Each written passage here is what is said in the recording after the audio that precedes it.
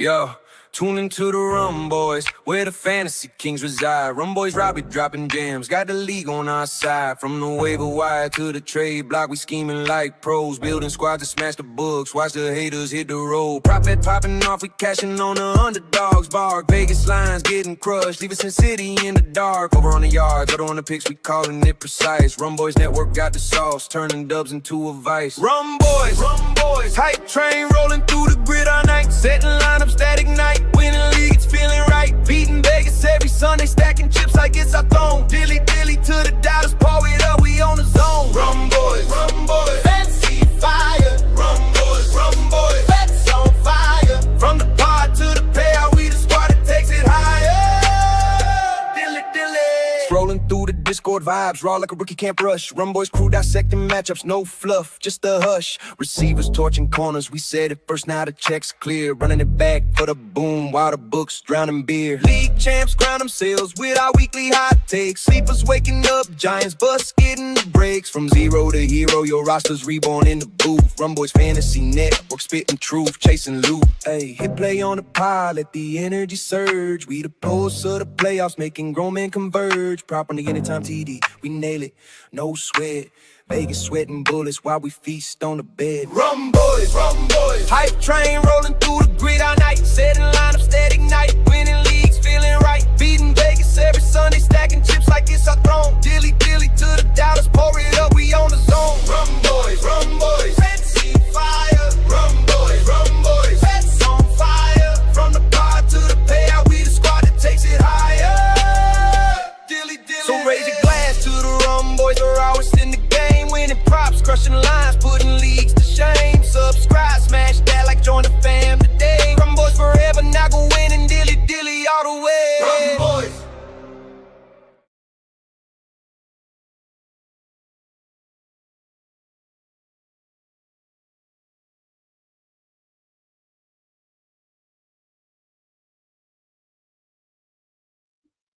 Alrighty, what is good? What is good? We are live day 3. I might be like live a little bit, like super fucking early. Yeah, I'm definitely live like early. 1 second.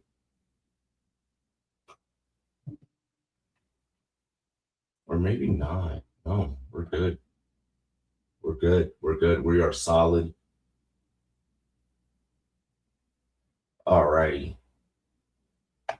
Let me see where Mike is. Hang on.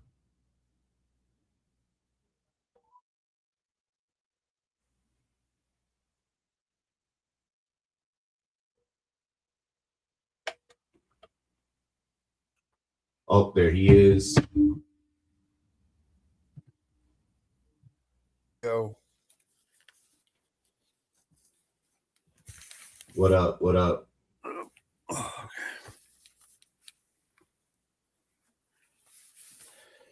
Raiders already traded up. So.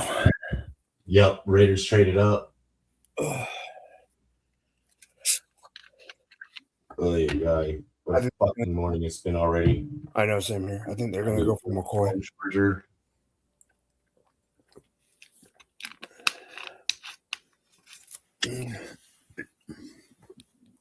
One moment while I plug this up. I got to get J Love the link.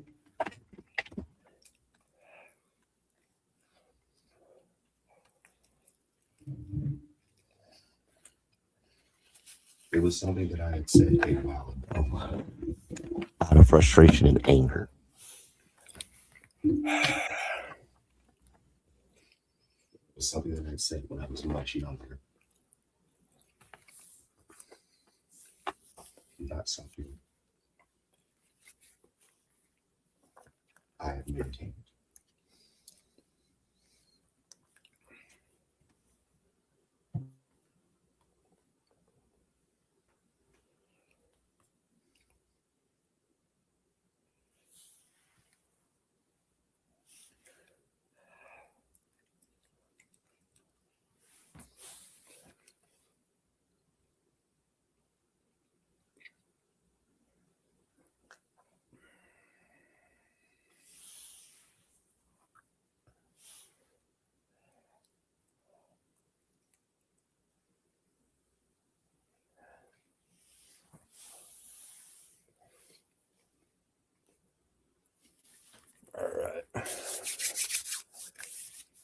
These are gonna go quick.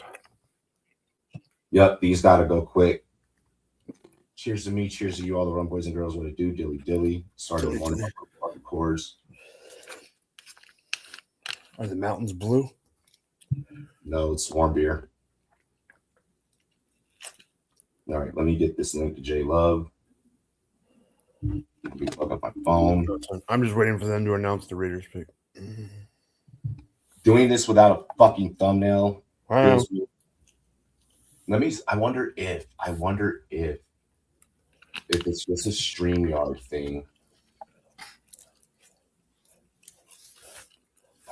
Doing too much at once. I hate having to stream early in the day because I haven't had to do it in so fucking long.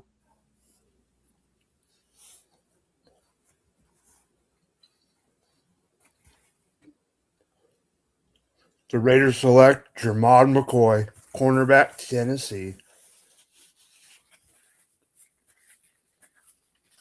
I knew it.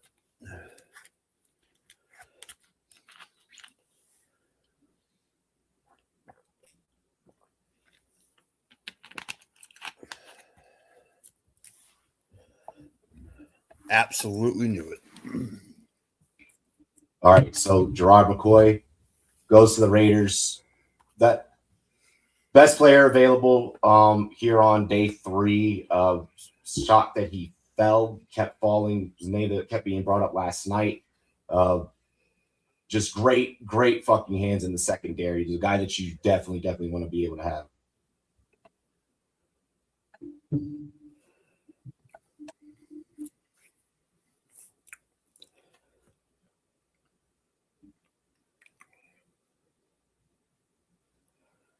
Didn't play all last year, injury, but he is a stud. I get why he fell, but I don't. I get why because there was thoughts that he could go first, and then I get why he fell, but I don't get why he fell to the 4th.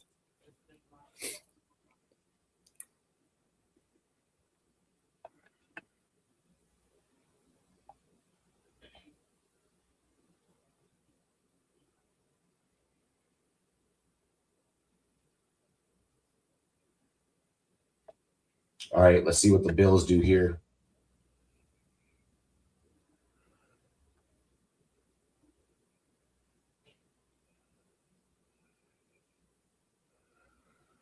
Did you see what the GM of the Cardinals said about Carson Beck? When they asked him if he could start in 2026, No. said we just want to get him in the building, show him where the cafeteria is.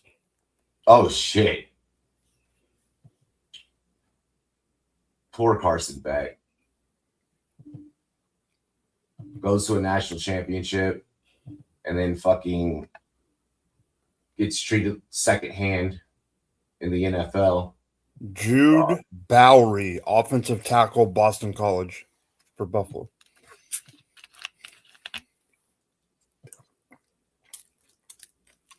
Boom. I got it. I got the thumbnail on YouTube. Sweet. So it was just being dumb.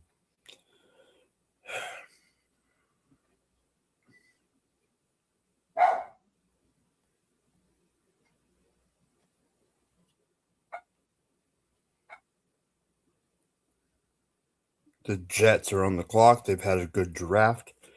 So let's see what they do.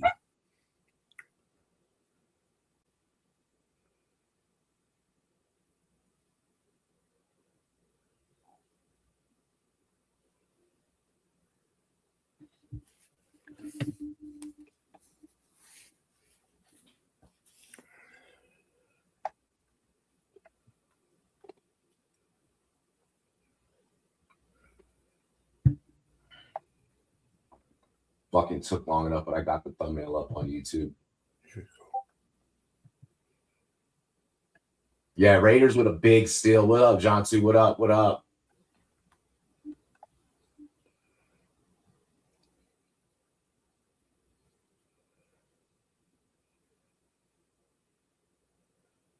Fucking dealing with bullshit this morning.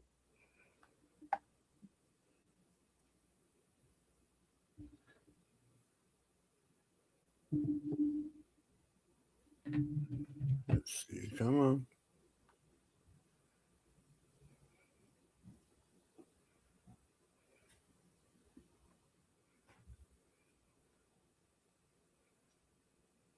Who's this announcing the Jets pick? Um, Oh, they got a guy from the UK. Is that who it is?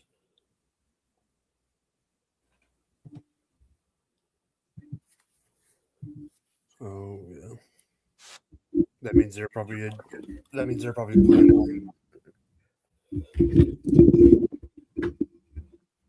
There we go. My audio should be a lot better now. It is. It wasn't bad, but yeah. And this guy thinks he's Pat McAfee. Daryl Jackson. You said what? This guy thinks he's Pat McAfee.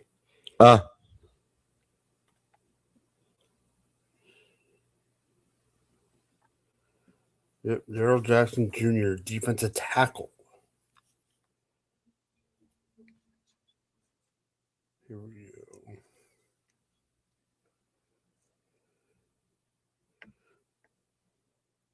Arizona Cardinals are going to take another running back.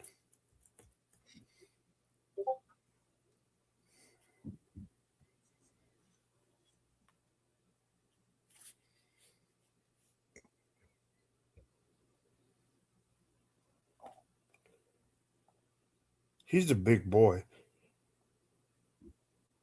I know, fucking huge.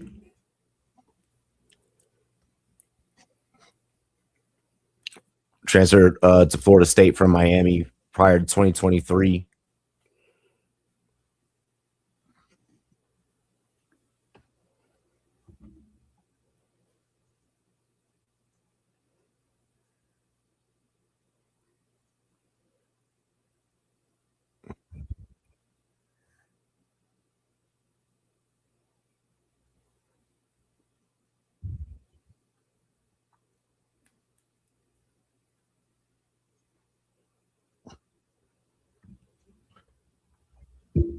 Sound like Morgan Freeman for a bit. Oh my gosh, I am dead. I am dead. Don't give him that.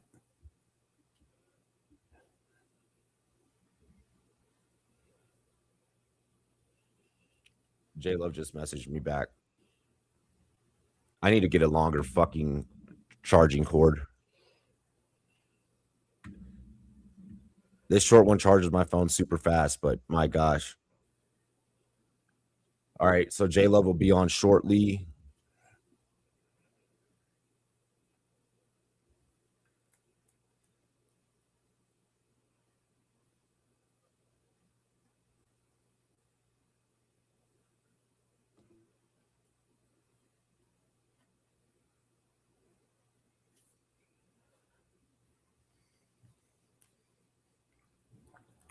I'm just waiting for the pick.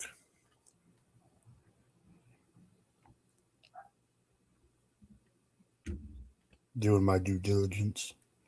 I know picks No, are starting off kind of slow here. I'm just saying it out loud just in case when you were on mute, if anyone. 14 losses last season, most in Cardinals franchise history. That's why they fired what's his name. He shouldn't have been the head coach from the beginning.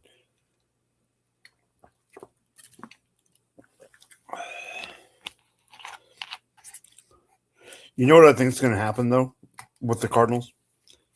There's going to be a lot of fans that were bitching about Kyler that are going to say, "Oh no, we should have kept Kyler." There's going to be that. There's going to be we should have taken Simpson. There's going to be what the fuck are we going to do with our running back room? Like it's a that whole fan base has a very convoluted situation that they have to deal with.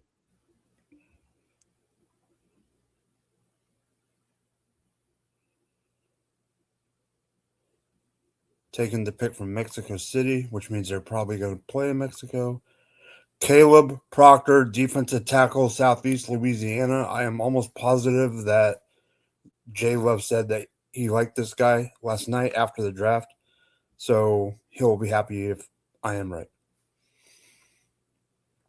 6'1", 291.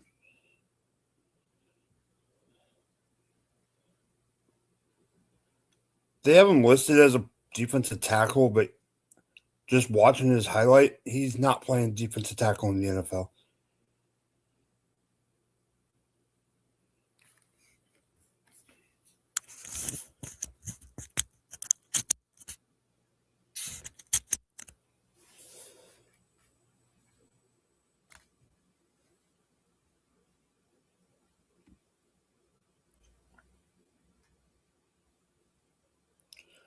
Chargers are now on the clock, so I hope they miss this pickup. They will. They will. They didn't mess up the Messidor pick. No, they didn't mess up the Messidor pick. No. Have you ever been to Pittsburgh? Yeah.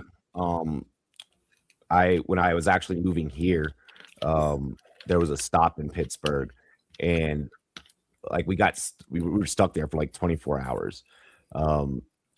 Windy as fuck. The downtown was kind of cool though. Yeah, cold as hell. A lot of bars. Like everywhere you walk, bars. They drink up there. They drink for real.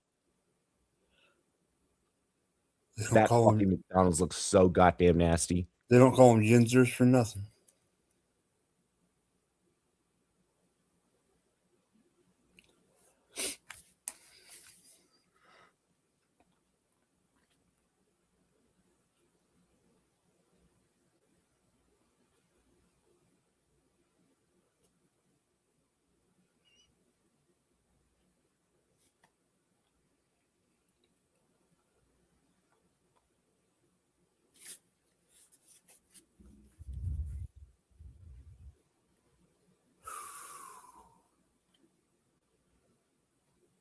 Did you hit the punching bag again last night? Yeah, once I got off a little bit. I couldn't fucking really sleep after we got off air. Yeah. I would like to blame the fucking 2 cups of coffee that I had yesterday in the Red Bull. 2 cups of coffee and a Red Bull? Yeah. I would have been done for. Fucking, that's how stressful work has been, bro. Well, I get it. Because I couldn't do that. My stomach would have been so jacked. It's genuinely how fucking work has been. Yeah.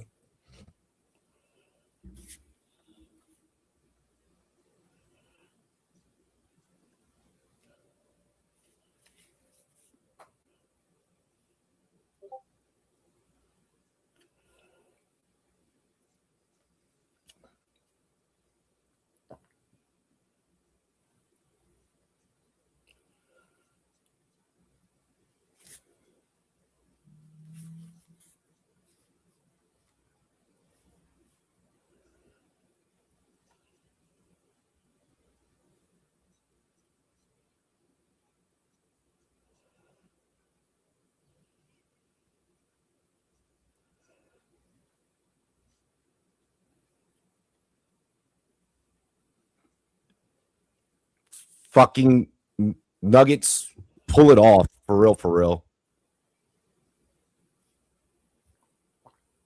Actually, no, fuck that, because I didn't even put a bet on it today. Bro, you see what LeBron is doing? Yeah. Shit's fucking incredible. I want to be able to move like that at 41. I can't. I'm not. I mean, I'm older than 41, but.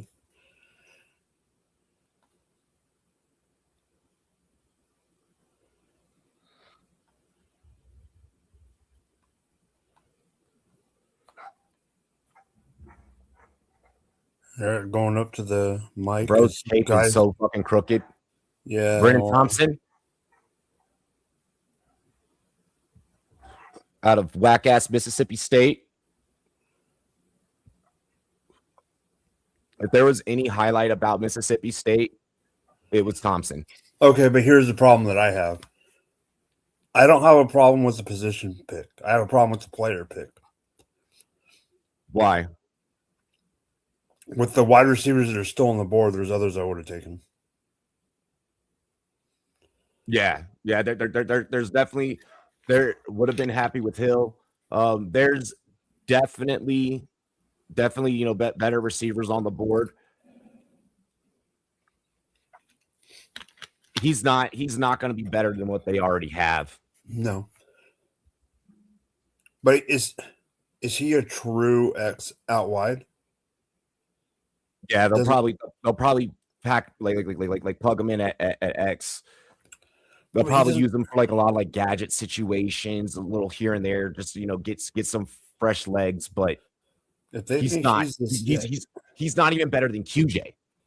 Well, not even that. If they think size, I think he's definitely not. I was thinking they were going to draft someone that could. Lambert Smith is a bigger body. Is a bigger body in my opinion. Goes up and gets the ball at a higher point. Like I don't get the pick.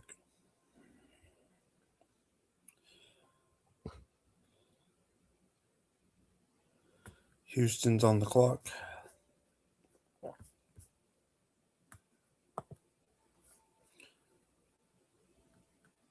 Like body type, I would rather have them gotten Elijah Surratt. But Elijah Surratt falling like he has, I'm thinking the NFL is not in love with him. Period. Obviously not in love with him, but like I didn't think he'd fall. Isn't he related to Sage? I think so. Well, okay, I wasn't on air when it happened. Oh, they're in Anthony Houston. I'll ask you about it. Hey, Raquel Rodriguez. Hello. I'll ask you when I'm done. Houston takes who? Fabeki Nuiu. Jeez. Guard, Oklahoma. What I was going to ask you was, I wasn't on air when it happened. Knowing how you are as a person, not as a football guy. Niners pick is in. What did you think about when Terrell got drafted by the Falcons? Fucking Terrell, God damn it. What's his or name? Not Terry, the safe, the DB. Now he's going to be playing with his brother. Yeah, I'd say they need help. They need help for AJ. What's dope is having the relation.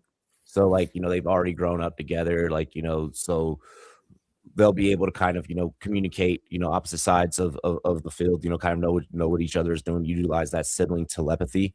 The Falcons have done pretty decent, in all honesty. I mean, because also, on the other side, grabbing Branch, I mean, you're going to have the iron sharpens iron. I mean, then also, like you mentioned, I mean, you're going to be practicing against the Terrell boys every fucking day. So, I mean, the Falcons are hopefully going to have something to say in the NFC South. They're going to have a good secondary. Avion, good rangy corner. I'm excited to see how that works out. I'm excited to see how that works out. How many times do they get in fights because they didn't guard somebody in practice? It's your fault. No, it's your fault. Are the Steelers bringing out? Who is it? Is that all the players from right now? Yeah, are they bringing out their prospects so far? Their picks so far? Yep, that's Dunker. Yep. Did you see the meme where it was all the NFL players with his hair? Yeah. Jeremy Bernard, Drew Allard, yeah. What did you think about that pick? Because I wasn't on air yet, and we didn't talk about it. Drew Allard? No, Jeremy Bernard.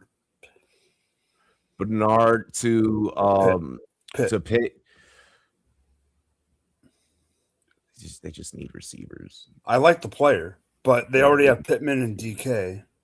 Yeah, they have Pittman. They have DK. He'll be a 3. He'll be like a 3 for their team. I mean, Pittman we've seen be top level. Like we've seen him be a top level guy. We know dog like DK, obviously dog. It just gives them an extra body. Late round for fantasy, probably like you could probably grab Bernard like back half. You probably grab him like the close out your draft.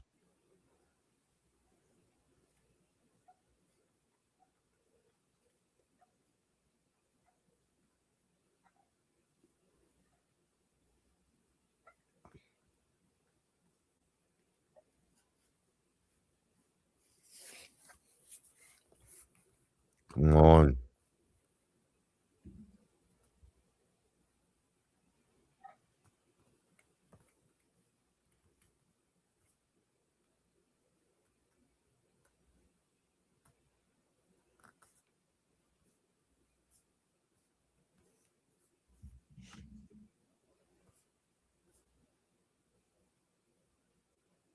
That's a cheap. Pat said the Browns offense for the next 3 years is a cheap offense. I mean, it is with Shador, Judkins, Casey, Boston, Fannin, still on his deal. I mean, Dylan Sampson's a great 1-2 punch to Judkins. Like it's a super cheap offense that honestly could probably that they could develop and they could do some things with. It'll definitely be a bunch of guys that'll end up on other teams throughout the futures of their careers. But I would love to see them win some shit. I for real, like I don't want the NFL to end up how the NBA is now, where everyone's having conversations about teams like tanking and creating like anti-tanking rules and everything like that. It's like I want to see teams that suck do good. Okay, I need to see the we need to see the Niners pick because I have the Denver Black. No, but I have the Denver pick in hand, but I don't want to say it out loud until we know the Niners pick because the Denver pick does matter.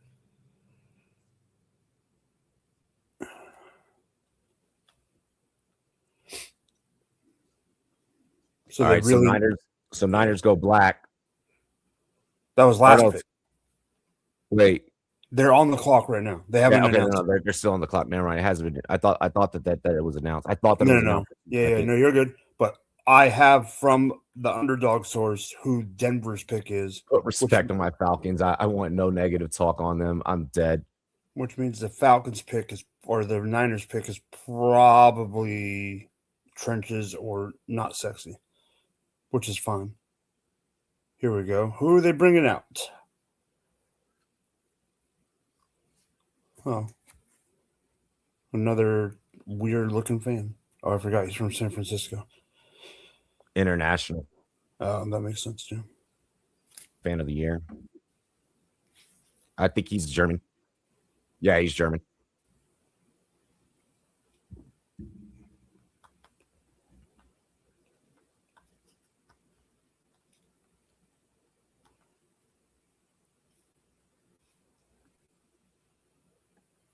They are actually doing something smart for them.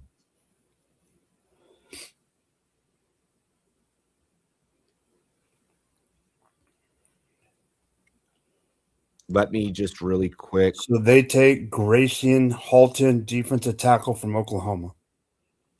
Just to biasly highlight remaining picks for my team: 147, 187, 209 via San Fran, 223. We have 4 picks left. Broncos pick hasn't even been announced yet, but I have it, and that's why it matters. Broncos select running back Jonah Coleman out of Washington. Love this. Love this. Getting a change of pace back for CMC. I mean, we got CMC fucking doing bear crawls in his fucking backyard. No. Running back for Denver. Oh, Denver? Wait, because I'm looking at Halton. No, that's what I said. San Francisco announced Halton. I know, but Denver. Yeah. Remember, they're like 3 picks behind on air. Exactly. Yeah. I'm reading over here. I got you. That's why I said it out loud. Here. My fault. It's still early. They took offensive line. Denver's pick right here that's coming up is running back Jonah Coleman. So you're getting help for RJ Harvey is what it is. All right, now it's starting to fly. Are you getting help? RJ Harvey just needs help. He just needs a break every now and then. Because don't That's forget, they also got JK. JK, who can't stay healthy and is good for like a half of a season. Like Exactly. second half of the season, it became RJ's backfield. Second half of the season, it became RJ also being utilized in the receiving game. That is RJ Harvey's backfield. We are on the clock. We are on the clock. Okay, who? Hold on. Did you guys? Yep. What? NFL.com is messing up. Where the pick is in. Okay. Fuck. NFL.com is messing up.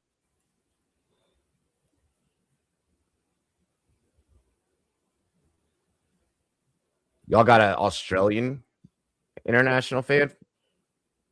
Probably. I trust my Broncos when they said running back was kind of hoping Washington. I would have rather had Washington. Pick them.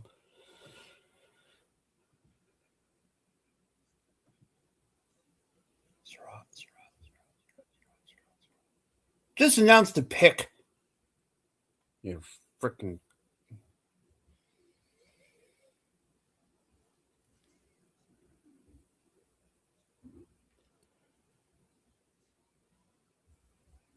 Okay.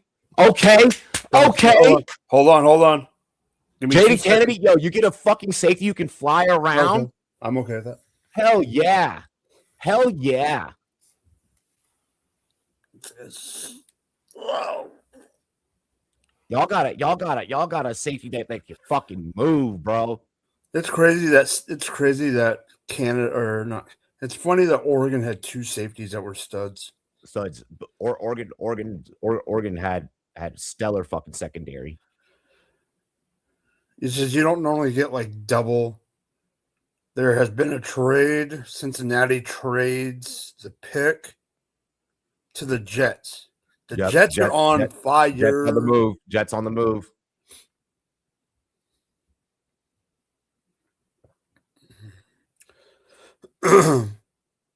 He's a tackling safety. I like it.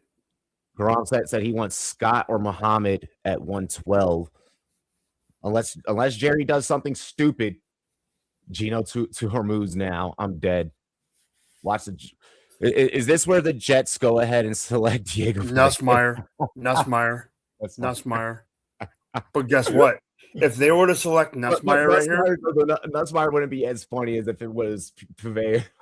No, but if it is Nussmeier, I'm going to say it right now. If this is Nussmeier, I love this pick. Yeah, it's a smart pick for them. They're comparing Candy to Honey Badger. That's a big. Did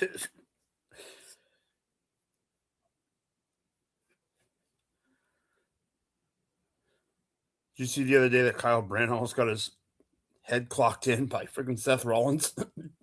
I did not. They're on set together and Brandt was just going off, saying that Seth Rollins and his wrestling is fake, and his and NFL is this, and he was just laying into him. Bro, very, very much how Cameron was instigating Jey Uso. And then I saw a thing. I saw someone made a graph. It was you could tell like someone from WWE or NFL. I think Network posted it, but it was Kyle Brandt versus Seth Rollins at WrestleMania or at SummerSlam. I think that is dope. I love that one of the things that the WWE did right during like this past WrestleMania was tapping. Can I announce it? Can I announce it even though it's not up on the screen? Yes. Jet select Cade Klubnik. So it was a quarterback.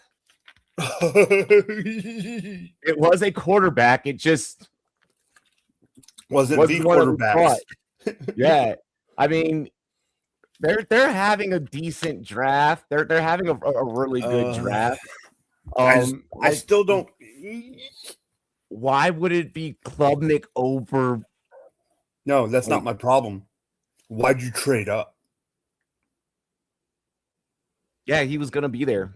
And you You didn't traded need up. to. That's fucking wild. That's fucking wild. Cade Klubnik. Wow. You said C Gino to get executed. I'm dead. So what it looks like is Underdog NFL is pretty much only posting fantasy relevant. We'll go figure. Besides they did announce the Jermod McCoy, but that was because it was the first pick in the draft or the round. So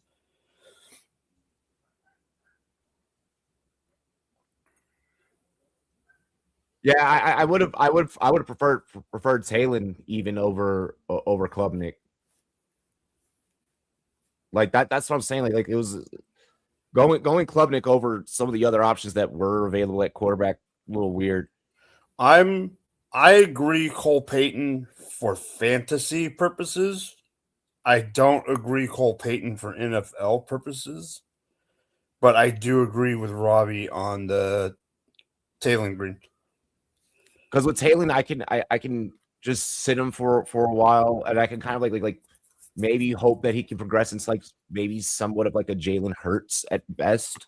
Yeah. Kind of, Exactly. which is kind of like what I see that he could be, a Jalen Hurts light type of player. For real football, CB, He can create plays with his legs. No, yeah, but I mean, out. for me, Talon's better. Talon's better on the fantasy side than because he can run. because of the legs than the real side.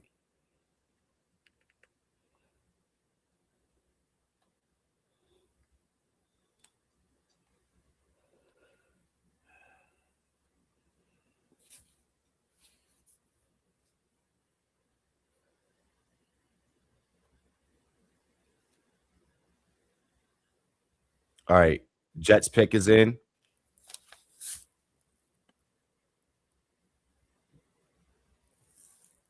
Oh yeah, we already announced it. Yep. But that's what sucks is when you have all the commercials.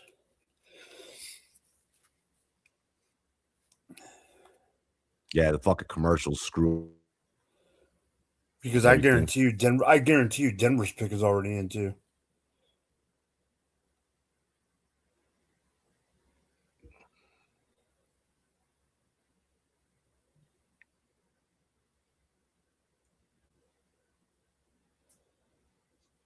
That Jets fan from England or wherever he's from, he doesn't even know who Cade Klubnik is. He's just cheering because he's a freaking Jet. Why go there? Why'd you do that? Why'd you do that? You want me to go one step further? Do I have permission to go one step further? Taco might know more about Cade Klubnik than that guy. Please, listen. Taco might know more about Cade Klubnik than Fuck. that guy. The only reason why I know Cade Klubnik. Say that 5 times fast. Say that 5 times. Like fuck. The only reason why I know about Cade Klubnik is because ACC type shit. Oh, you mean because he was a 5-star quarterback from the Elite 11 camp who everyone thought was going to be the next stud. He was projected as a #1 overall pick at one point.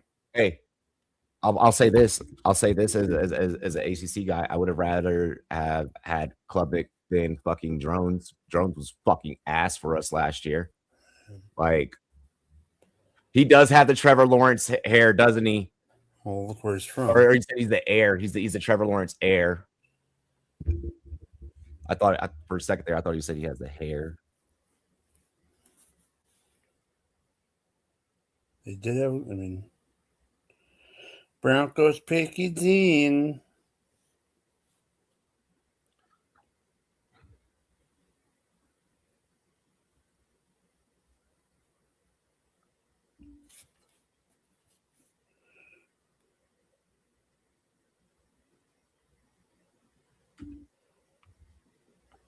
Cage Casey, Boise State, defensive tackle to the Broncos. Or offensive tackle. Blah. You were to see that on the thing? Yeah, for once, fucking ESPN updated at a lot quicker. They need to make their O's actually look like O's and not D's. Like if you look on NFL.com, Yeah. proper. You look on fucking ESPN, font Gotcha. is ass. The font is ass. All right, Dallas is on the clock. All right, let's see if we can if we can get Keontae Scott here for Karam. Let's see if Karam can get what he wants. Well, he's a Cowboys fan? Yeah. That means the answer is no. I mean, I'm that not means saying Jerry's it's gonna fuck up. I'm not saying it's going to be a bad pick. Because he did good the first night. I'm just saying it's not. Okay, I'm sorry. I have to say this out loud because I'm watching ESPN or ABC, whatever you want to call it. Field Yates, go to the barber.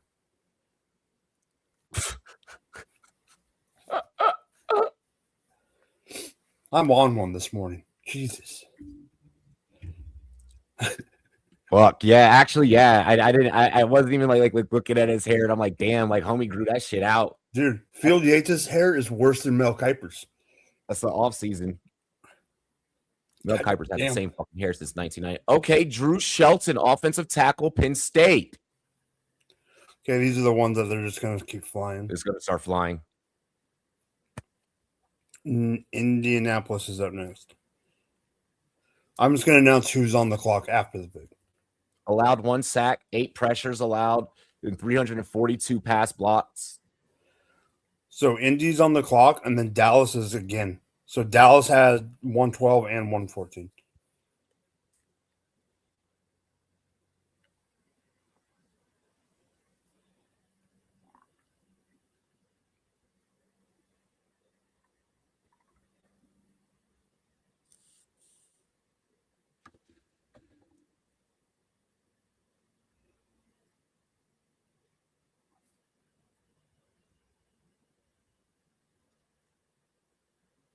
So no Keontae Scott for you, Karam.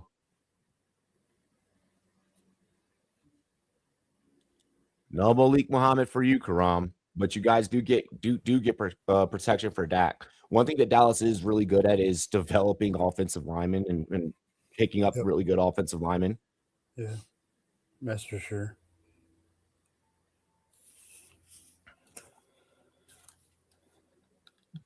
Well, and Bro just has a lot of lucky saves, honestly.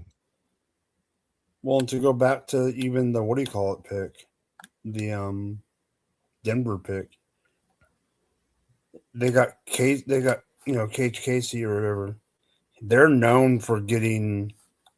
I mean, he's probably the third Boise State lineman. Yeah, they had Bowles. He was from Boise.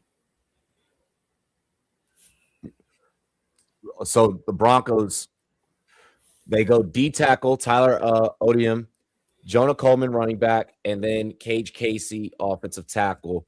It's pretty obvious what the Broncos game plan is, and it's be aggressive, be heavy. It's pound the fucking rock. It's down the middle. Obliterate you. Run the fucking ball. Yeah, it's down the middle. Yup. Denver being very bold about being like, hey, here's exactly what we're gonna do next year. We're showing our hand right now. Well, and there's people like casuals, but like there's people in my work like, oh, you're gonna watch day 3, blah blah. The problem with they're saying earlier today, 60% of starters last year were day 3 people. Yep, 60%. Day 3 is where you really get your talent. Day 3 is where you fill in the holes and you get your depth. Day 3 is where you get your depth.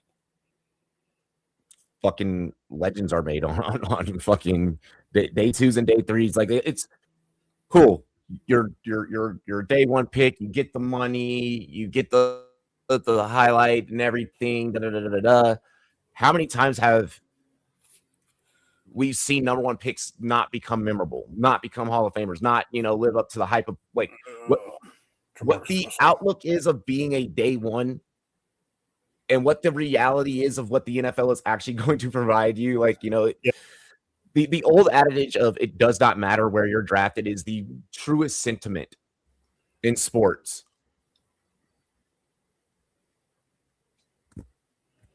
Fuck, I feel like I know I feel like I can rattle off more like day 2 and day 3 picks that are Hall of Famers than round ones. Well, there probably is, but the also thing is day 2 and day 3. There's even more, more numbers. But I also think that it goes into the fact of like I have to work harder,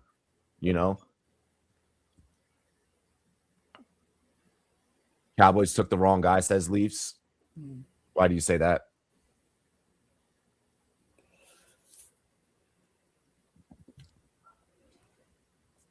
Colts pick is in. Yeah, it's been in.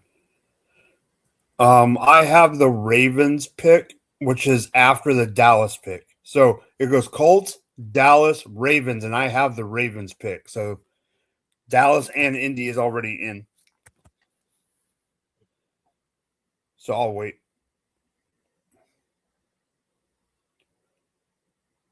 Here, perfect example.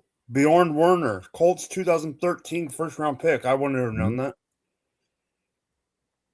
I only know it because of how much they use him for every segment whenever they do like international ball.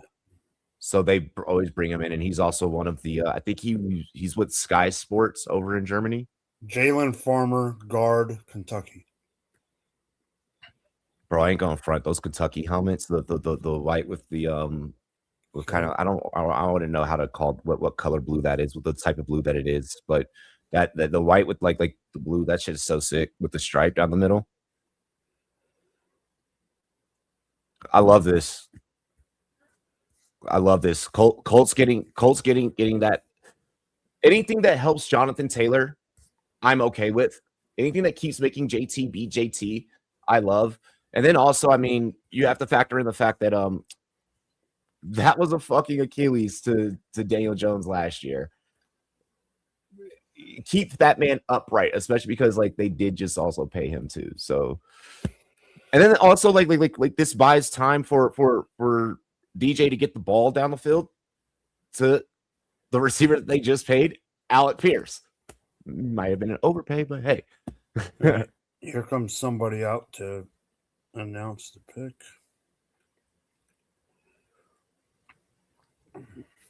While I'm waiting for the Cowboys pick, I'm going to do some quick research. So when I announce the Baltimore pick, I'm not talking out of my ass, since I have it in my hand. Yes. Okay. I was right. Damn it. Dallas. No. I just want to go to the rounds. Fourth round.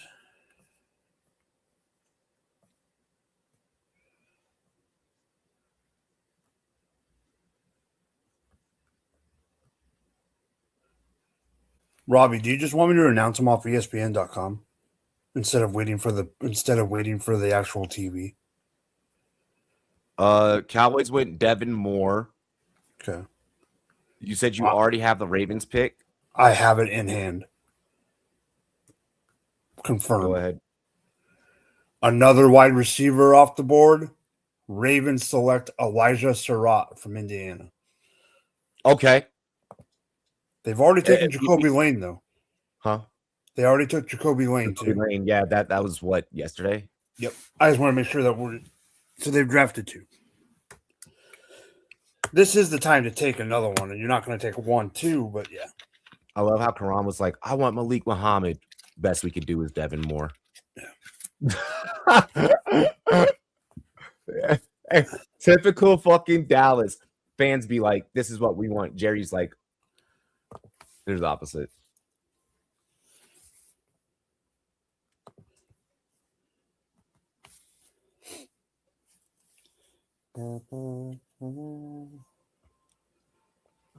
I love that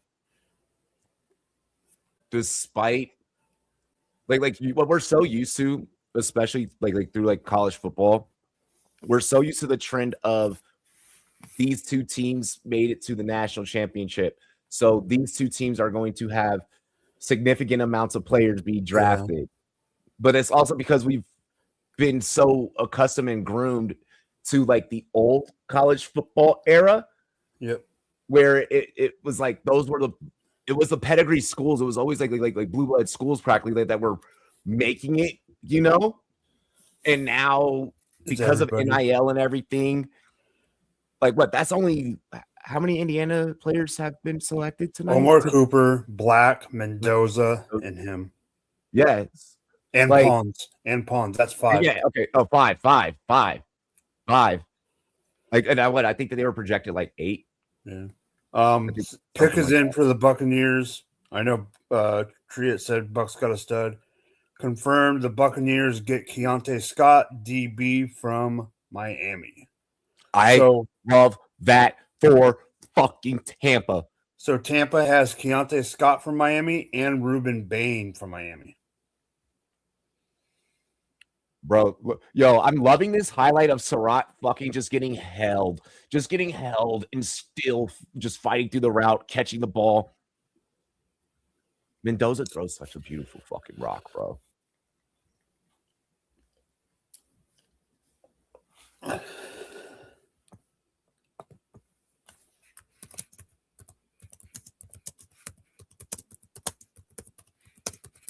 So Zion McCollum doesn't beat every play. Huh? Leafs. Hang on.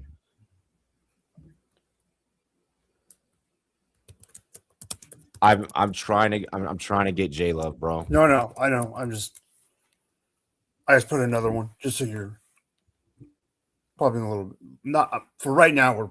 We're golden. Who the heck? They just spend too much time. I don't know.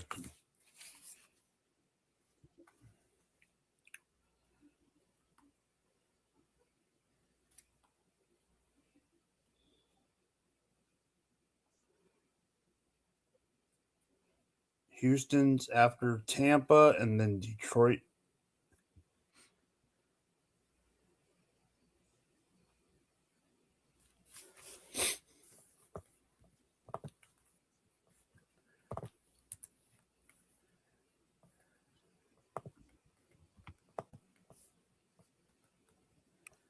J Love's getting on now. You're good. I mean, I'll be good for a bit. What are you going to do? You gotta go help out. Little league. Oh, nice. What up, Marco? What's good, bro? How do I think that the Bears have drafted? I love their first round pick. I'll tell you that. Let's see here. Here, I can bring it up if you want me to. I've already got it. Okay. So love the pick at safety. Steinman, Mr. Looks Maxing. You guys get a center. Keep Caleb upright. Don't love the Roush pick. I mean, I guess you got to kind of figure out a way to move on from Komet just because. Yeah, last year. Yeah. And you have Loveland, who's dog. Chargers moved up. Just to let you know, Chargers moved up with Houston for this pick. Okay. Xavier Thomas out of LSU, good pick, but you guys have a lot of studs at receiver already. So how he'll be utilized will be interesting. You guys have 129, 144, 239, and 241 left. So definitely a way to kind of clean up some of the last two picks there. But Roush is more so just to replace Komet. But you guys have Loveland. Yeah, it hasn't been a bad draft. It hasn't been a bad draft for the Bears. It's been I would give it a C plus so far. B minus. B minus is fair.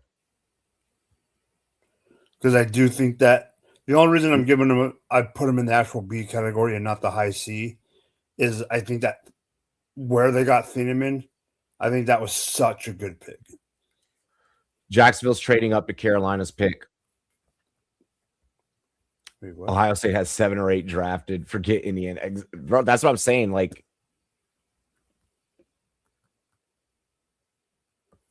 So the Chargers are on the clock, then Detroit, and now you're saying Okay, so you're saying, I got you.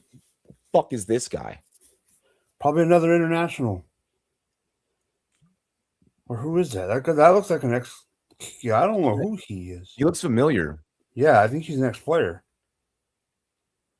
Is he the next kicker? What's good, everybody? What's good, bro? What jacket is that?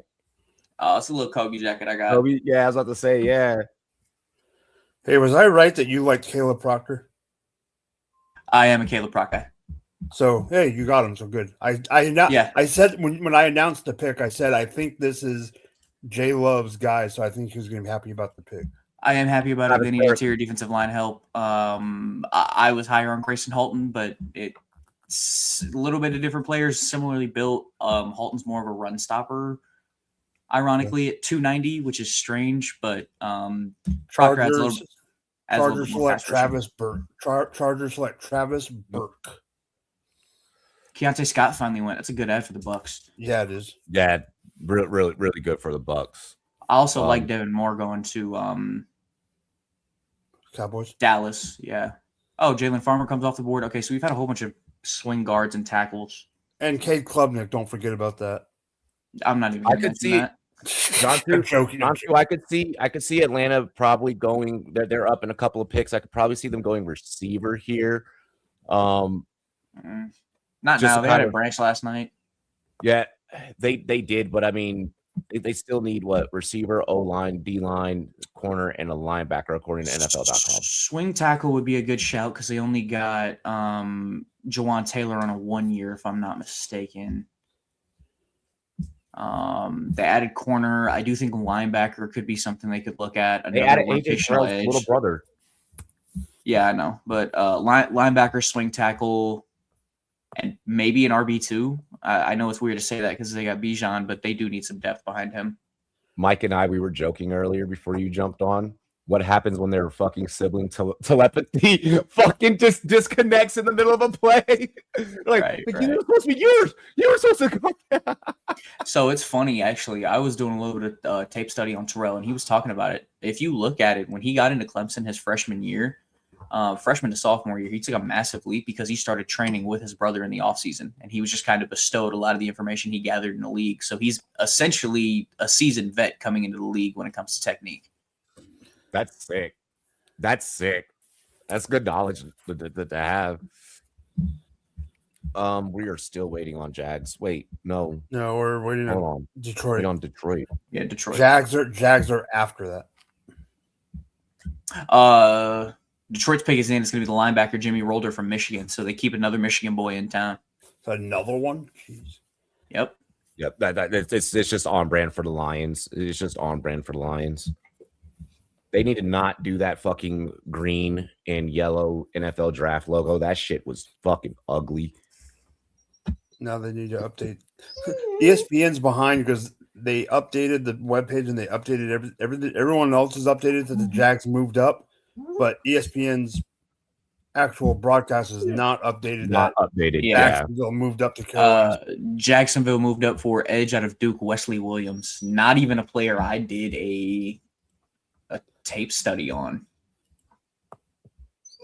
So looks like he played wide 9.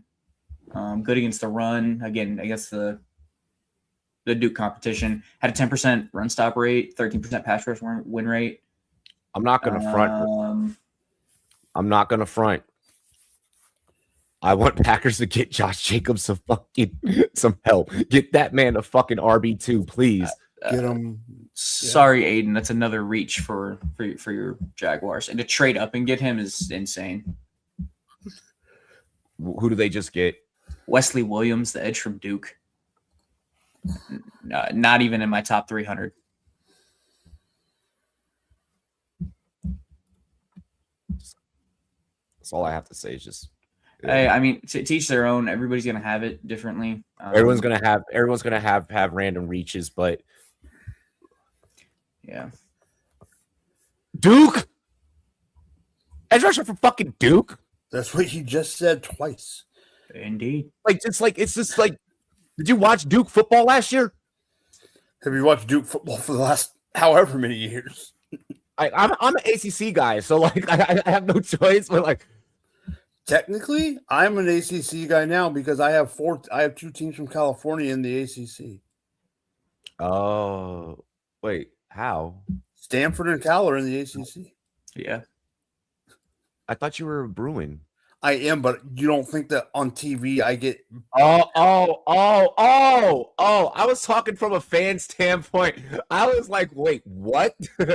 I'm I talking was from a actual fan standpoint. eyeball. I I'm was like, talking you have two eyeballs. college football teams. I was like, I've never heard you say this ever. No. I'm talking eyeballs. Yeah, you confused the fuck out of me for 2 seconds. Because Who's you your college figure- team, Caleb? Huh?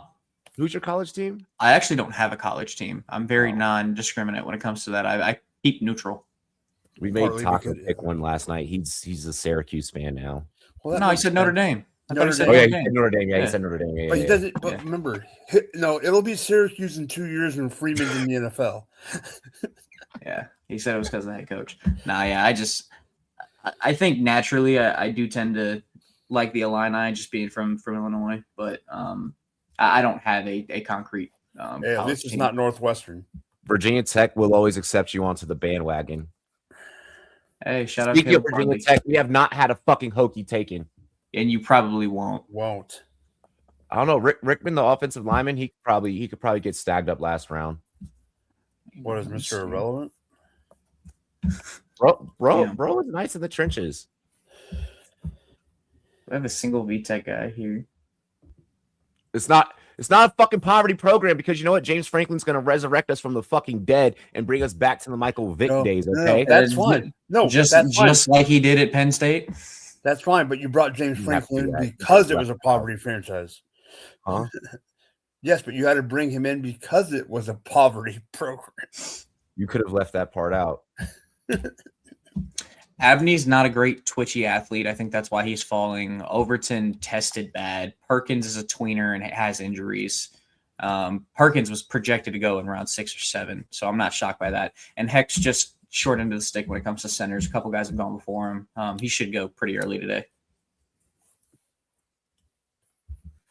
Let's see here. Dog, it's day 3. Why are we taking so long for some of these? It's because they got it. No, the picks are all. Oh, hey, yeah, here we go. Then they have to call. They have to call the pick into Ireland and have Hold on. him freaking announce it. Green Bay's pick is in. You gonna see the pick? Green Bay's pick is in. It's Danny Dennis Sutton, the edge rusher from Penn State. So one of the guys that we were talking about yesterday that probably should be off the board does come off here. That's good. That's good pass rush help for. Bro, the Packers Bay. are so fucking extra. They are so extra. Why do we have harps and shit to announce a fucking day 3 pick? Because he's in Honorary Ireland. I don't think the Buckeyes need any more fans. No, the Buckeyes don't need any more fucking fans. Sorry, Connor. Not even that. I wouldn't. A lot of Buckeye fans that I know because one of our other office from my work is in Dayton, Ohio. A lot of Buckeye fans. That's all I'm going to say because they're employees with me. Johnson said, "Don't do that, J-Lo. Robbie, it's bad enough you're a Virginia Tech fan. I'll be a Virginia Tech fan until the day I die." Bro, when you grew up seeing Michael Vick just obliterate opposing defenses with his fucking arm and his legs, and then also having played in a fucking Toys for Tots flag football game against Marcus growing up, like, Yeah. it's biased. So the Steelers pick is in. It's going to be Caden Wetjen, the wide receiver from Iowa. He's 5'9", $190. He's 24 years old. He's got track speed, but that's a return man. That's what that is. It's straight. I was just about to say the same thing. It's straight up a special teams pick, especially when you look at the fact that they also grabbed Bernard earlier. You couple that with the fact that Mike and we were talking earlier. Pittman, dog. DK, dog. Where are these guys going to fit in? Bernard will probably maybe be the 3 there, and they desperately do need a 3. I'm not going to sit back in front about that. But this is exactly what J Love said. We're just purely going special teams here. find ways to advance the ball to better position for It's the a offense. it's a wide receiver Raiders. special teamer. Raiders are going to take Skylar Bell. You know who I'm shocked that the Steelers did not use as a celebrity announcer? Snoop. Yeah. Like, I'm shocked that they did not bring out Snoop.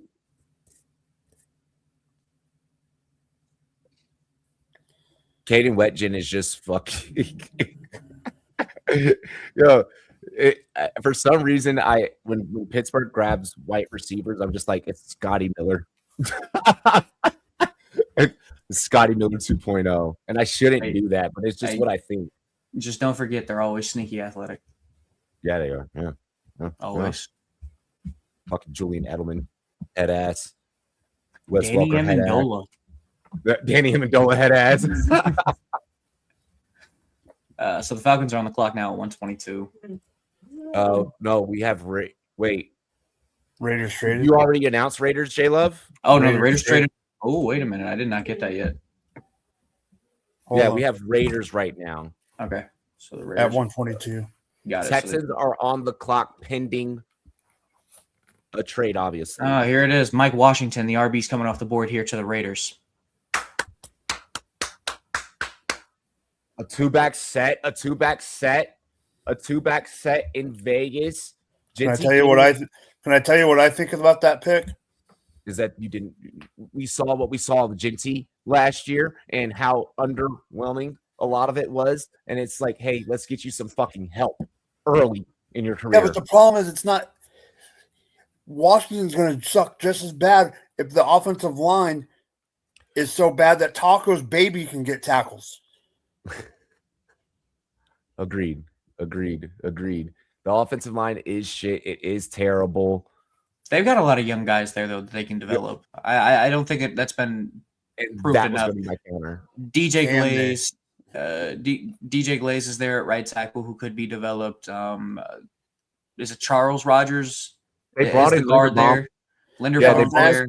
Yes, Yeah. I know. But can I ask you a question, J-Love? What's up? I understand your sentiment. Trust me, I understand your sentiment about they can be developed. I don't Hear me- trust the Raiders to develop. Hear me out. Yep, JPJ. Hear me out. Yeah, JPJ's Hear there. Yeah. Hear me out. I think that this is a sign of confidence for an organization that everyone has dunked on for many of fucking years, rightfully so. This is a sign of confidence of an organization saying, hey, we've retooled our offensive line throughout free agency, throughout development, throughout previous year's drafts. Let's start getting some skill positions so that we can allow Cousins, Mendoza to go out there and fucking put up some goddamn plays. Oh, and hey, win some football games. they also brought in Trey Zoon, who's going to play guard. Oh, that's Center. right. They That's did the get thing, Zoom- they got yeah. Zoom tonight. Yeah, yesterday. I mean, yeah, so they've done it. I mean, you look at that line now, it's going to be Colton Miller, Jackson Powers Johnson, Linderbaum at center. Zoon and Rogers are going to argue for right guard. They also have Spencer Burford and then Glaze and Grant at right tackle. They've got bodies, and they've got a lot of young youth there. All those guys I just named are, with the exception of Colton Miller, are under the age of 26. What Like- and then what's the depth like in that room? Because like they have like a lot of depth on the line as well. Like because I think that one of the things that they were trying to tackle during the offseason, during free agency, Yeah. was making sure they had depth there Yeah. because of what I mean, happened last season. Jordan Meredith had a breakout in 2024. He's the backup center. They have Spencer Burford. They have the rotation of Rogers, Glaze, Zoon, Glaze, and Grant at right tackle. They've got bodies. I just named 9 offensive linemen that should all be playable in some way, shape, or form next year. I'm gonna piss Mike off. What's the That over-under? being said, I don't You like the say Mike it every Washington week. pick. You say What's it the every over-under? week. Hold on. What's the over under on Raiders win total this year? Hold on. Let's go to NFL futures. Let's go to futures. Let's go to futures. Let's look at the Raiders. I bet you it's not as low as you think. It's 5.5. Fuck, it's 5.5. All right. Well, That's what I'm saying. fuck. I'm You on a thought hot you mic, thought it was too. 4. I'm on a hot mic. Yeah, I did. Hey, Yeah, I did. they're not that bad. They're not the Cardinals. That's my point. I knew it wasn't as bad as you thought. You know what? Give me 6 wins for the Raiders. What's the I'll give you 6 wins. Give me 6 wins for the Raiders this year with the new and improved team. They didn't have 6 wins last year, Mike. So that's a big deal. No, I know, but what I'm saying is that doesn't piss me off. The Cardinals over under is 4.5. By the way. Is that the Oh lowest? shit! Yeah, it's the lowest. They're Okay. fucking shit. It No, should but I be the didn't know- lowest. I didn't know what Miami's was. I'm not trying to be a dick. I would that take under the is over. definitely hitting. That under is definitely hitting. They've got skill talent. What's Yeah. what's the porpoises over under? Dolphins. Oh my gosh! Probably also 4.5. I don't even want to look. What do you got? Miami 4.5 as 4.5. well. Hey, they are a plus 100 to hit under. The Cardinals have a better chance of winning more games. So this is the stupid part. What On the fuck ESPN is up with these reaches? Another linebacker comes off the board here. Wade Woodis from Clemson to the Texans. to the Texans? Clemson was so mid last year. I mean, their defense wasn't that bad. They had a lot of talent. Everyone just horrifically underperformed. Hey, they had Peter Woods. Leave him alone. Wow, they put us at 7.5. Washington's winning 14. Suck my dick. Jaden Daniels is coming back and taking us to the Super Bowl. Hey, I know you're a Lakers fan, but leave that part of the fandom on the other side. We're not getting. I know that LeBron is doing amazing right now, but I'll say this live: we're not winning the championship this year. I didn't think we were getting out of this round. So, thank you. I'm glad that someone else said it. I'm shocked right now. I'm shocked. I had it 4-2. I thought we were going to lose with the two white boys out. Holy crap! ESPN is just now fucking announcing Mike Washington. How far ahead are we? Just one more pick. We also have the Texans pick. Yep.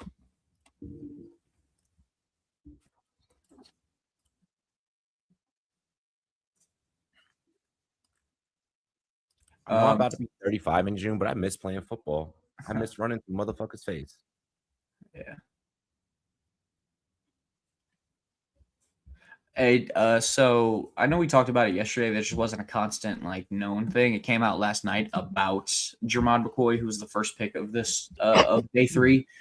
The concern with his knee is the fact he needs another plug put in his knee because of a surgery that was done prior. The recovery for that surgery, if necessary, is roughly 16 months. My goodness. So that is the concern with McCoy. If he does need the surgery, which is it's not concrete. Some say he does, some say he doesn't. I guess this is another Crosby situation all over again. But I mean, medicals are different from staff to staff. But there are a lot of teams that weren't even going to touch him, even if he got to the UDFA market, simply because he could miss ample time. Mike, I did not. I see. I don't even think we addressed. I don't even think we brought that up last night. I know that we were curious why he was falling, but yeah, it came out over the night with a little bit more detail, and that is what it is. So degenerative knee / hey, his knee might need a completely rescope and redo from top to bottom. If you don't have to. Babe.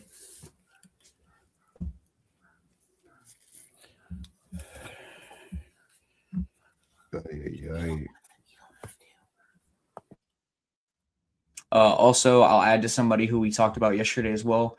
I've heard from a source that Garrett Nussmeier, it is expected he's going to go undrafted in most league circles. What the hell? he was underwhelming last year. For Yes, but what, I thought he was going over Klubnik. for what he was hyped up to be and projected to be, he was definitely underwhelming. What flag is that? Hold on, I can. Spain. Venezuela, Spain? Oh no, that's Spain. I saw the red at first. I was like, is it Venezuela or is it Spain? I think Yeah. This is worse than Will Johnson's knee last year. Will Johnson's knee was an issue with the scope and the fact his meniscus was graft. And they were concerned about that lasting long term. This is completely, hey, if your knee blows up, you are probably never playing football again. And if you do, we are very lucky. Bears take Malik Muhammad. Fuck Chicago. It's a good pick. Fuck Chicago. Inside Really and out good. corner. They lost Nashawn Wright. I'm not the biggest on Malik Muhammad, but there's something there.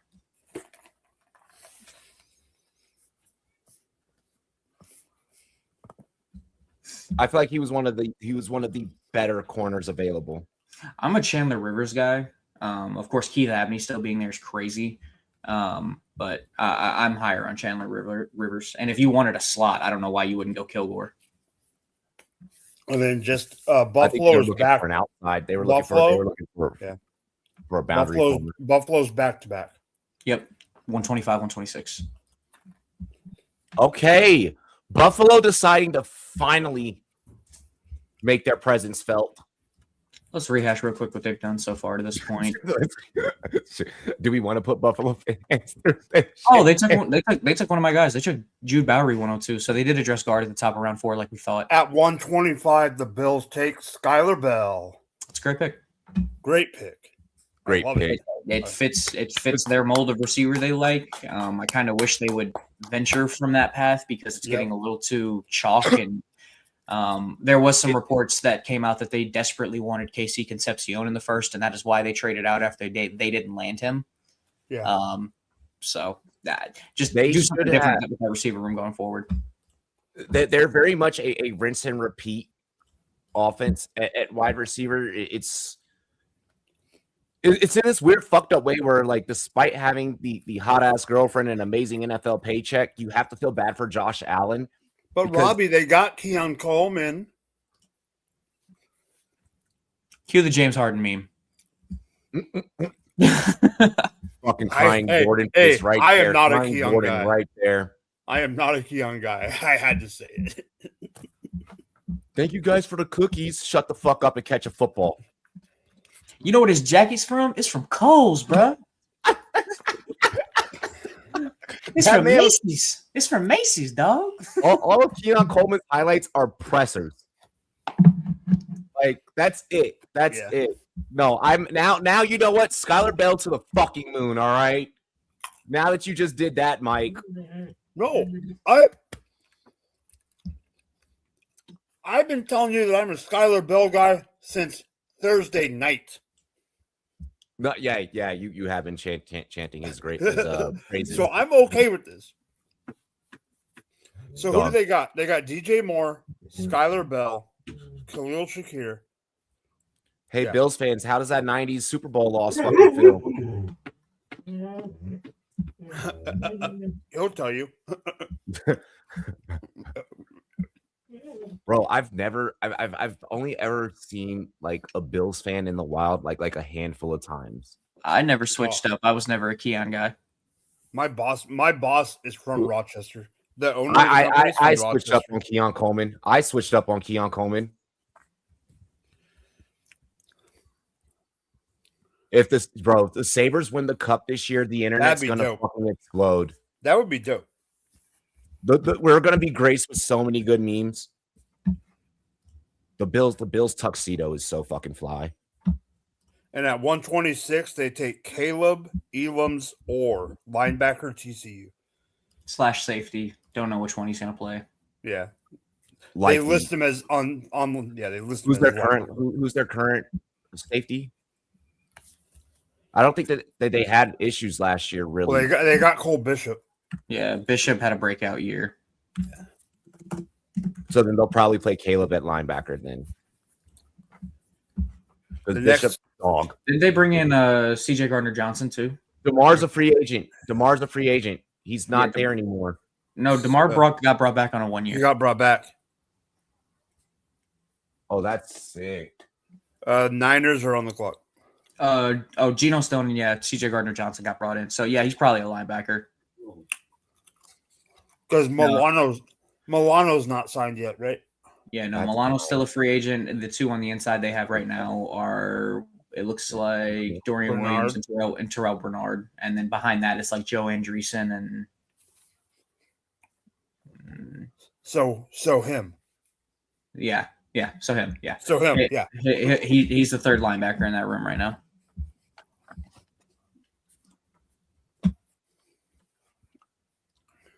Keon Coleman's Roger's favorite wide receiver. Definitely not. No, that's Jerry Jeudy. Don't do that. Oh, nice. Like little miscellaneous. Oh, that's fresh bait. Like, yep, trout bait. Yeah, I might have to go to Fellas and get a Mariana. I'm surprised Kyle Lewis is still here. Bubbles and shit like that. Oh, bad. Yeah, everything. A whole new kick. Oh, wait a minute. Hold the fuck up. Why did they go Nice. Elam Zor over Kyle Lewis? It's like the same mold of player. Yeah, I might have to go fishing tomorrow. It's a little questionable. For $5 with everything, I was like, hey, you don't even know. Yeah, I agree. Yeah, but that's all brand new. That's all brand new talent. 7. 60 some odd dollars, like give or take. But for $5, Shit.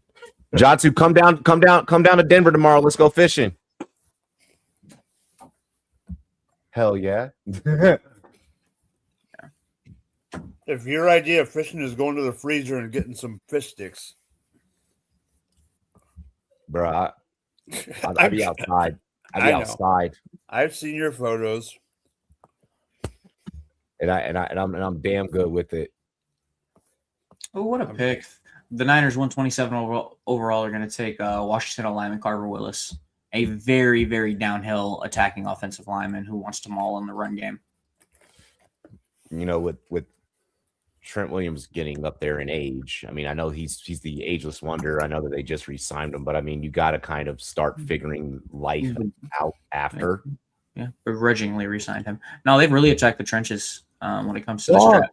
If you look at it, height on the off the edge, Halton in the interior. If you want to include running back and attacking the trenches, Kalen Black, and then now y'all know exactly who my favorite receiver is.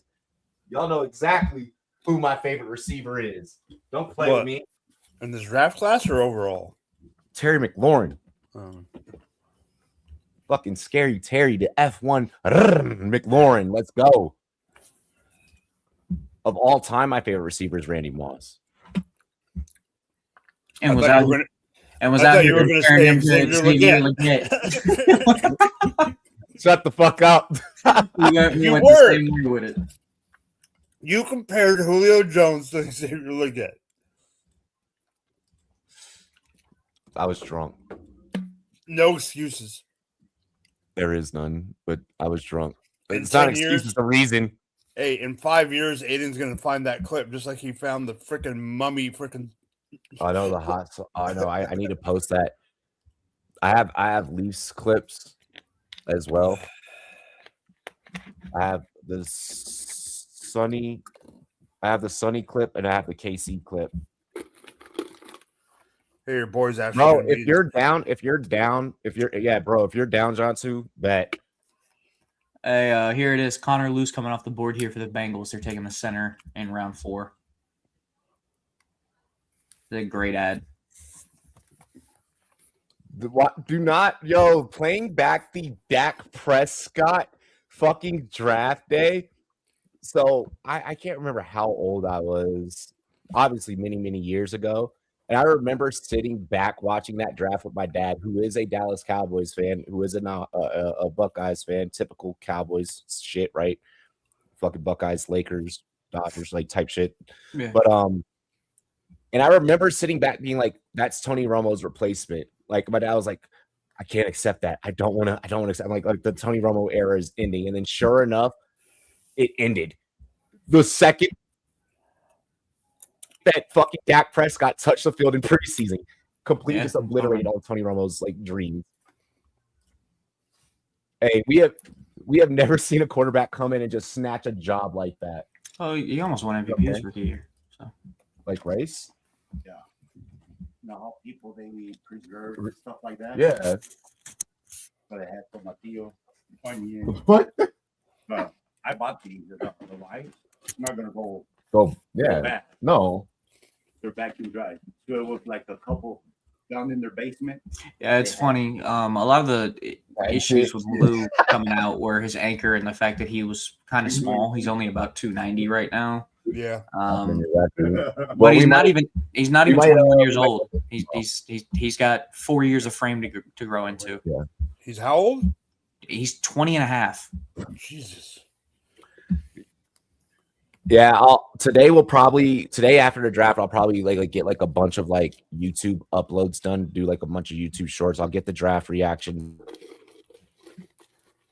done. Those will be first, and I'll definitely get the hot sauce videos. Yeah, 'cause these that shit's videos, hilarious. these announcements are just taking so long because they're doing everything overseas. So they got to call the people overseas, get the card, pronounce it to the homeboy because they don't know how to announce proper English. You can't do that. We're trying to globalize the sport, and you're like, the international fans can't fucking say proper, speak proper English. When it's, We're supposed to be a part of the mission. I am part of the mission. All right, so I'm part Connor, Portuguese. Never mind. I'm not going to make that. thoughts on Connor Lou? I love it. I think it's great value. Again, the problems with him are frame and his anchor. And again, he's 20 and a half. He's only about 290 pounds. You get him in that locker room. You let him sit there, build up for, call it just this season. And then oh, Jesus. Well, You could turn around and be 305, 310, and you're happy. He's not wrong. He's not wrong. J-Lo's face in the middle trying to like give his take so professionally. It was just Jesus. Oh my gosh. I'm gonna shy away from that. Hey, I will send you guys something in the private chat though. I'm not gonna say this. I'm not gonna say this on air though. no, don't. Yeah. Dolphins are on the clock. Let's see if they continue to fuck up. What's crazy is that for a team that is tanking to try and go and get Arch next year, they're not exactly trying to find ways to build for Arch to be the quarterback next year. Yeah, exactly. So, like, if you're Arch, you're coming to this team and you're like, the fuck, who do you want me to throw to? Like, are you just going to try and like rebuild a whole new team for him, like this perfect team in his first year? Yeah, exactly. Don't read it out loud, Robbie, but read that in the private chat. Like, it's crazy. It's crazy work, man. Like, let's think about the words before we speak them. Hey, you conquered once and it didn't work out well.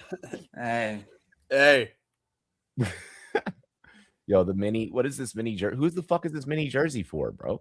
It's Carolina's. It's a dog jersey. He's a freaking. That's definitely for a Chihuahua. That could not. Well, yeah, exactly. I know. It's a rat jersey. Chihuahuas are rats. For sure.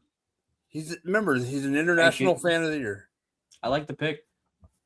It's pick 129 for the Panthers is going to be Will Lee, the pretty rangy big corner from Texas A&M.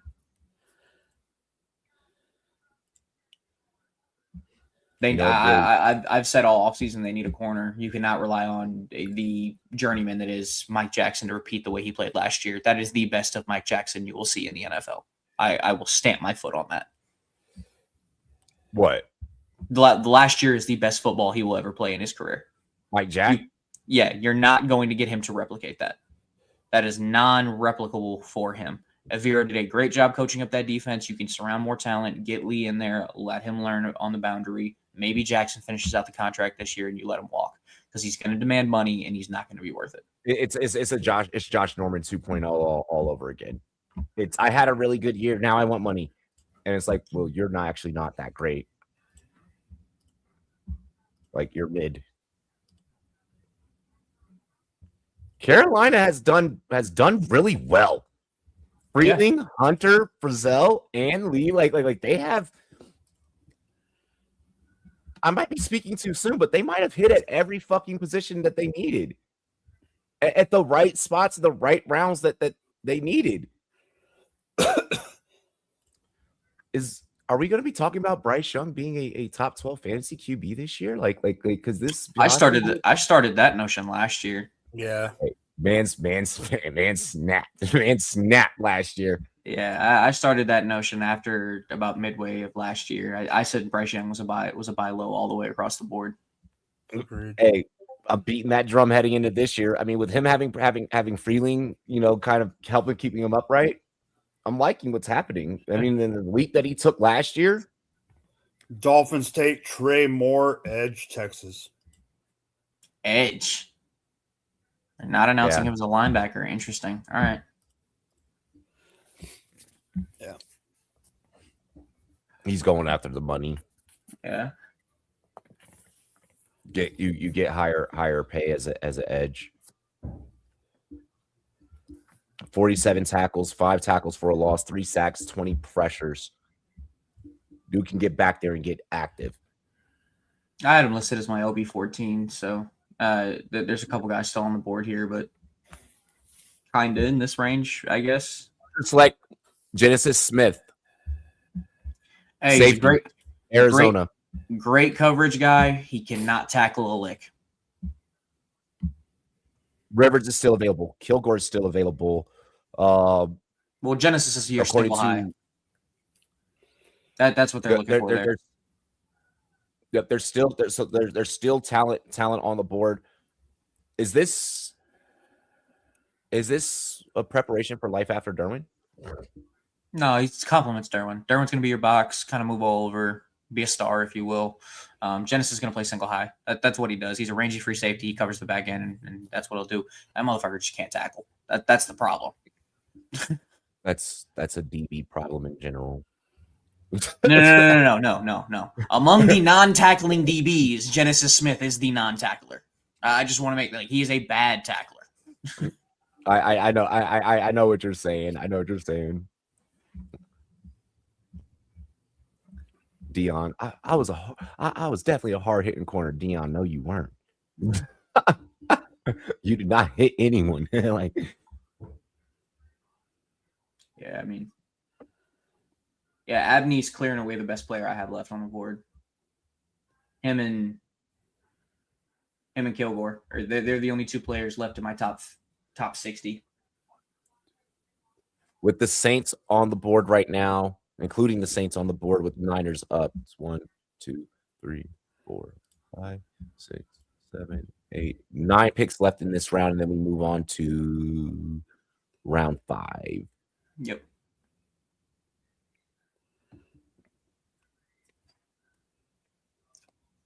This is the sweet spot for this draft, though. When you really look at it, the 3 and 4 where everybody was talking about there was going to be a lot of movement just because of the disparity in boards. And we've seen that. I think throughout yesterday, towards the tail end, especially at the start of round 3, we saw a run of that. And then now into today, where you're just seeing, hey, some guys have these guys 250, others have them just outside of the top 100. And that's where we sit. Speaking to the importance of these rounds, 63% of active players in 2025, Jayla brought this up earlier, were drafted in rounds 4 through 7. So this is where you are getting your impact. You can make an immediate, impact on the team, or if injuries should happen, you're definitely the next motherfucker up. So these are important picks. These are important pieces. It may not be your big names. It may not be the whole walkout, get the hat, everything. Yep. This is where Hall of Famers are made. I think this is just where good GMs and bad GMs separate themselves. If you actually go back and look at it historically, there's avenues and pathways to find contributing NFL players at this point in the draft. And some teams use these as dart throws. Others of them use them to fill roles. And that's kind of what you're going to see going from here. Look, to explain the importance of these picks, Brock Purdy was Mr. Irrelevant, the very last pick of the draft. Look at what he has turned into. Antonio Brown was a 6th-round pick. Jerry Rice, late pick. These are important picks. Yeah.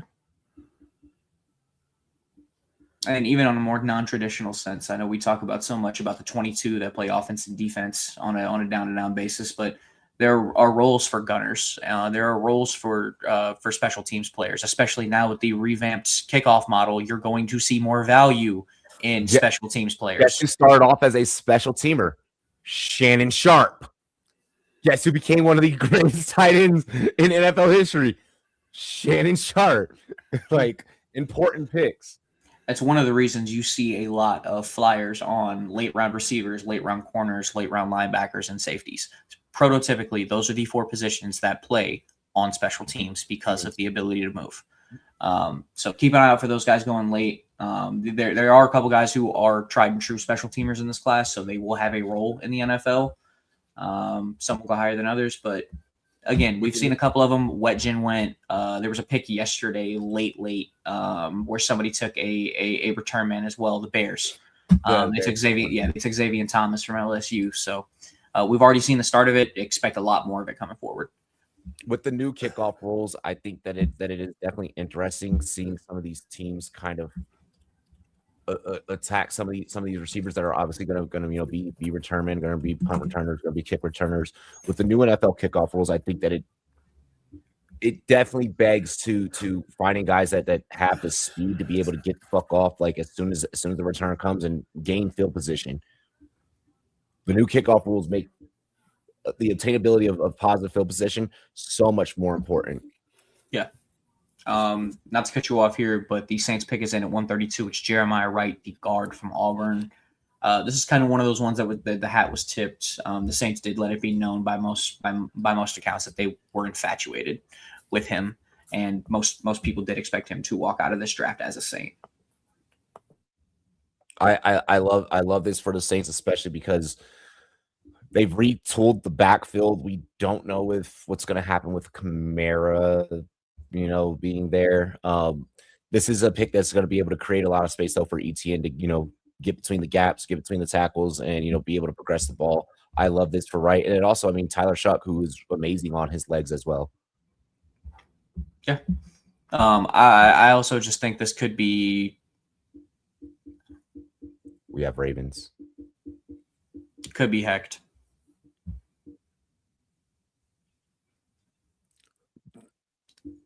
Oh, shit, get it off the set. She said, Ravens fans, I'll keep this short like your postseason. Not like yours was much better, Ma. Y'all were not great this year. Well, did you hear what Ingram's son said? Yeah, that video was fucking. I was like, badass. Did you see how I shared it? I was like, badass kid. Trying to get some compensation. Yep, it's Hibner. It's Hibner. Wow. They went tight end. And Hibner? So yeah. 133 for 154 and a 27-6. So we're starting to see a couple picks in 27 get moved late rounders. Another backup tight end. I would have gone Jolie if you want a tight end there. Yep, exactly. Or Trigg. Trigg's got some off the field stuff, like I said. There's some concern there. But this is the time where you just take your NFL. No, actually, I would argue the opposite.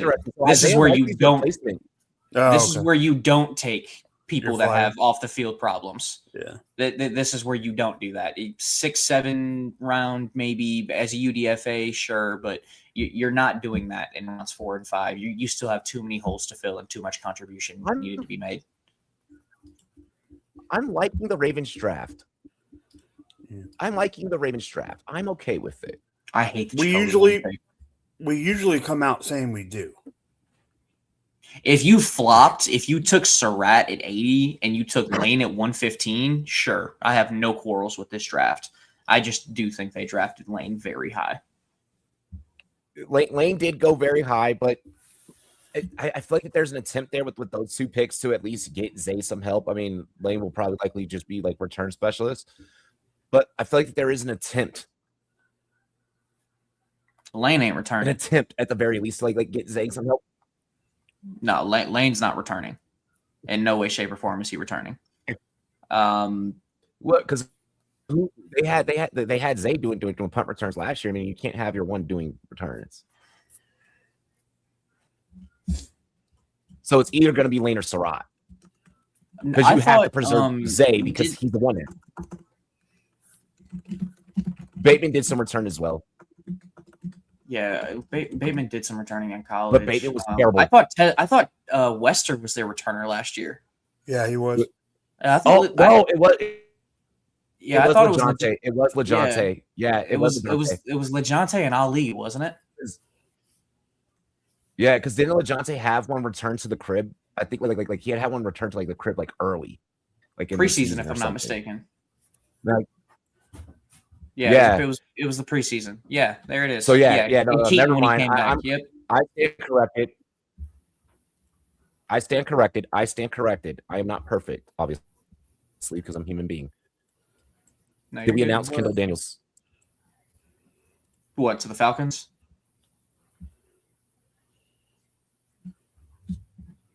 Yeah. No, I have not gotten that pick on my end yet. Is it bad that like when they were announcing the Falcons pick, I can understand Spanish. Yeah, Kendall Daniels. Like I was just able to like I'm hearing him say it like in Spanish, but like I'm hearing it in English. It's so weird. Yeah.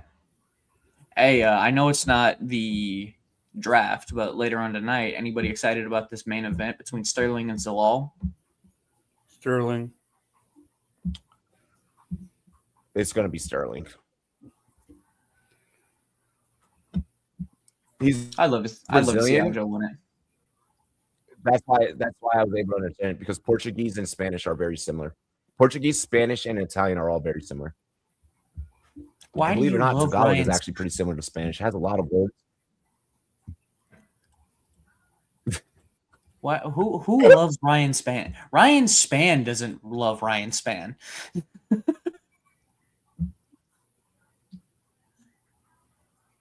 Cedricus Dumas needs to clean up his act outside of the fucking octagon. Love yourself, chat. Because he KO'd Dominic Reyes is that's his reasoning.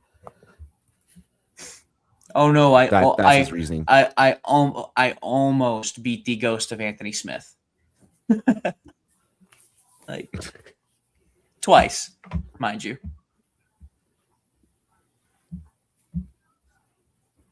Fucking. Why do you hate KO Dom Reyes? I will be watching Lakers and Dodgers tonight. W. The Colts are now up at 135 as the twilight comes for the fourth round. And they take Bryce Boker, linebacker, Oregon. I like Becher. Oh, Lakers don't play tonight. We play tomorrow. We play tomorrow. Lakers play tomorrow. Yes. They played last night. I like Becher. That's just really high. But, you know, again, we've talked about it. Baseball player? If that's your guy, that's your guy. He played really well for Oregon last year. Yeah, Not the best mover in space, but doesn't miss tackles. Great diagnosis, great IQ. One of those guys who we just talked about. I never knew that he was also a baseball player. If you're a leader off the field, I never knew that. So that's a guy Arizona was heavily tied to, and I think they would have taken it 143 if he was there. Good shit, Indy. Good shit, Indy. Another one of my guys I haven't mentioned yet is Zakee Wheatley from Penn State. A little bit of an older prospect, but fun safety. Really good in coverage, and he moved all over. He played over 250 snaps in both the box and deep this year. One of the only few players in this class that qualified for that.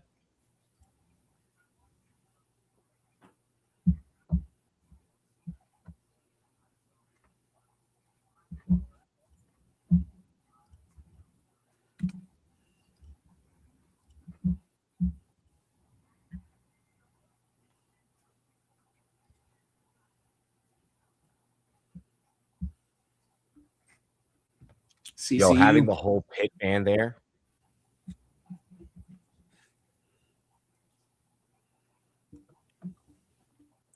Fuck Pittsburgh. Hey, please read that comment by Connor. Botcher one half of the Caucasian collision unit. My goodness, I'm dead. Wow. That's CCU. hilarious.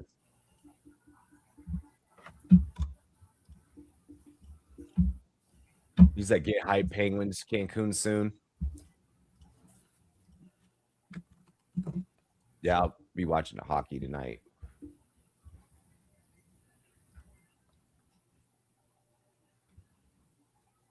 So the Saints, after just picking at 132, are back up at 136. The Aints. According to NFL.com, receiver, edge, corner, D-line, O-line are the Saints' needs. So everywhere on the fucking field. You could probably knock off receiver because they took Tyson. D-line, interior D-line could probably still need some help, even though they took Christian Miller.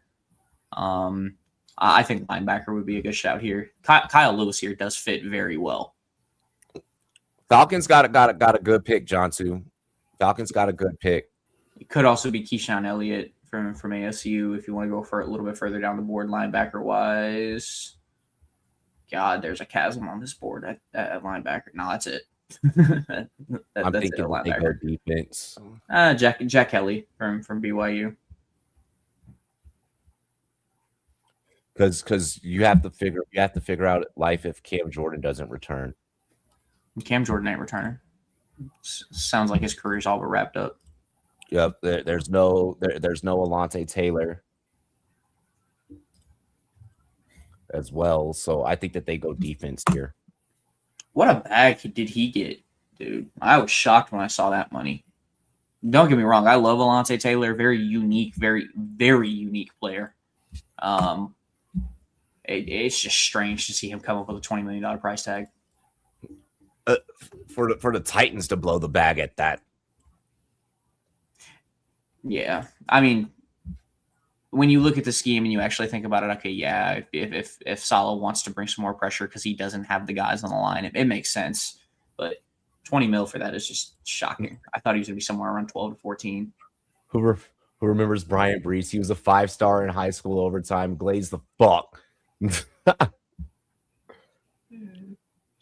Per Nick Underhill, the Saints are taking wide receiver Bryce Lance out of North Dakota State. Son of a... Oh, wow. Fuck me running. The pretty much universal wide receiver one left on the board for most people just comes off there. So they do add to that receiver room. Wow. And there's a lot of teams that doubled up on positions that I'm like, okay. Here I was thinking that they were going to go defense. After Baltimore doubled up. Cleveland doubled up. Saints doubled up. Philly technically doubled up on pass catchers. Fuck Philly. Well, yeah. You see Malachi Lemon at the Sixers game last night, ring the bell. Yeah. Dickhead. I guess he would have been there regardless if he got drafted by Pittsburgh. He would have been there regardless. Yeah, but you know who you can blame for that is Dallas. Yeah. No, I blame whoever the hell tipped Dallas off. That's who I'd be trying to figure it out. If I'm Pittsburgh, I'm hiring a whole staff to figure out who that motherfucker is. Exactly. Like, yo, what's McCarthy. up? The Raiders are now fucking getting Chase Roberts. He gets open. Yeah, we'll get Raiders pick it here in the next round. We got Cowboys, Dolphins, Niners, Bengals closing this out. Yep. I'm working on that Cowboys pick now.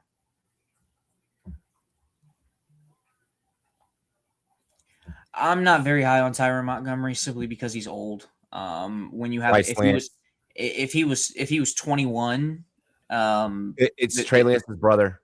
Yeah. It's a different story, but Tyron Montgomery's almost 25. Doesn't have a lot of experience playing football. Yes, he did succeed at John Carroll, which has a pipeline into the NFL, so he's going to get some notoriety for that. Also, him being a bigger track athlete, and he has great speed, yes. That being said, him actually being a football player is the problem, and him getting on the field, especially now as we get into rounds 5, 6, and 7. If he's not drafted sooner than later, I just don't think anybody's going to give him the leash he needs to succeed.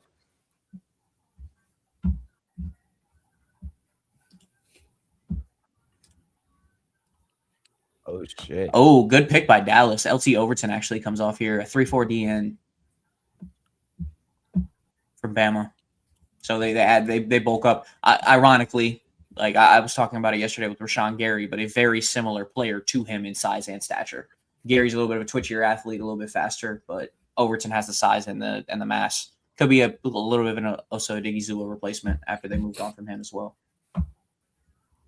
bro, why did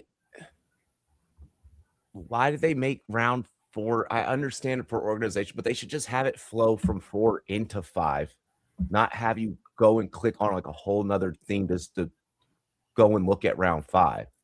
Are you guys on the ESPN draft tracker? I have ESPN on screen 1, which is middle screen. Screen 2, which is left screen, is NFL.com. Screen 3 is us. In chat. I would tell you I've been on PFFs and they have been the fastest.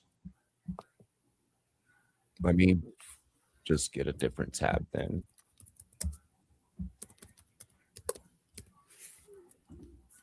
Because in all honesty, fucking NFL.com has been giving me fits all morning. Like we've had so many glitches with them this morning.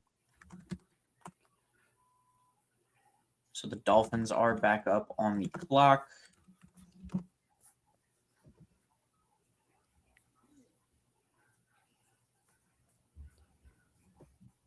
God damn it.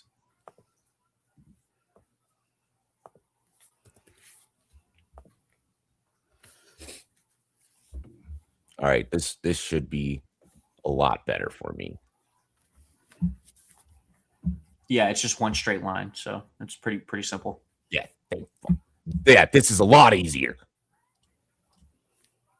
I ain't going front. I was having an anxiety attack this whole time. Yeah, Johnson, ESPN is behind. All right, chat. So we are going to be utilizing PFF as our draft tracker. We'll still have ESPN, like the actual broadcast to be reacting. But draft tracker, we'll be basing it off of PFF. If you guys are not able to pull up PFF, that's why you're tuned in here and subscribe. Make sure that you share the content. We'll keep you up to date throughout all the picks. Did we already announce Overton? Yes. So we are on Miami now. Okay. Yep, we're waiting for that Miami pick.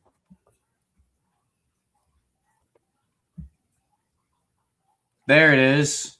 Wait a minute. I'm going to clarify something before I do it. Double check here. So the pick is in, and I'm a little confused because they took a very similar player in Jacob Rodriguez, but the slide stops. Kyle Lewis, the linebacker from Pittsburgh, is coming off the board here to the Dolphins.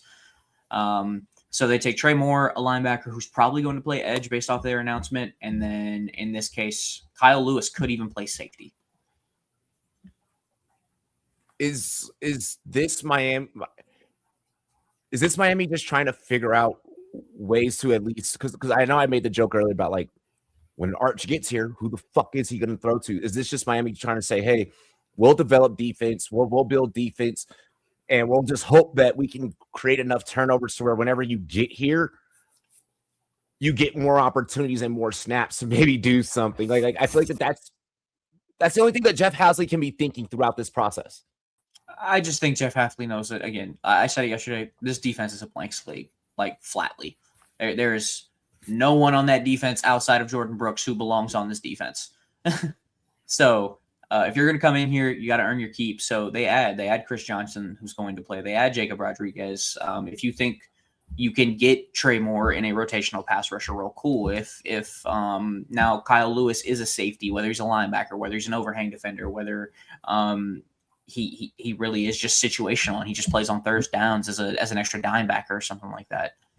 There's avenues for it, and Jeff Hasley having that defensive background, it's one of the best things you can do. Okay. I did forget about Chop. There is a weird, fucked up, convoluted positive to what Miami is trying to do. Do you feel like it's one of those things where we don't see it, but maybe I see it. I just don't agree with a lot of what they've done. So the first 3 picks I was okay with. I'm not the highest on Caden Proctor, but I was like, massive human being. If you think he's your franchise left tackle, okay, cool. They did trade back also and got a couple assets, but it's just this run of Caleb Douglas, Will Kakmarek, and then I love the Chris Bell pick at 94. It's great value. So it's just kind of hot and cold is the best way I would describe this. Yeah, I agree. Fair. I feel like that's the one fan base, and when we look at all 32 teams, I feel like that's the one fan base that is going to walk away having the most questions when this day is all said and done. The fucking Cardinals should have a lot of questions too. Touche. Well, what are we doing here with Carson Beck, man? I'll call him it. Timmy. Did you hear what your GM said? He played a lot of ball, and he's like, grown. Is he gonna start? He's like, no, absolutely. No, he literally goes, we're just worried about helping him find the cafeteria. That was no. So if you know Monty Ossenfort, that's very much so on brand with him. That is who he is. It was a simple way of saying like he's not ready. He needs to get in the building. That's all they're saying. He's not ready. We can put all the eyes we want on him while he's not in this building, but we will not know until he's here. There also was a report that came out this morning, though, that said Jacoby Brissett will start this year. And don't even expect to see Carson Beck this season. That's how it should be. That's honestly how it should be. If that's the point, you don't take 23-and-a-half-year-old fucking Carson Beck. I agree. That just worries me because my end all be all here was that Carson Beck is so atrociously horrible that this franchise is sold. that was my one redeeming factor here is that this was going to be so bad that Bidwell is pushed out of the fucking door. But no, we're not going to see him till 27, so we're not going to get a 27 QB. You can kiss any of these quarterbacks goodbye, whether it be Julian Sayin, Arch Manning, whether you think it is Dante Moore from Oregon, whatever. The ample amount of quarterbacks are going to be in next year's draft. You're basically saying, we got Carson Beck. Fuck you. Damn, she bad. Damn, the one thing I love about Miami is their cheaters. They got this ugly motherfucker between them. I feel bad for them. My man's has no front teeth. My man's has no fucking front teeth. He's not gonna have a good Christmas.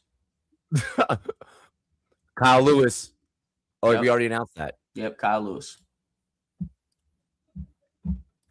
My man's was speaking like this the whole time. If he had a dog, I can't. I shouldn't laugh. I shouldn't. Shh, Robbie, that's mean. Be nice. You're bullying right now. Stop it. Damn, I love the NFL. The NFL is the only sport that can provide you like the adrenaline of like sports at the same time, but like also comedy at the same time.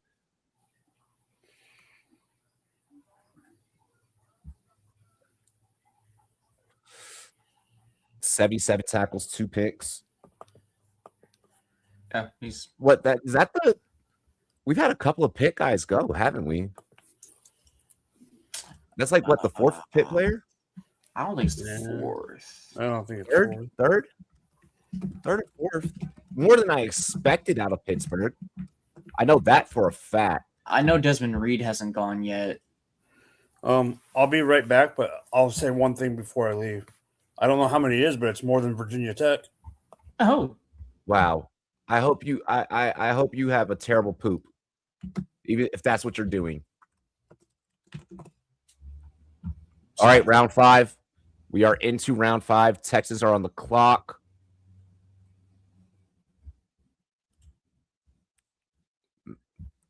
Mexico men's national soccer team and Miss World 2018.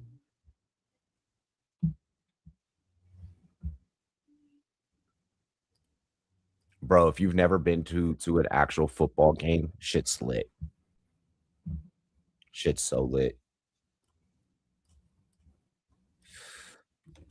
I almost got to see Messi live in person 2 weeks ago. I'm so mad that I passed up that opportunity. Yeah, that's crazy. I ended up seeing Shohei. Oh, that hurts. The Niners are going to take Ephesians Prystock from Washington, the other big corner in this draft. As you guys know, I'm a sucker for big corners. So that's one of my guys that comes off the board.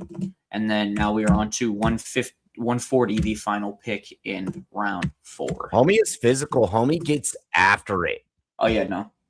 The pick is Homie also not in. not afraid of contact. The pick is also in for the Bengals now. It is none other than wide receiver from Georgia, Colby Young. So the Raiders won't even get stuck with him. He's going to go here to the Bengals. It does seem like that's going to be a team that lets a couple of these younger guys walk. I know that CB, I'm dead. Isaiah Yosivas is going to hit free agency. So, Oh yeah, Yoshi's definitely hitting free agency. Commanders get a pick here at 147. It is time. oh yeah, Price Lock's name is Bro, I'm shocked none of these Bengals fans rock the all white. Nobody rocked the all white. bro. You can't buy that jersey. You'll stain it. I'm telling you. Ain't that the fucking truth, Dude, dude? You wear it once, and all of a sudden, time to keep it hoe in the closet. Dude, I picked up the Sean Taylor today. Like, and I was gonna like wear that on stream, and like I saw one stain, and I was like, "There's no way I can do this." I was like, "There's no way." Hey, I'm shocked that you're even wearing that jacket. Honestly, oh yeah, shit, no, too I'm straight. fresh. Nah, I'm straight. Give me 2 seconds. I'm gonna slide out. I will be back for this Cardinals pick. I just need to grab a bev real quick. Oh, good. All right, so Colby Young, wide receiver out of Georgia. Georgia.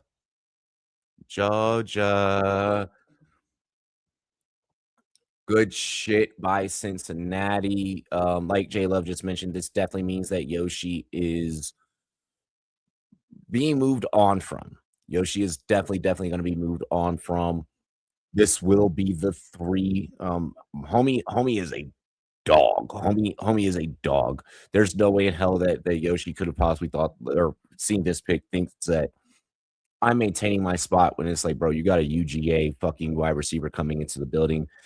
Super athletic, great fucking ball skills. Rudd is a UGA wide receiver. Mans did get arrested. That is a thing. that is a thing. He has speed. He has separation. He can, he can kind of do it all. But there is that 2024 situation that did take place. It did take place. Oh, it's raining in Pittsburgh.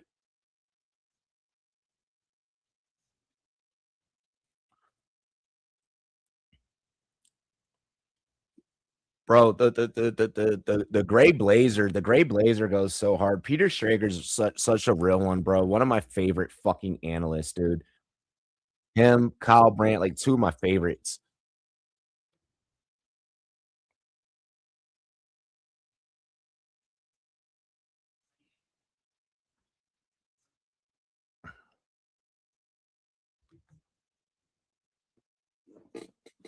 Sun finally fucking came out. Hell yeah. Sean McVay, why are you calling? Because he's fucking head coach of LA. You got to get some screen time when you're in Hollywood. You got to get some screen time when you're in Hollywood, bro. AK Hollywood. Mike, can you get me a bathroom break, please?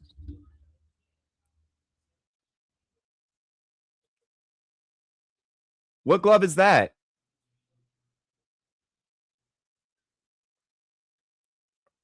Just a Wilson.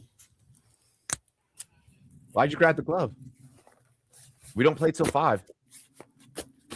I know. Oh, are you going to the game? No, I'm not. No. Not arguing.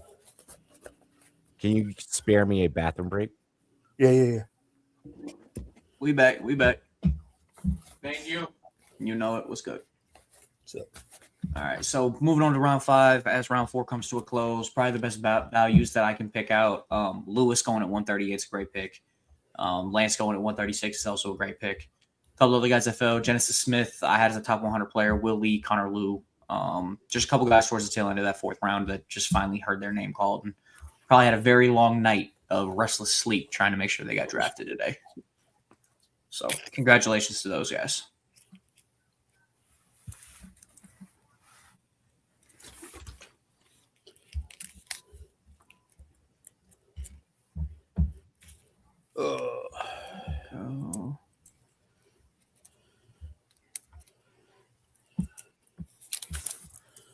It looks like insiders are just taking turns. Yeah, they're talking. Well, right now on ESPN, they're talking to McVay. Yeah. Okay, yeah. So it continues. The pick is in to start the 5th round. The Texans get even better in the 2nd round. Kamari Ramsey, the USC safety who had phenomenal, and I mean phenomenal, 2024 and 2025 tape, and then Yes, he did. just this past year it didn't look the same. So there's a lot of people who are like, listen, just ignore this past year and just scout him based off the year prior. Of course, you can't just blindside tape like that. So it is what it is. But he goes here to start around 5. He's still a damn good safety. Rough year, yes.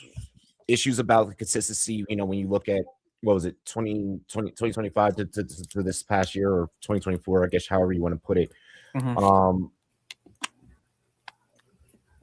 You're going to an organization that will develop you, that will give you an opportunity, that will put you on the field. So, I mean, Houston got themselves a steal. Houston got themselves a good one.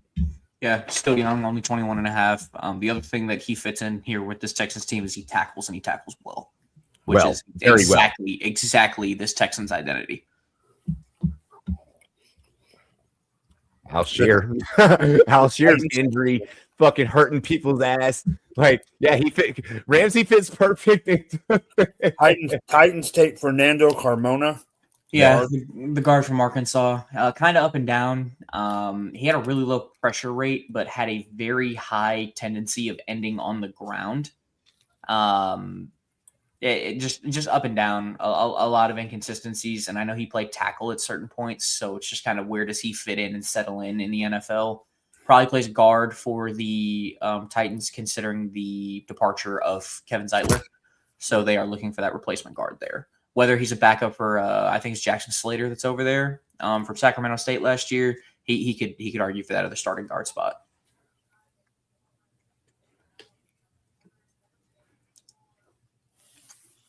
And here we go with the fucking Cardinals. Nobody spoiled the pick, please. I'm not. I immediately knew to regress. No, I know.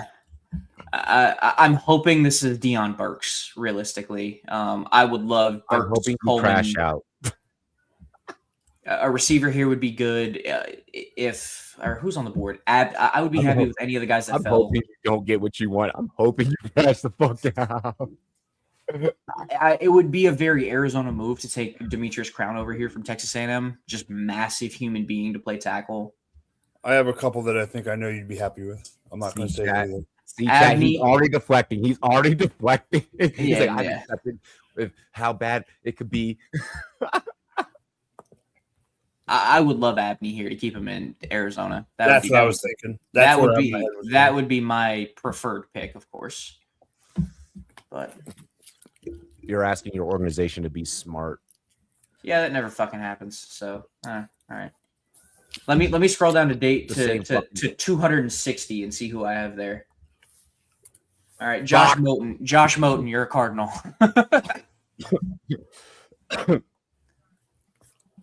Maybe they'll take retired Jalen Catalon, who finally finally called his collegiate football career to a rest after 9 years. The Browns have 4 of the next 10 picks. Yeah, they had a lot of trade backs.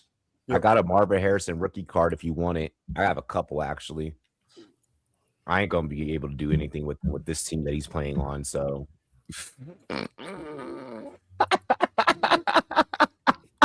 I deserve that. That's what you get for the Virginia Tech joke. I had to get my fucking payback. OT, edge, wide receiver, guard, according to Mel Kiper, who I don't understand the edge thing. I just don't like Mel Kiper. You've got BJ Ojolari, you got Josh Sweat. You just took I didn't understand the pick last year, and he didn't play a lot, but Jordan Birch was a top 100 pick last year. So you've invested in the position. Let those guys play.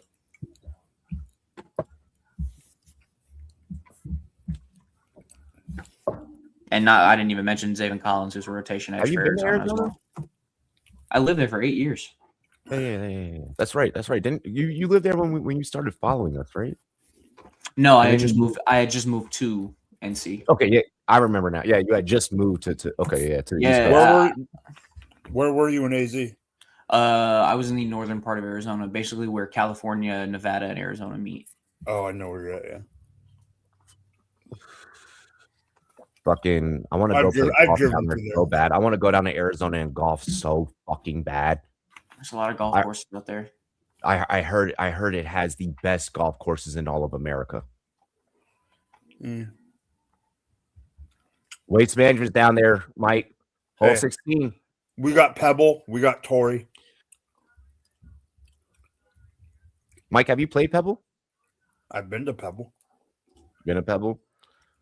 The course fee there is probably like a fucking like $100, like $100 some odd Wait, fee, what? like It's like $200. 450 to play. 450. Fuck. There's a course. There's a course a mile away from my work that's 140 for green fees.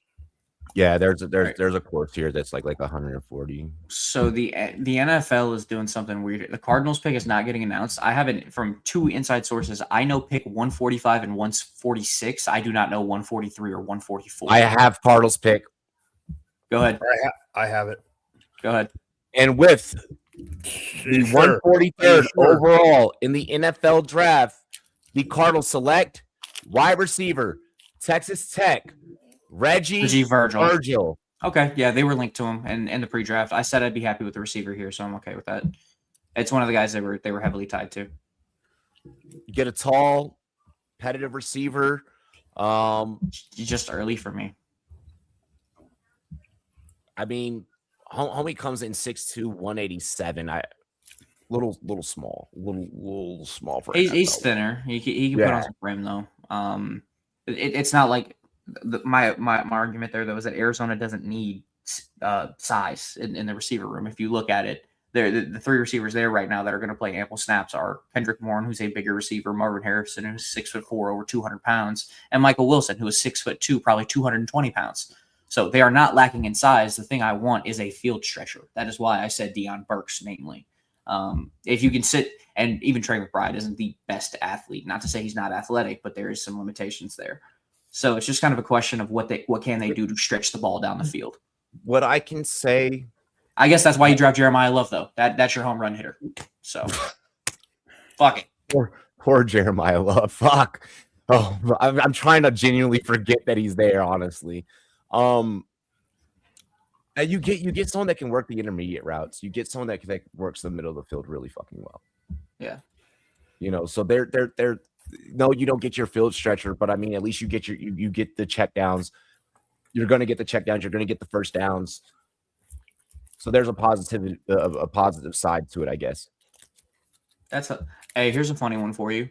I just noticed this as I was scrolling. I had Trey Zune 91 overall on my big board, and he went 91 overall. He went exactly 91. Carolina just took Heck. Good pick. Hey, that is great value.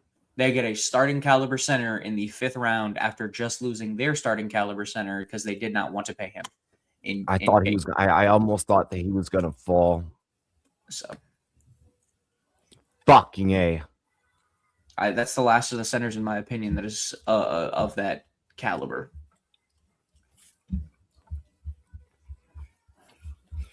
God damn it.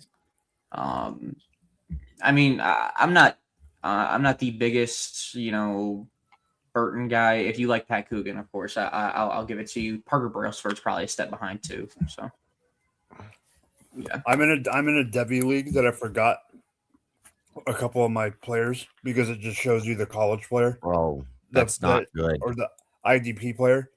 I got a Debbie team that I have Jordan Tyson, Jeremiah Love, and Concepcion. Fuck you, Carolina. Fuck you, Carolina. I'll do you one better.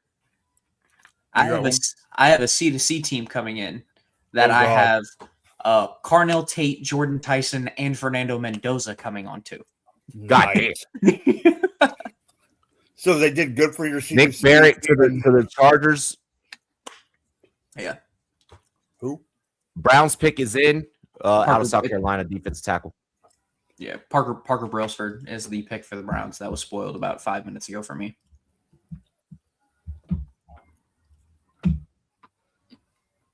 I also have Adam Randall on that team, but he has not been picked yet.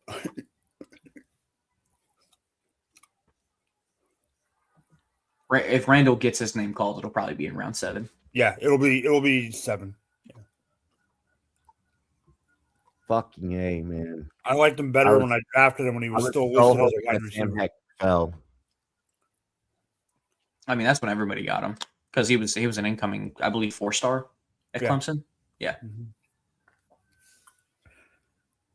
But like I'm looking at some of these rosters that are being brought in. Like one guy, his two, the only two he had were Beck and Lemon. Another guy, his only 2 incoming freshmen or rookies were injuries and Hayden Skeen. That's a rough year. And then Drew Aller, Jam Miller, and Jaden Ott. This guy's got Mendoza, Carnell Tate, and Jonah Coleman. That one's good. This one is Klubnik and Branch and Claiborne. Yeah. I'll have to look up a couple here real quick when my phone gets back up, but just give me 1 second.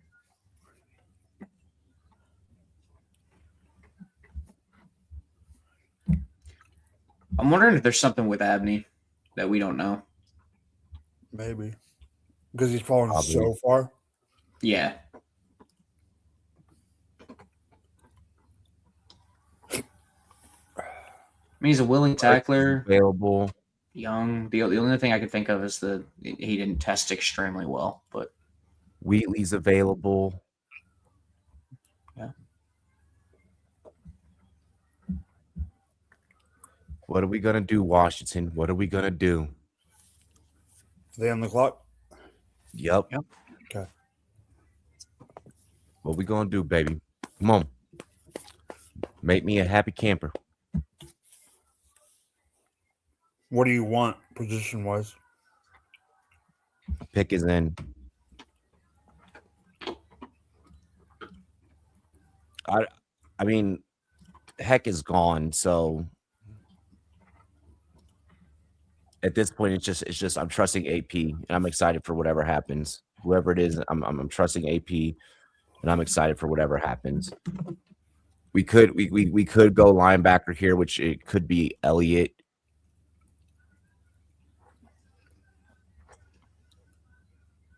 Come on.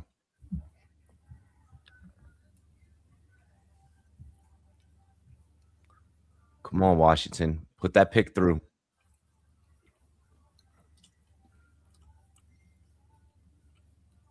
here's another player trade. Tyree Wilson was just traded to the Saints. The Saints are trading, yep, for former Raiders first round pick Tyree Wilson. That's crazy. Wow. Talk about a bust. He was like what, number 6 or 7 overall? Tyree went higher than that. Was it higher? I think he went 4th.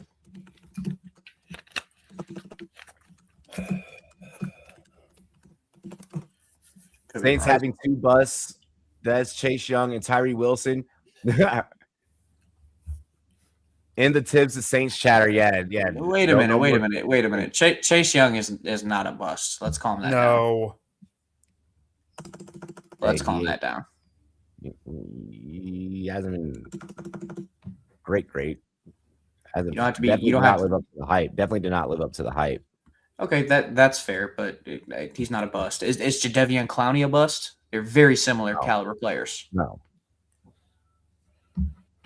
They just had yeah. Was Mario Williams a bust? The D lineman from the Bills? Bills. Yeah. No. That's why he had the same thing because he was number 1 over. Was And that Wilson- the Tunsil draft? Wilson went 7. That was Red. That was okay. Reggie.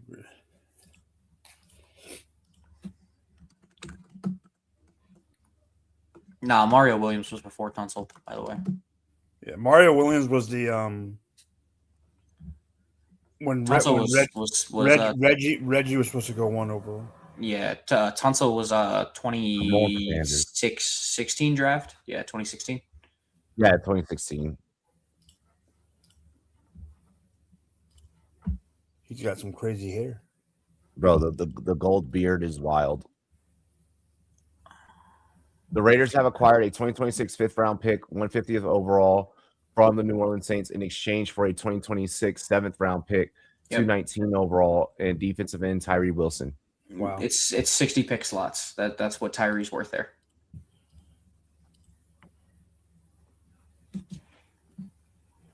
I keep forgetting that you guys have Cross. I know. Do you know the Commander's pick? Oh, well for us. What? No. Okay. No, it hasn't came through yet.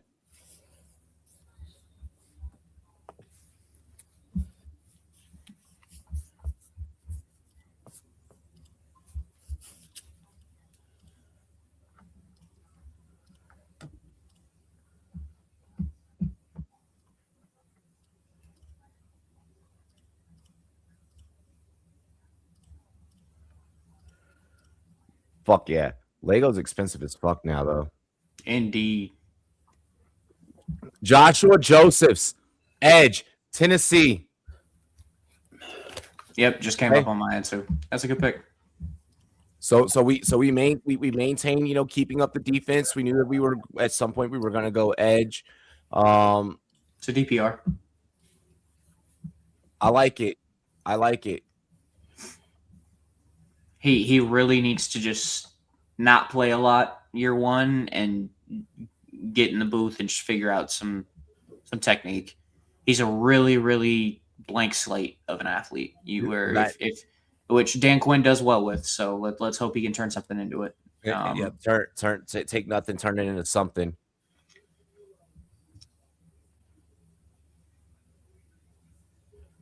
It's definitely going to be a weight room year for him at 242.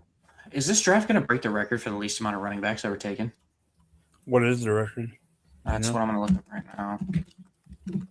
It very well could. I said Joshua Josephs. I didn't say no Justin Jefferson.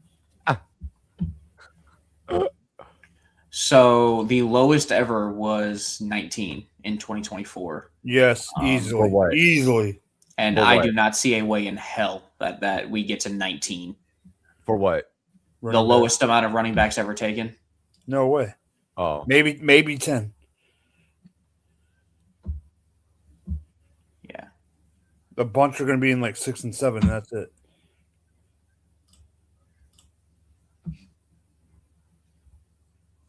Yeah.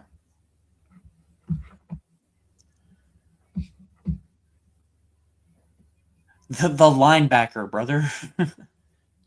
There's a linebacker from Bama named Justin Jefferson. I caught on. God damn it, I caught on. All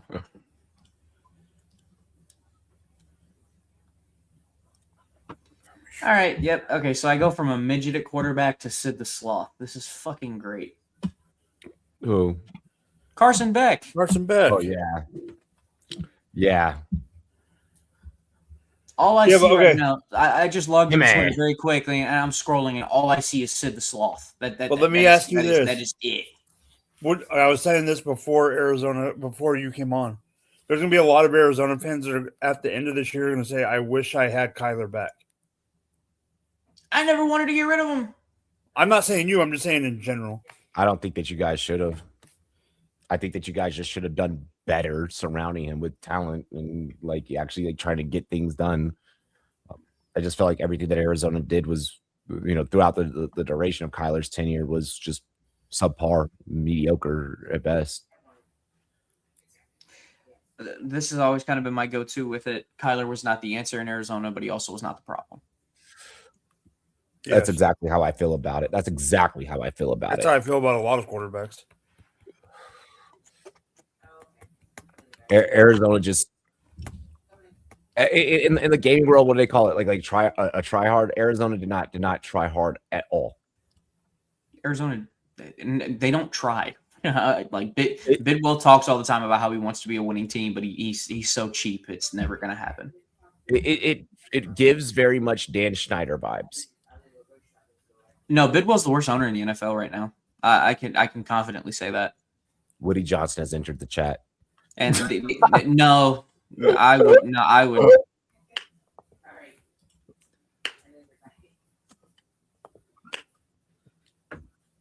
What a crazy trade. What a crazy fucking trade. The Raiders have gone off this offseason. Winners of the offseason, the Raiders, huh? Seahawks, Bo Stevens from Iowa. Yep. Help out Jardine, help out Charbonnet, help out Sam Darnold. Their interior offensive lineman. Still can't believe it. Still cannot believe Seattle was like, we know exactly how we're going to solve our Kenneth Walker problem. Like, I mean, such a fucking steal. Yeah, as long as they play in that zone scheme, he's good. Don't play him in any power, which makes sense because they're losing the Kubiak system. A little bit more power to that run game. The Kubiak system is officially established in Vegas. Actually, I didn't talk about this on day one, but I love the fact that they're not going to play Mendoza day one because he has zero experience playing under center, and about 90% of that offense comes from playing directly underneath center. So he needs to get in there and learn how to make the reads at the line and just adjust to being behind that center's ass. No Diddy. Look, we know that he didn't he didn't spend his night one getting drunk and fucked up. At least he was like, changing his LinkedIn profile and staying inside. Cleveland Browns select already Justin started Jefferson. the good work. He's already started on a good path. Cleveland selects Justin Jefferson. Yep. Yeah. Fucking wild. Jay Jettis to the Browns. God damn it. Imagine having to be linebacker of the Cleveland Browns, Justin Jefferson, when like kids walk up and ask for like, "Are you that Justin Jefferson?" No, I'm not that Justin Jefferson. Hey, how you doing? My name's Jordan Love, the same name as the Green Bay quarterback. There was a kid I went to high school with. His name was Michael Jordan. He was fat and white. He was fat and white. Of course, the complete opposite. That has to suck as like a life, like I'm named after this famous person, but he was born before Michael Jordan. I mean, my age. He was born before Michael Jordan was drafted, so like it wasn't like he was named after Jordan. You know how some people are. Yeah, like there was an interior offensive lineman for the Bengals that was named Michael Jordan as well. Wasn't he a guard? He was a guard. Guard, yeah. Went to UNC. And you went to UNC. I believe. Let me double check that actually. Well, no, but that's just even more. I'll be right back. I think I'm wrong there. I could be mixing something up.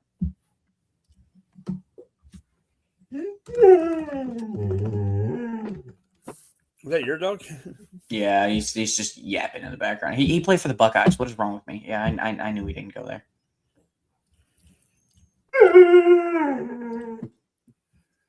Really? He goes that close to Genesis? Who? Oh, Dalton. Dalton, yeah, the other Arizona safety. If you told me I had to bet money they only go, what was it, 19 to 20 picks apart, I would have been shocked. But here we are.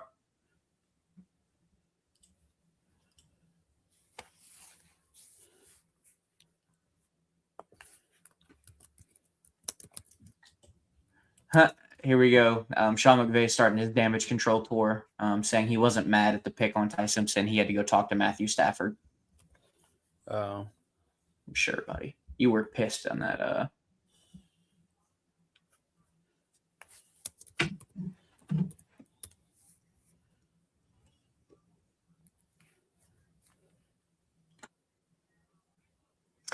So here's a fun one for you. Do the Saints end up just sending a 7th-round flyer on Garrett Nussmeier because his father is the offensive coordinator? Oh, that's right. I forgot about that. Like it'd be really bad if you go through an entire draft and you have your dad in a war room and he's like, yeah, I don't have any pull. I think he's gonna get drafted. I know there was a lot of conversation about him having some issues that I'm not gonna speak on here. So the overall overwhelming consensus that I heard from this weekend was that it very quickly turned to he is not getting drafted. Off the field? It's part of it. Yeah.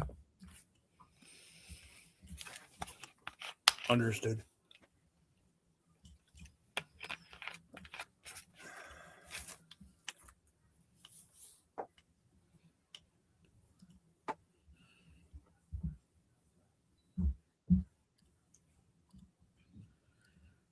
Panthers take Wheatley. Good fucking pick. I love Zakee Wheatley. I knew you mentioned it. Yeah. It's a great pick. They trade up? I have not gotten that on my end. They trade up to 151 or something? They're at 151. Well, that was 151. Yeah. Okay, yeah. So they moved up with the Dolphins. Okay. Dalton Johnson, Zachy Wheatley, and Justin Jolly are the last picks. Wait, Jolly too? Jolly goes to the Broncos. There it is. Boo! I don't like that. We talked earlier about how the tight end run went in front of them. They pivoted and they get good value. I know, but I don't. You know why I don't like it? All right, Chiefs fan. Makes sense. Because I like Jolly. So I also like Casey. I like what they've done. I'm not a big I'm not a big on Yadam fan. That being said, so I'll hedge it a bit there. But I like Casey. I like Coleman, and I'm a really big fan of Jolie. So it's just really hard to nail a draft when you don't pick in the first 2 rounds. Yep, it's very, very hard. Rams have known that in the past.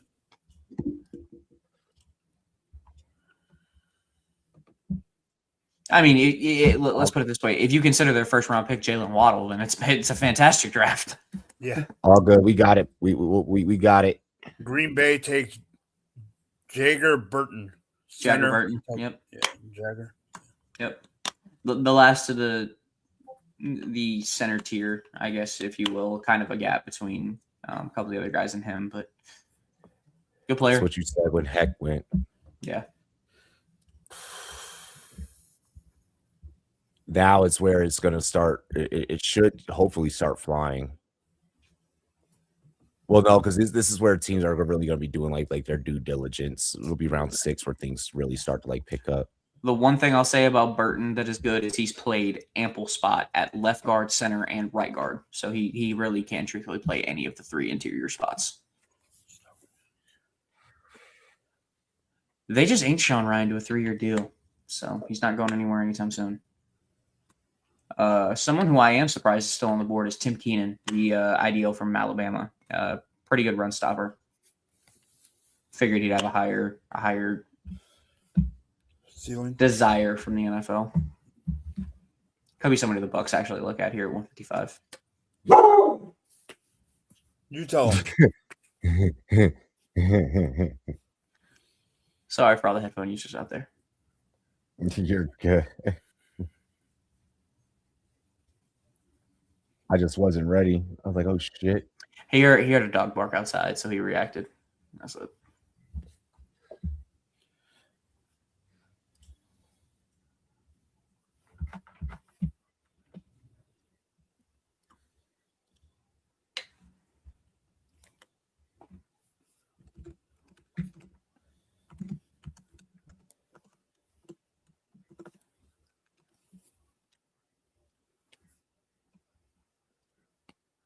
Motherfucker. Yes. So the Niners are back up at 154.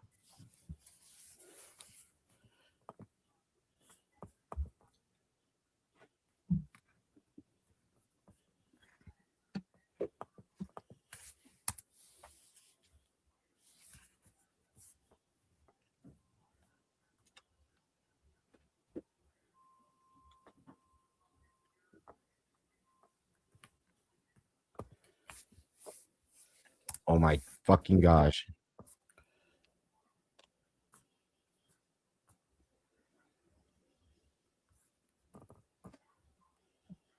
you got, Robbie? I'm dealing with some shit really quick. Technical difficulties, probably.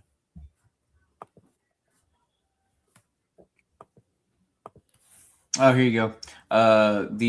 Here's something from yesterday that I don't think is well known. It is a technical issue. The Jets were going to take Jacob Rodriguez at 44 when he then was taken at 43, so they all traded back and then took D'Angelo Ponce. That's still that's a good move. Well, if you're not going to get the guy you want. Yeah, I think it was pretty known that they were in the linebacker market though. Yeah.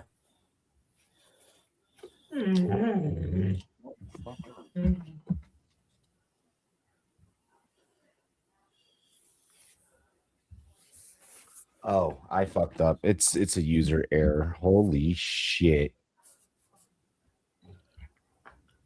Niners take Jaden Duggar, linebacker, Louisiana. Yeah, not huge on that.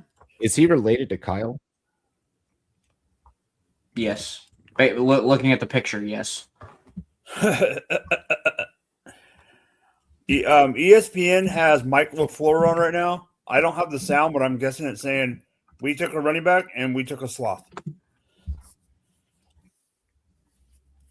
He is the younger brother of Kyle Duggar. Nice. That's Shout out to Lenore Ryan prospect.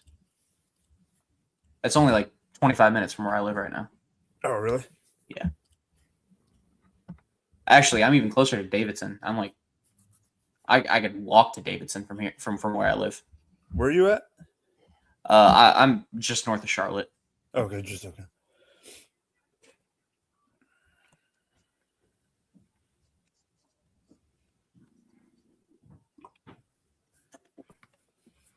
It's Julian God. Duggar's brother. Tampa Bay takes DeMonte Capehart. Okay, ideal.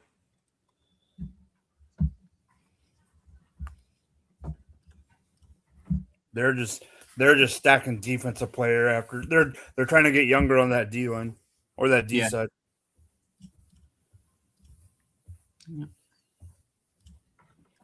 I think I said 2 minutes ago that I think they need to attack the interior of that defensive line, and they follow that right up with that. So it's a good pick.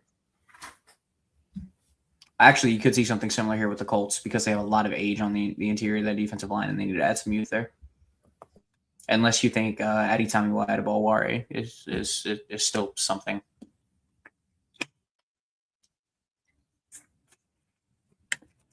Which I would not count on that anymore.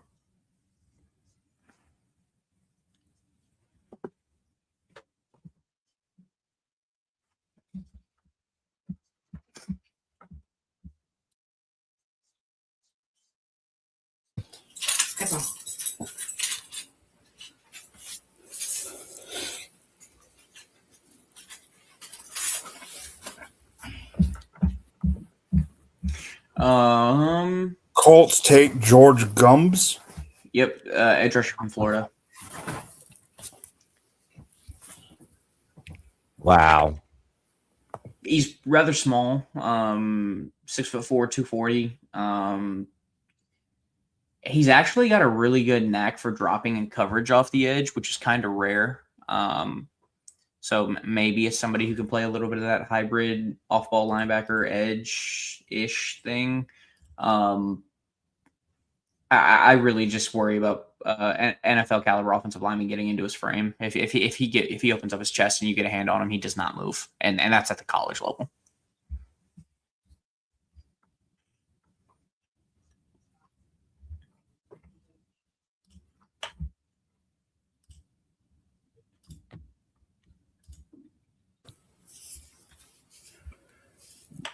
He's that gummy bear. Oh, Abney has finally gone to the Detroit Lions.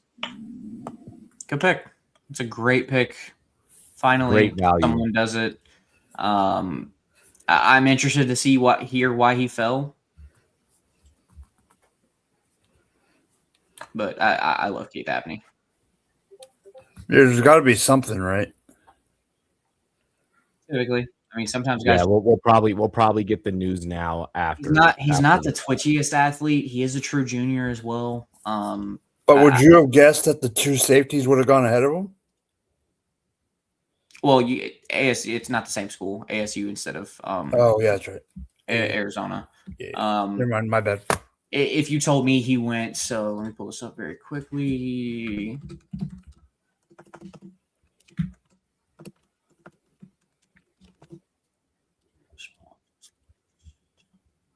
Like coming into day 3, if you told me consistently that there were going to be corners of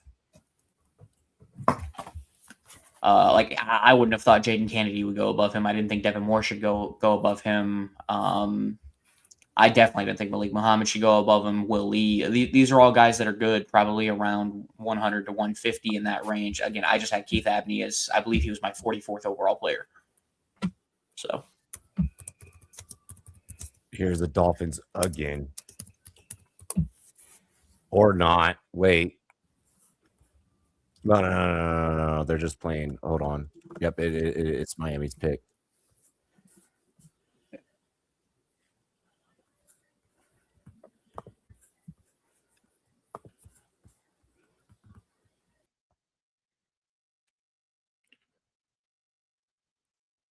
For Malik Willis. hey, he chose to go there. He chose to stay with his guys. Yeah. But still. He did indeed. Hey, buddy. He did indeed choose to stick with his guys, and he made his bed, so lie in it. I'd be shocked if the Dolphins don't address safety at some point. Just objectively speaking, they have one of the worst safety rooms in the league. I know we've said that consistently about their entire team, but the safety room there is bad, objectively. And the Panthers just traded up? Is that what I'm seeing? How did my fucking camera just cut out? Uh-oh. That was weird. I didn't even hit like a quarter or anything. What are the Dolphins? Alrighty, so it's just you and me now. Yep.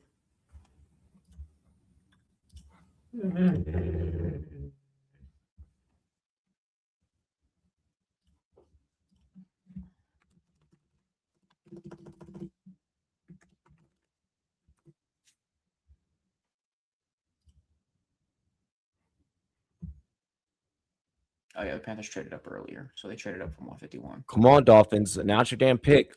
Michael Tafai.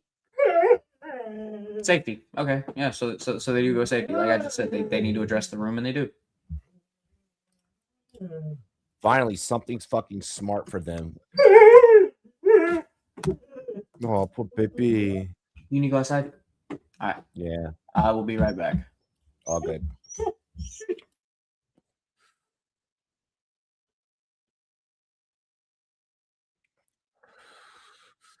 Good pick. Good pick, Miami. Hell yeah.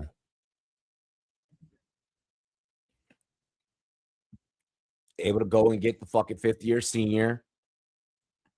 Good shit. Good feel for play design and assignment oriented. He's quick to read and trigger downhill to contest short routes and split safety and robber looks. However, he lacks range to play at the top and speed carry vertical threats downfield. His run support angles improved in 2025, but he's undersized and still falls short as an open field tackler. Tafa's football IQ and special teams value might need to do heavy lifting to overcome average traits and athleticism. It's 5'11", 190.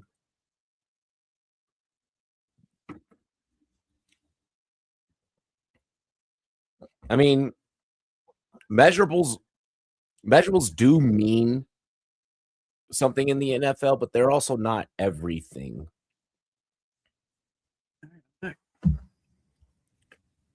Like I just feel like when I read stuff like that, like it's like you're complimenting the player and you're giving them so much praise, but then you're also shitting on them for fucking how they like how they're built. But it's like if the bro can play, the bro can play. If he can ball, he can ball. You talking about Max Bredesen? Tafai. Oh yeah, Taffy. Bredesen here is going to go 19 in the 5th round to the Vikings, 159 overall. He's going to be an H-back tight end. It's that simple. Probably going to be a fullback. He's a blocker. He's got a good motor. That's it. I think he only had something around 10 to 15 catches in college his entire career. So that's what he knows. A fucking fullback. Wild. I mean, you got to remember the Vikings were one of the more fullback proponent teams with C.J. Ham. And with Ham retiring, they want somebody to fill that role. Yep. Yeah. Them with him, and then the 49ers with Juszczyk. Like, I mean, yeah. I think the only other team that even has as notable of a fullback as the other two is probably, well, formerly the Ravens, Patrick Ricard. I mean, that's one hell of a lane to like carve out for yourself, though. Like, at that position, because it's like, that it's like, hey, there's only going to be like maybe like one of us, like two of us, like selected. So it's like if you can go out there, get the job done, and do and do it at a high enough level to like grab the attention of the NFL, like fuck yeah. That's low key wild. I was not. Wow. Alec Ingold is a good shout. Spell his name right, and I'd give it to you. Yep. Spelled with a C. It's okay. We're all human. We all make mistakes. Just messing with you, man. You good? No, I'm messing with fucking Leafs. Oh yeah. Because anytime I get as much shit as he talks, yeah, we gonna pay it back. Yep. Billy Scruth, guard Notre Dame. I guess Schrouth. Yeah, Schrouth. Billy Schrouth. Yeah. What a pasty name. He doesn't have great feet. He doesn't really. It's concerning when you're a tweener like this, where he doesn't have great movement and he doesn't have a great anchor. So it's just kind of one of those things where, are you going to be a serviceable offensive lineman where you play 5 or 6 years in the NFL? Okay, you're a rotation guy, or you're absolutely horrible and you're going to be out of the league 2 or 3 years. It's one or the other, and it'll be interesting to see. This round is deep. Ravens have a couple of picks coming up here. Ravens got a gang of picks. Yeah, they got 3 picks coming up. The Bills again have back-to-backs at 67 and 167, 168. The Ravens have back-to-backs at 73, 74. The Dolphins have 2 late picks here. Anybody else have multiples? As much as social media flipped out on the Bills, I feel like it's just one of those organizations that, like, their reputation has preceded them so much where it's like you kind of just got to shut up and just let like understand, like, they might know what they're doing. They might know better than us, like critics. Their draft has been very interesting, though. You know what I'm going to do? I'm going to refer to it as hot and cold.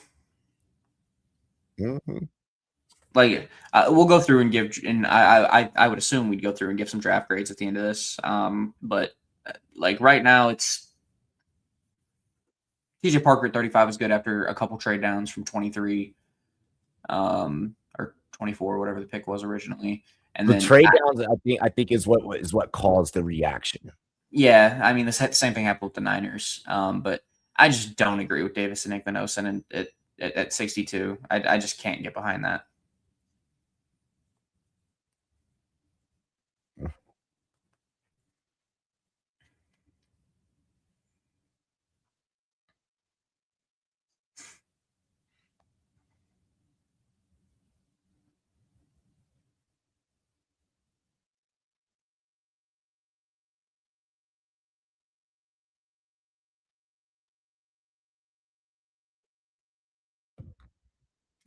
Chiefs pick is taking forever.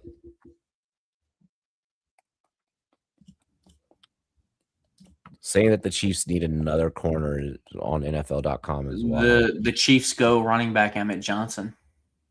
Okay, so it's filing in. Yep. Not a great athlete.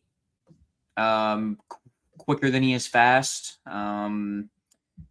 If you run him in a downhill in a gap scheme, then he's going to be good. He has 3-down potential. A little bit of a concern in pass pro, but it's really just a question of how that athleticism transfers to the NFL. I would love Nick Singleton as a Raven. CB says, "Give me Nick Singleton here." Yeah, I'll back that 100%.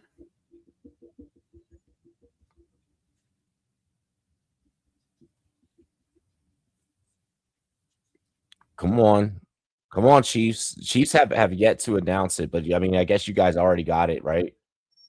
Yeah. It's Emmett Johnson. So we're on to the Ravens pick.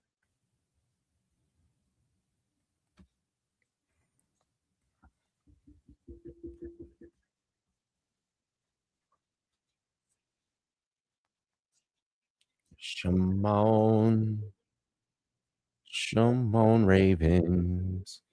They're highlighting Ruben Bain right now on ESPN. Yeah, unless you're a Coogan guy, that's like the last guy there. What? Connor was talking about center for the Ravens. Which at this point it's so out of there. Unless you think one of these tackles that has some guard flexibility can move inside, I would love that. Brian Parker, actually. I might take that back. Brian Parker has some center looks where he could play there. So that could be a shout. He's a good athlete, good mover.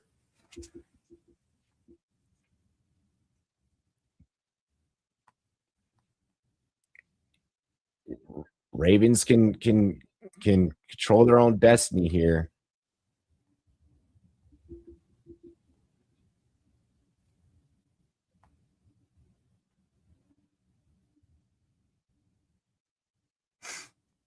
Yeah. Brian Parker's still here. Yep. Brian Parker, Deion Burks. Both the Duke guys, actually. Chandler Rivers still on the board. Rashad Benny, the interior defensive lineman from Michigan. Keyshawn Elliott, somebody who, for whatever reason, got a big late surge in the linebacker room, who I've just never really been on board with. Really? If you want a downhill, hey, this is kind of similar to an Ivan Pace, if you will, where he's a good pass rusher when he plays downhill and a good tackler, but he's so awful in coverage. He's clunky. He doesn't move well. He doesn't read and react. Just not my type of linebacker. Fair enough. I feel like he's a hard hitting linebacker. I feel like Elliott, he'll probably end up here in these next couple of picks in these next like 4. Could very, very well could. I just not somebody who consistently I was seeing at either the top of day 3 or even the end of day 2, and I was like, that is just not where I would take him. I mean, look. Oh, and Kilgore. Same thing that I used in the first round about Jeremiah Love. Look, I understand that you have to go somewhere. It just sucks that the somewhere that you have to go. Look, somebody's eventually going to take Elliott, and it's just it could be one of those things where it might turn out well for that team. Bills have back-to-backs at 27 and 28. I could see them maybe saying, "Hey, let's bring on another linebacker." Absolutely. Singleton, Parker, or Kilgore, and I'm good. Yeah, basically all the names we just mentioned about fallers. I would question a couple other things. I saw a punter get highlighted on the BPA list. Was not ready. I mean, one is going to be taken eventually. I mean, but yeah, I do think J.C. Davis is a good shot to play guard for Baltimore as well. The Ravens flew Zay Flowers out to England. Lit. Chandler Rivers. It's Chandler Rivers. Mm. It's a good pick. Yeah, just came in on my end as well. It's a great pick. They take advantage of value. They get another corner who can play inside and or out. And I thought he was a day 2 pick, 110%. So to add him here at the back end of the 5th is great value.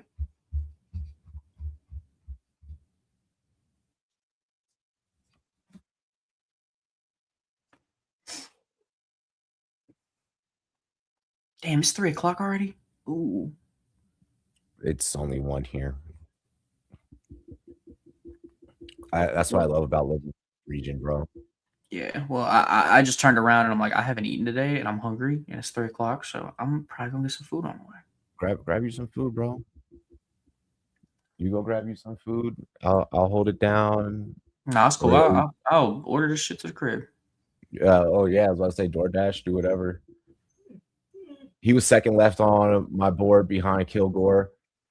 From the river to the sea. Let me pull it up real quick. Of the available shit. Hey, if we want to keep it on trim with Baltimore, from the river to the port, as Charles Demings goes off. Corner, Stephen F. Austin State. What the fuck? What the? What? What? School of where? Bro, is that like their first draft pick ever in like history? I have never heard of that school. I can do some digging and see if I can find that out.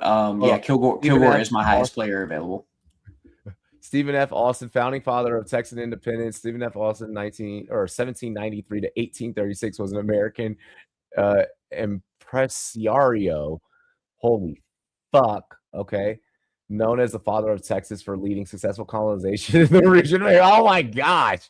Why do we just get a Wikipedia description? Wow. Yeah, when it comes to the Texans, I love the Caden McDonald pick. I think it was very on brand. I actually had them going McDonald round 1 in my predictive mock. Sucks that he went in round 2 instead of round 1. The tight end pick I did not agree with at the end of round 2, though. Did the screen just say Kevin Durant? We have a Justin Jefferson, and I think we might have a Kevin Durant. Hold on. I think that's what that just said. Stephen F. Austin State. Where? Wild. Yeah, it's Charles Demings. I mean, yeah, he got some hype late in the process. It's crazy. Yeah. Big corner, 6'2". And he ran well, if I'm not mistaken. It was he jumped out of the gym and ran almost flat 4.4. Who's my favorite commander pick so far? I mean, we only have a couple. Gotta go Sonny, right? Yeah, it's Sonny hands down. It's Sonny hands down. Yeah, like because like just the thought process behind just if Sonny and then Nick Cross just stopping opposing runs, which we were terrible last year against the run. So just kind of pairing those two up, I absolutely love. I absolutely fucking love. It now creates a situation of where are you gonna go? And our secondary, we could definitely hang on the outside. We could definitely hang on the outside. I mean, Mikey, he can cover some of the best, but yeah, I'm loving this. I'm fucking loving this. I'm loving the way our defense is kind of formulating. RB1 for us next season, Rashad White. Which honestly isn't gonna be that bad. A combination between him and Bill, it's fine. Arizona had to fucking watch the party die like it was a Kendrick Lamar song on day 1 and took Jeremiah Love. So, oh, that's why you're a salty little asshole. You wanted him in Washington. I mean, who wouldn't want him? Honestly, what I wanted for the exact thing that I had posted on social media, I was like, anywhere but Arizona. I wanted anything but what. Yeah, it's not necessarily that I wanted him in Washington. So I didn't want him there. Yeah, I can't even blame you.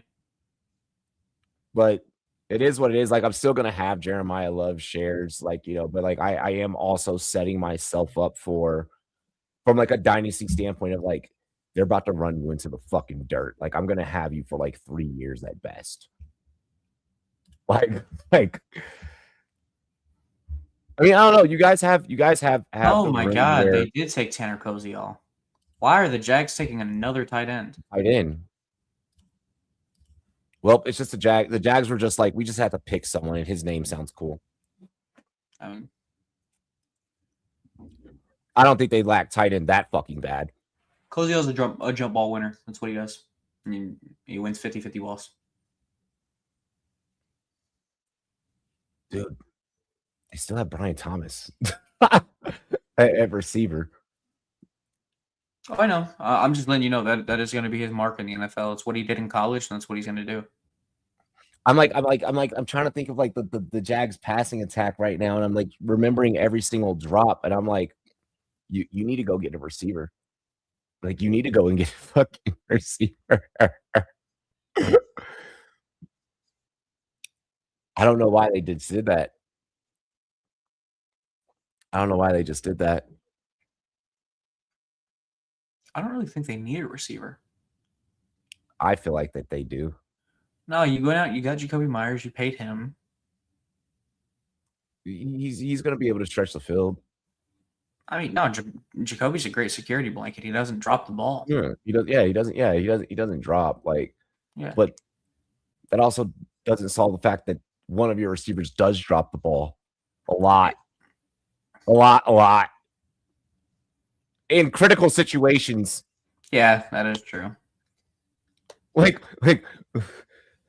Hey, there was already hey, rumors that they were going to move on past him. So the it's like the Titans pick us in. It is none other than Nick Nicholas Singleton. Singleton, the running back they from needed a Penn running State. back. That is a match made in heaven, and I'm going to tell you right now, as a Nick Singleton stan, I couldn't have made a better landing spot. So I'm going to tell you right now, in the mid-tier of round 2, late round 2 in your dynasty drafts, I would target Nick Singleton. He is going to be looked at as the RB3 coming into this offseason behind both Tyjae Spears and Tony Pollard. Mind you, they both are expiring contracts this offseason. I was just about to say that. So keep an eye on him. If he can carve out a role, he's 100% going to get a lot of the pass working. So PPR, he's going PPR to 100% carve himself out a role. Chat. Think about every single fucking play-by-play live stream that we've ever done. When has there ever been a moment that we've sat back and be like, oh my gosh, Tony Pollard. Oh my gosh, we don't have any of those clips. Nick Singleton is going to be the running back, the premier guy.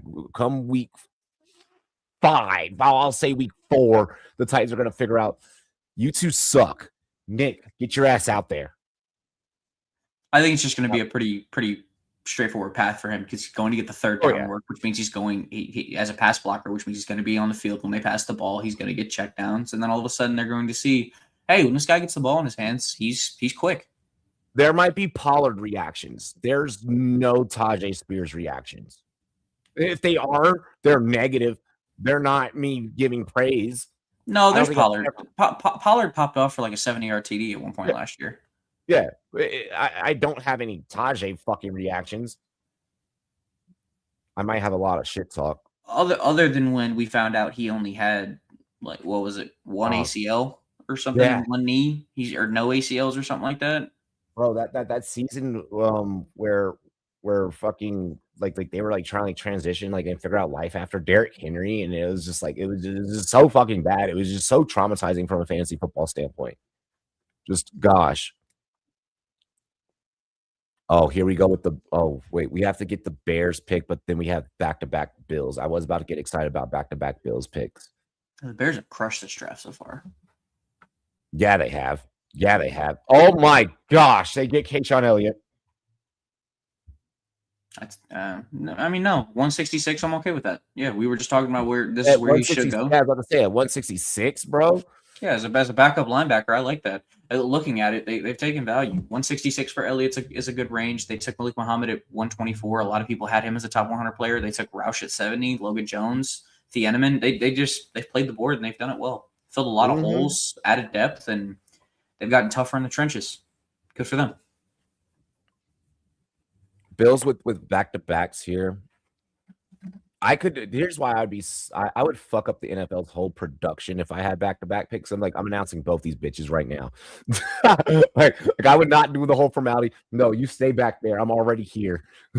There's no point. 6 tackles, 4 tackles for loss, 2 sacks, an interception for Elliott.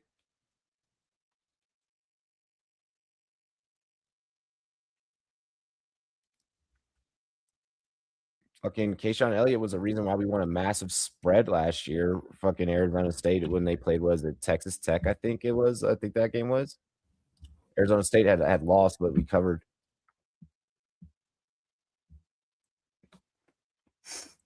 So a lot of the fallers are starting to come off the board. My man said the Pistons are about to lose. I saw someone say the Pistons are the worst fucking first seed that they've ever seen. I was like, damn, that's brutal. Oh my god, they're actually down 8 going into the 4th. Really? Yeah. My gosh. I didn't even wow. Didn't even fucking put the game on, like, because I was just like,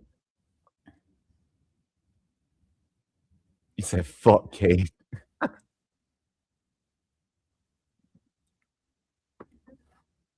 I ain't gonna front. Those Bowling Green jerseys are cold. If you can't admit that the Bowling Green jerseys are cold, come on. They are.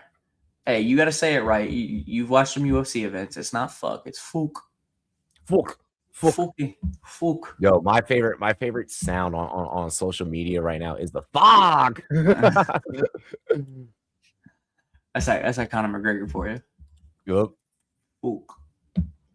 The last game of the center season just start. Oh shit. Bro, I got so focused. I got so caught up in draft. I'm gonna be honest, chat. I didn't gamble all weekend.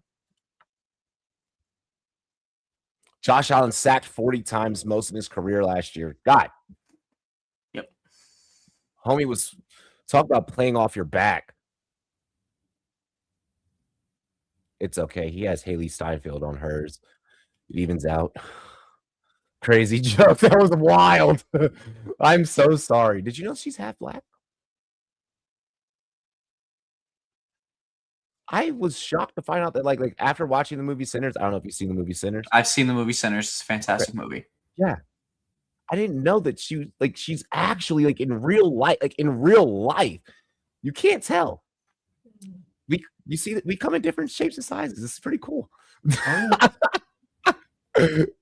Oh, wait, no. All right. We have a trade. Bill's pick has not been announced yet, but the second pick out of that back-to-back combination that we were talking about is the Detroit Lions moving into position. Yep. Just saw that on. So now that we know that the trade is happening, what are your thoughts about? Well, I know that we're going to announce the Bills pick. What are your thoughts on what Detroit's thought process is here? I'm just going to pull up very quickly what they've done, see who they could be targeting here. And also send me the link where you got that jacket, bro. I've never jacked anyone's swag in my whole life, but this is going to be the fucking day. Nah, you good.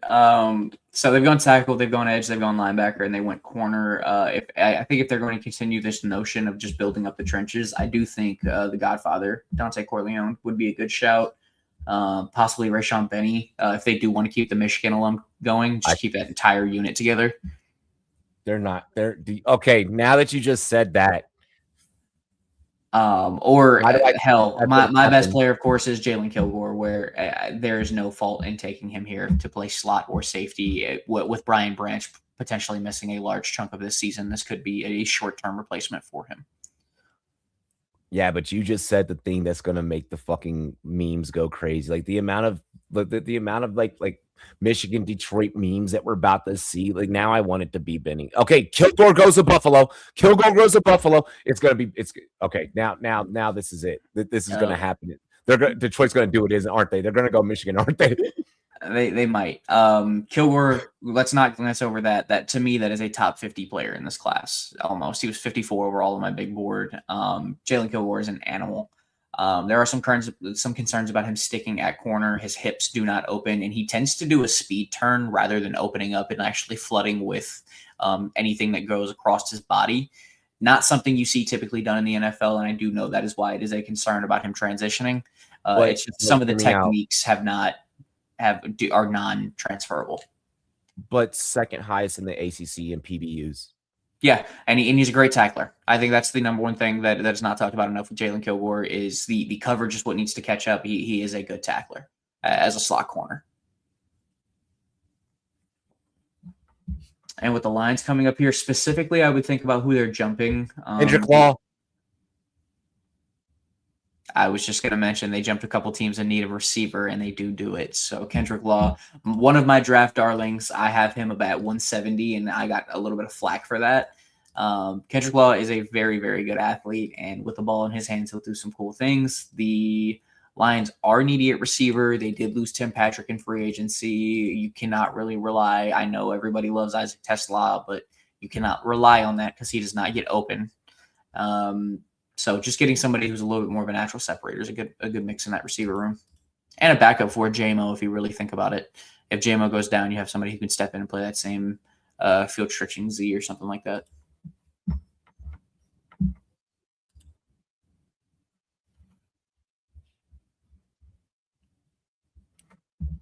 Did schedule? I think this is a fake post. No, this has SeatGeek on it. Oh no. Okay, I looked at the year. I was like, what the fuck? Just an update. The Magic are up 15 now in the fourth. My goodness. They came out and put up 7 quick to start the fourth quarter.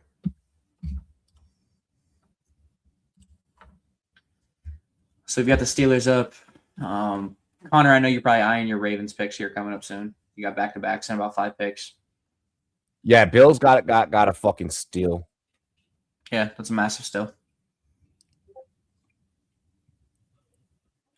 It's like, yes, we know that we had we know that DeMar died on the field and then came back to life, and then we ran that narrative as long as we could. Now we have to move on.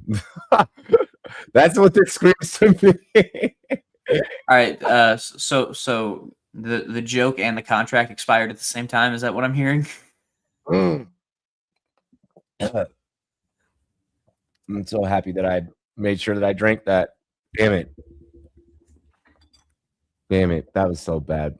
DeMar, we love you. Hey, shout out on him for making a recovery, man. No, for real. You never want to see anything like that happen on a football field on a serious note. Fuck no. The fact that that was year 4 into my career as like a streamer, like the fact that easily top 10, top 5, top 3 hardest thing I ever had to cover. It was announcing that sports were ending. Number 1, hardest thing I ever had to do. DeMar Hamlin and Alex Smith. Hardest clips of stomach in Rumboyz history. I had to tell the world. I had to tell the world, J Love, hey guys, we're all gonna die. Yeah.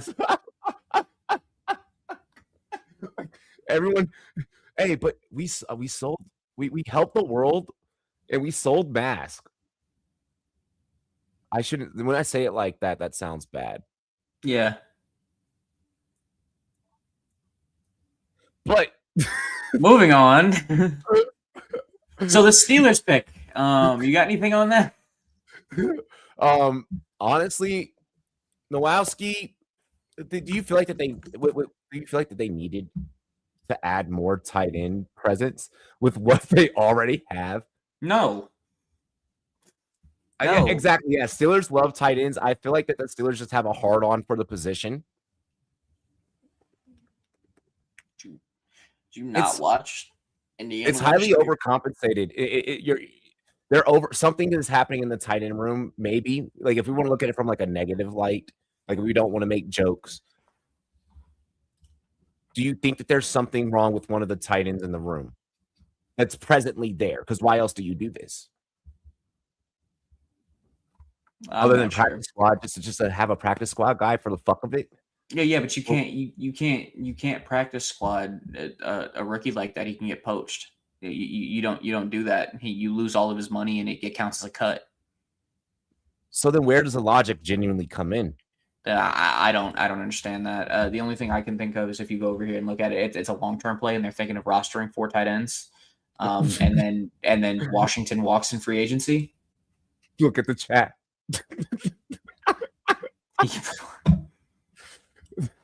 That's so 70, brother. That report of him being 260 is so outdated. He's 285. He puts on 15 pounds. He's an offensive tackle. All right, tight end run. We have back-to-back tight ends. Joe Royer, this out of Cincinnati to Cleveland. At least he keeps the same tax bracket. Yeah, stays local. This run and not seeing Trigg coming off the board or injuries is a little surprising. Triggs off the field stuff must be. This is where Trigg could go. The Patriots are here, and this is where Trigg can go. Nah, Triggs off the field stuff has to be more concerning than originally thought. But also, you have to figure out an answer for Hunter Henry. Again, we have to think about this. Didn't they already take Reardon? Oh yeah, they did. Oh yeah, they did. Yeah. So they don't need. Oh. How fucked is Trigg's trouble? I'm looking it up. No, I'm looking it up. Now hold on. The face that you just made. The face that you just made. They're there. I know he had a spat with the AD at Baylor.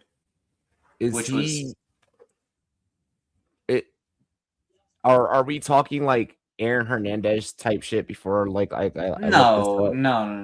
It's just a consistent history of maturity and problems of missing practices, not showing up. He got suspended one time for smoking weed in a team hotel. I like him.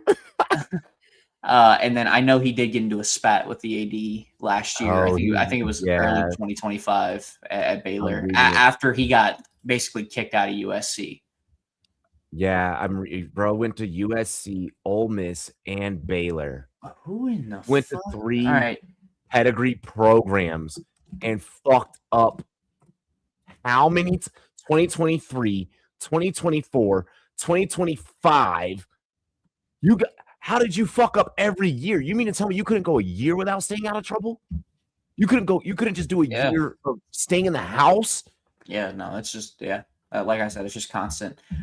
So the Patriots at 171 have taken cornerback Kayron Prunty from Wake Forest. Doesn't even have a position designation on PFF. I had to look it up and figure out what position he played. Wait, for who? Kayron Prunty, the 171 for the Patriots. I haven't gotten it announced. Yeah. I will also say I do know he went, I believe, only reason I know is, again, being in the NC area, I believe he went to A&T out this way, and he transferred to Wake Forest as an in-state guy. And he had some ball production this past year, if I'm not mistaken. High PBUs. Yeah, he had 8 last year. Pretty high PBU. Shit, sometimes the PBU is fucking more important than the goddamn INT. I ain't gonna front. There's times where that shit is more critical than the INT. Yeah, I don't have much knowledge on Prunty past that. I apologize, guys. I got pretty deep. I watched over 300 guys this year. I have a full top 250, but this is not somebody that I have on my radar. Just say pause at least. Curry's still available. Pause. All right. Yep. Yeah. Okay. I just got the Prunty pick. Oh. All right. Now that I'm seeing it. Okay. I've seen a couple of Wake Forest games. Not familiar with Brev's game like that heavy. Like I've watched in depth watched like 3 Wake Forest games last season. I don't have much either, J Love. Yeah, I mean, looking at it, he was at Kansas back in 2020. Came back to Wake Forest after being away from football for a long time. So, this story. Diana Rossini. I'm sorry.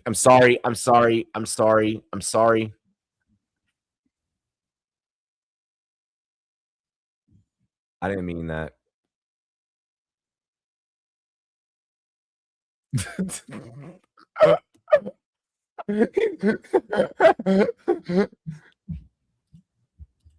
Aiden's like, I didn't even know there was a stream day. We've done this same stream since 2018. Who else is going to give you draft coverage? Me and this guy, which we're going to talk about possibly us doing a college show together. Maybe, you know, like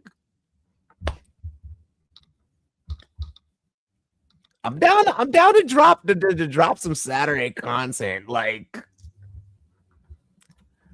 shout the Sons of Saturday, the Sons of Saturday, Virginia Tech. Oh, Lorenzo Styles, what a fucking steal for the Saints. They just take him at 172. What a I steal. know What a Connor's steal for the mad. Saints. That's as an Ohio State guy, he did love Styles. Oh, that was kinky. I ain't going front. That was kinky. That was naughty by the Aints. Yeah, no, it's a good pick. I mean, he's got a great reaction. So, hear me out. Hear me out. The battle of the NFC South comes down to, you ready? Carolina and New Orleans. Carolina repeats exactly what they did last year because they came down the wire between them and Atlanta. It's going to repeat last year, and it's going to be them and New Orleans, bro. Watch. There's no day 3 last year, or else there. Oh yeah, there was no day 3 last year.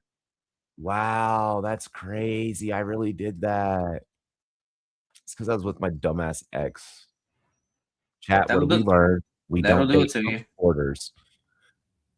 Could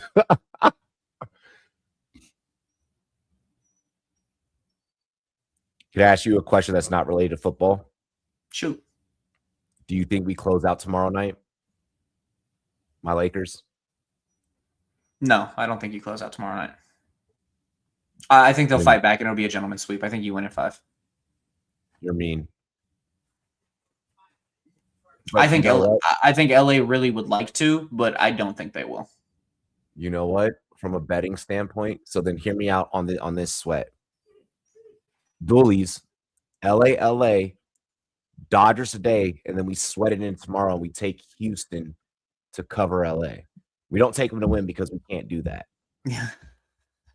Can't bet against your own team. Exactly. So what are your thoughts? What do you think? Hey, someone down here saying reverse sweep. they coming at you. Nah, with the way Braun's playing right now, you're not beating that team 4 times in a row. And never mind them getting Luka and Reeves back at some point later in the postseason. They want to get healthy. I know that for a fact, and they want to rest, especially because LeBron playing 45 minutes at 41 is probably the craziest stat I've ever looked at for a single game. Yeah, it's just nuts to hear that. 45 years old, and you're putting up, I think the final stat line 41. was 41, yeah. 45 minutes, and you put up 23 or 26, 13 and 6 or something like that. It was a crazy stat line. Bro, I'm dead. That's He might as well be 45.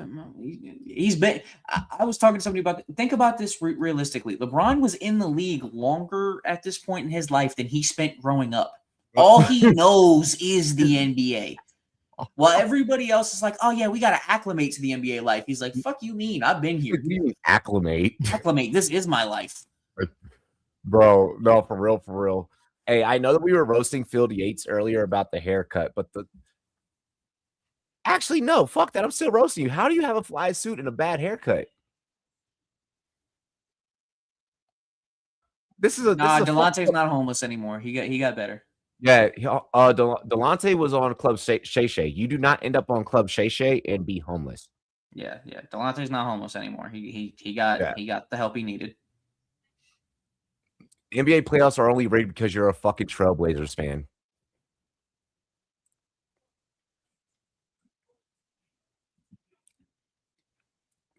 I mean, Peter no. Schrader sucking off the Raiders or the Ravens right now. You could. If you're a Suns fan right now, all I will say is you are mad at the NBA. You're mad at Devin Booker if you're a Suns fan. Why are Josh you mad at Cuevas. Devin Booker. Josh Cuevas. We have Tight end run. We have a tight end run, but not only that, I think this might be the first Latino of the draft. Nah, and we no know way. I think so. No. We had one in 2. We had one in round 2. No, Mendoza's Mexican. Yeah. Well, not Mexican, but yeah. He's Cuban. Mexican American or Cuban. He's Cuban. He's Cuban. Whoa, I really messed that up. Yeah, I'm like, he's Cuban. Completely different. Yeah. The food is different. The women are different. Yeah. I'm like, hey, calm it down. The women are definitely different. Hey, ain't that the truth? The politics are for sure different. I shouldn't have made that. Why did I say that? Why did I make that joke? Robbie, stop it. Dude, Ravens overcompensating for life after Isaiah Likely. Overcompensating for, oh shit, Mark Andrews is getting old. I think that the Ravens are admitting that that Lamar Jackson can't survive without a tight end. No. Cuevas is a good blocker. I think that's why you bring him in. Played a lot of football. I don't know. I think that they're admitting that there's a. I mean, between Hibner, you already have Hibner. I mean, yeah, Hibner and Cuevas. I mean, you're back to 3 tight ends though. That's what they do. I don't know. I think the Ravens are like, we don't like Mark Andrews. After that drop, fuck you. You're still here. You're the leader. We can't get rid of you because of how long you've been here and the connection, the chemistry. But we need to start figuring it out. Yeah. Because you dropped the ball when we could have went to a Super Bowl. I don't say we but you know what I mean. Yeah. Yeah. They have Smythe too. Wow. Yeah, it's the Ravens have little dick syndrome at tight end. It's official. You know, I said this last year, but I am just sitting here looking at this. If you look at Carolina's draft right now, round 1 they go Freeling, round 2 they go Hunter, round 3 they go Brazel, round 4 they go Will Lee, round 5 they land Sam Hecht. That is a elite draft. And I said this last year by Dan Morgan when I was utterly shocked at the draft he walked away with, getting Scorton, Uman Mielen, and Teteroa McMillan. You follow that up with this? Carolina's in good hands, man. And Tet said that he's putting on weight this offseason. He's putting on the weight that he lost, I should say. He's putting on the weight that he lost. How the fuck is it that your team has you on a meal plan and you still lose weight? There's a lot of guys in the NFL again, to be fair, there's a lot of guys in the NFL that they have a weight that they come in on the combine or something like that, or they come in from the offseason a little bit overweight. And when they get down, so you measure in, and I think it's a non-talked about thing that guys play about 5 to 10 pounds lighter than you expect. Lighter, yeah. That's usual. That's usual. But Tet was underweight this season. I mean, we couldn't tell on film. There was times.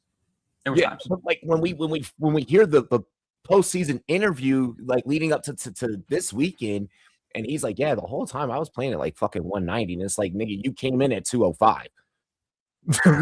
What do you mean you dropped? Where did the 15 pounds go? And you were supposed to technically coming into the season be playing at 210, 215 or some shit like that. I think he was supposed to be gaining weight. He came in at 205. He's supposed to be gaining. I don't remember it ever being made a point that he needed to gain weight, but yeah. I do think him losing weight at that point is concerning because at no point should you be a 6'4" receiver under 200 pounds. That should not happen. Fuck no, bro. But if Tet puts it on and then maintains it, kind of, it's exactly what Terry did from year 1 to year 2. If he does that, oh my gosh, yeah, Tet's gonna be a monster next year. Adam Randall, Is that who the Ravens just took? Yep. I'm trying to think about how I Hey, feel about this. I they- love they- the pick. I love the pick. I love the pick. He's very raw. The expectation is probably he's going to stick at running back. Yeah. Not the twitchiest guy. He's got good long speed coming over from receiver, great hands, of course. Again, just being that former receiver. There is a reason he moved to running back, though, so take that with a grain of salt. I'm gonna piss off the Rasheen Ali truthers that thought that he was ever going to become a thing. That's not that. This pick screams that that's not a thing because you have a player that played receiver, but then also lined up at running back. You can now allow this dynamic quality to where what Ali kind of should have given you and should have done. Ali's no longer a thing. This erases Ali. Yeah, I would say more than likely this is the Ravens RB2 for production. Yeah. Or okay, let's take a step back. Do we see this as a do we see this as more so as just like you know the gadget kind of guy? You know, hey, we're sending Zay Flowers deep, but you're going to be the trailing route out the backfield. Possibly. I also will say Adam Randall's Pass very good in jump pass off. pro. He's good in pass pro, so he'll get on the field. It's a solid pick by the Ravens. Yeah, I think he was a guy I had somewhere around the 220 range, but again, this running back class with the way it's fallen and the way I expect it to continue to go with a lack of the amount of them going. It's Oh really, shit! it's Wiz is who you here. want. Wiz is here. Where's my pin? I cannot see Wiz on screen and not.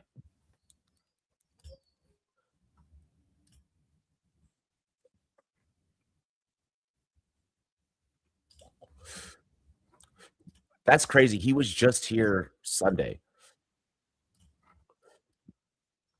So one time, Robbie went to a concert in Spain.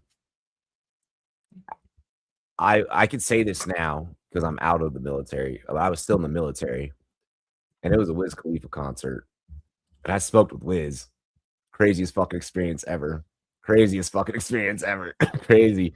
Homie fucking handed. I was like front row. Homie handed down like a joint.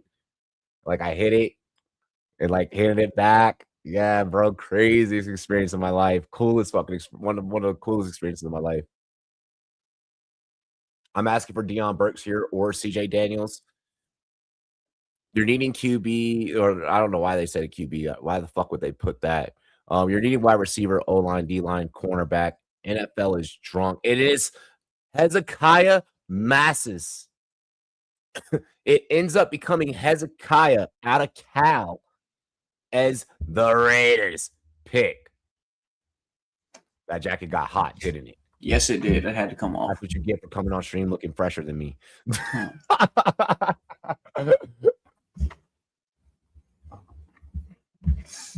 Did your food ever arrive, bro? Never even ordered it. Got sidetracked. Who Who did the Raiders take at 175? Hezekiah Massis. Okay, 6'2" corner out of Cal. There you go. Yeah, definitely good. I like that. I like that. Yeah, he was You get, around a the ball hawk, you get a ball hawk corner. around the 200 range for me. So I like it.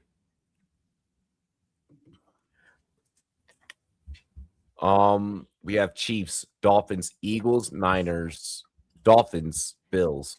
Yep, and then As that the closes out the fifth. Yep, and then we're on the into home stretch for the last home 70. stretch. What is that? The last 75 after that? Yeah. Yep.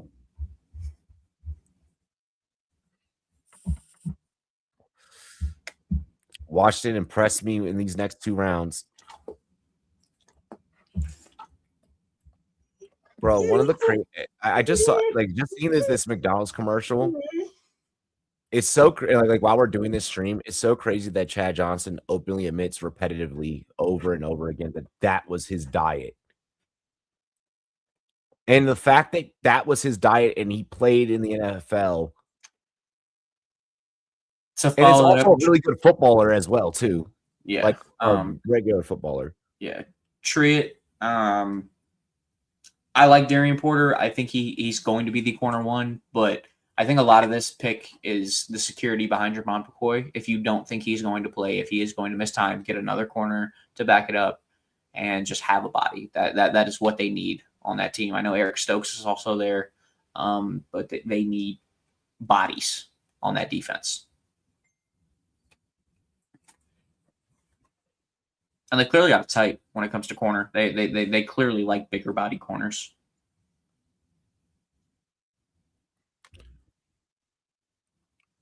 Wait, what are all these players having in common right here? Wait, what? What is this graphic? Okay, Brock Purdy, Puka Nacua. So Julian Edelman, Jason Kelsey, Kirk Cousins. What are all these players having in common? What was that graphic for? All were selected in rounds 4 through 7. That's all that they had in common? Oh, so they're day 3 picks? That was a very confusing graphic. They should have led with what the graphic was for first. They just started throwing up pictures of players. Yeah, like who's this? Who's this? Who's this? Yeah, I'm like, what the fuck do all these guys have in common? Yeah, day 3 players. Yeah, I get it. I get it now. Cyrus Allen to the Chiefs. Wide receiver out of Cincinnati. Highly productive out of Cincinnati. I think he had like 13 touchdowns last year or something. Yeah. It was very, very high. He was highly productive. He what? Like Cincinnati actually had really good football last year too, like low key. Their offense was very, very porous, but it really just felt like, hey, we need to get it the ball in Cyrus Allen's hands. That or either Sorsby just run. Yeah, and shout out to Sorsby. I think he's going to play really well next year. Next year's class can do some shit. We say this every year though, so let's give it a. No, we didn't say that this year. We did not say that this year. Are you serious? There was a ton of push. Because talks began about like Arch, like declaring Arch, early. Sellers was massively pushed. Yeah. I mean, we got here, and I know Dante Moore didn't declare, but Dante Moore got a ton of hype, and then we were sitting here with Moore and Mendoza, and I mean, Moore had some first-round hype, all things considered, but there was 5 guys who had round 1 hype and didn't end up in this conversation. Is Moore being the guy the whole year this year at Oregon, or like why did Raiola do that? Raiola's not going to play next year. He has an injury that he's not going to be medically cleared to play football next year. Oh, really? Yeah. No, the expectation mainly is that he never. Again, Oregon as a team didn't, and as an organization did not think that Dante Moore was ever going. I thought the whole premise was that Moore wasn't coming back, and that's why Raiola came. No, it was they expected Moore back. They want Raiola to learn from Moore and then be that senior to come in and step after that. Looking at it that way, I can respect it. I was thinking Raiola has a lot of maturing to do, and that is where they want Dante Moore to imprint on him. Fuck yeah. Bro is still a kid for sure. Shout out Evan Stewart. Shout out Evan Stewart. I think he's going to finally play football and be a very good player. We've been talking about him for the last 2 or 3 years. It's almost becoming he's offensive Jalen Catalon, which is not a good category to be in. I was about to say, yeah, I don't think we want that. Bro, I'm excited for fucking college football, bro. I have no idea who our starting quarterback is going to be this year. We heavily recruited. It's going to be an interesting year underneath James Franklin, bro. It will. It's going to be a very interesting year. We brought a decent defensive picks, recruits. We got the number 1 tight end in the nation that came to us. One of the top desired tight ends in the nation. They came to us. So 177. We're gonna do some shit. It's gonna be Caleb Douglas shit, from. Or am I bugging? No, I'm bugging. That's an old report. Caleb Douglas should have won in this range. It's okay. Go ahead. Caden Curry is still out there for teams that need an edge. It is Kevin Coleman. It's Kevin Coleman. All right, hey, that's the slot receiver I like in this range. So they've kind of built a whole new receiving core. Good, they fucking needed it, but when you actually come through and look at it, as I pull it up right now, if that is the pick, you're sliding now, and you bring in Chris Bell, you bring in Caleb Douglas, and now you're bringing in your slot and Kevin Coleman. So.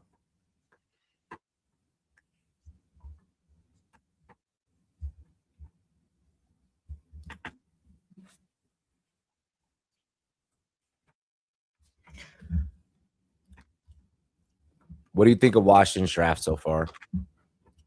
I'm not gonna call it underwhelming. There's a lack of picks is the problem. They've only made 3 picks, but the 3 picks they've made are great. I like Antonio Williams. I was higher on him than a lot of people. I think he's gonna be a good slot receiver. And then Joshua Joseph was a guy everybody had pretty much penciled in on day 2. So getting him in at the tail end of the 5th round is great value. Clean it up, round it out here with the last 3 in these last 2 rounds where you actually have a quantity of picks, because something I do personally when I am grading drafts, especially when you have a lackluster amount of picks, is you need to hit on day 3. So what they do here between 187, 209, and 223 will very much so round out this draft for me. But to start with those 3 guys I had in the top 7 or top 75, I believe, it's a great start. Let's go. Eagles here on the clock. Yeah, Joseph's was 74 for me, so yeah, that would be right in line.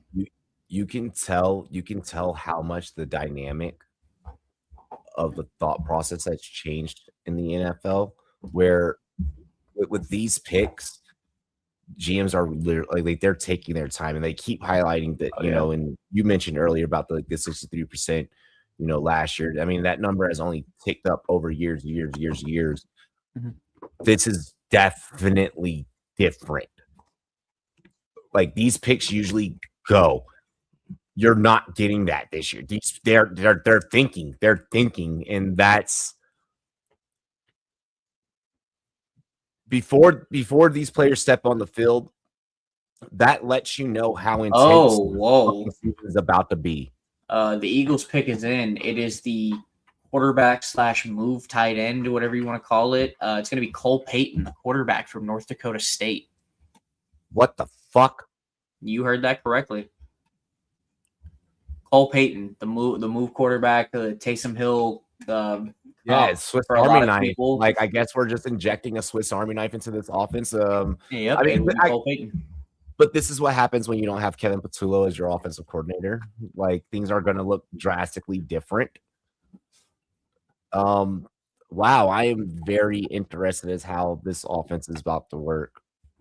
I mean, at the end of the day, it's a late 5th round pick. So at worst, he is just a backup quarterback.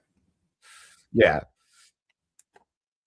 Which Eagles love having their backups, Nick Foles. Yeah. They've put a lot of stock into Tanner McKee as well. Mm-hmm. But to play the devil's advocate, Cole Payton does play a similar brand of football to Jalen Hurts than Tanner McKee. So you just get somebody who can run the offense in a similar light. And if you are going to constantly run, actually, I'll say this probably is the decision. If you're going to run the tush push, Cole Payton behind that line is going to be tough to stop. I mean, homie is 232, 6'2". Built very similar to Jalen. Yeah. I think that's what this is. Mr. Squats 400 pounds himself. Yeah. Niners, Dolphins, Bills round out this round. Then you kick it off with the Browns, Cardinals, and Titans at the start of round 6.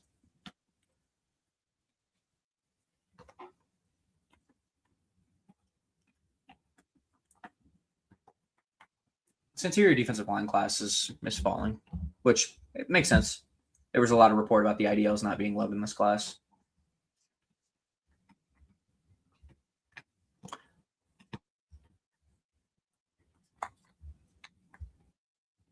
Ooh, I see a guy like. No, they're not going to do it. I'm a big Zane Durant fan, so I really would love him in Arizona, but they took too similar of a player in Caleb Proctor.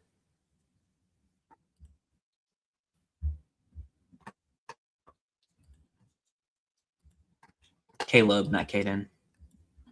Just to clarify. So the 49ers.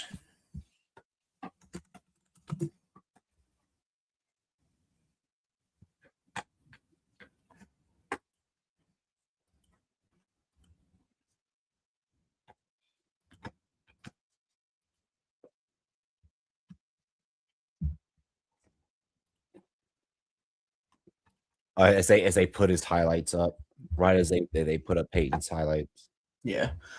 Shockingly, with this pick, this would be the first team that would close their night out. The Niners are on the clock with their last pick in this draft. So no 6 or 7 after a couple move downs. They didn't add any other. They moved up a couple times as well. So I'm going to be questionable to see.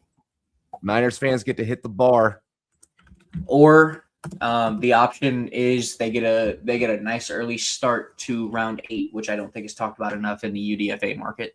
We've seen a lot more players starting to play a role from there. If they want to get a head start on that, there are some teams in recent years that have turned down getting drafted. Their agents have told teams not to pick them because they are lining up contracts after the draft. Hey, homie was already wearing green. Homie was already wearing green. I mean, yeah, maybe NDSU. Touche.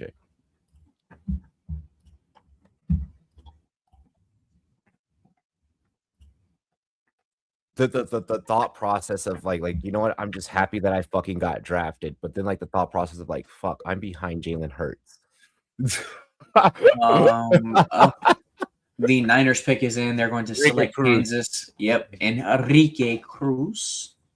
Oh, look at you, Kansas. You know how to roll your R's. I do. I can't have this good a pronunciation on not being able to. You said what? I shouldn't be able to pronounce the things I do and not be able to roll my R's. So. Oh my god.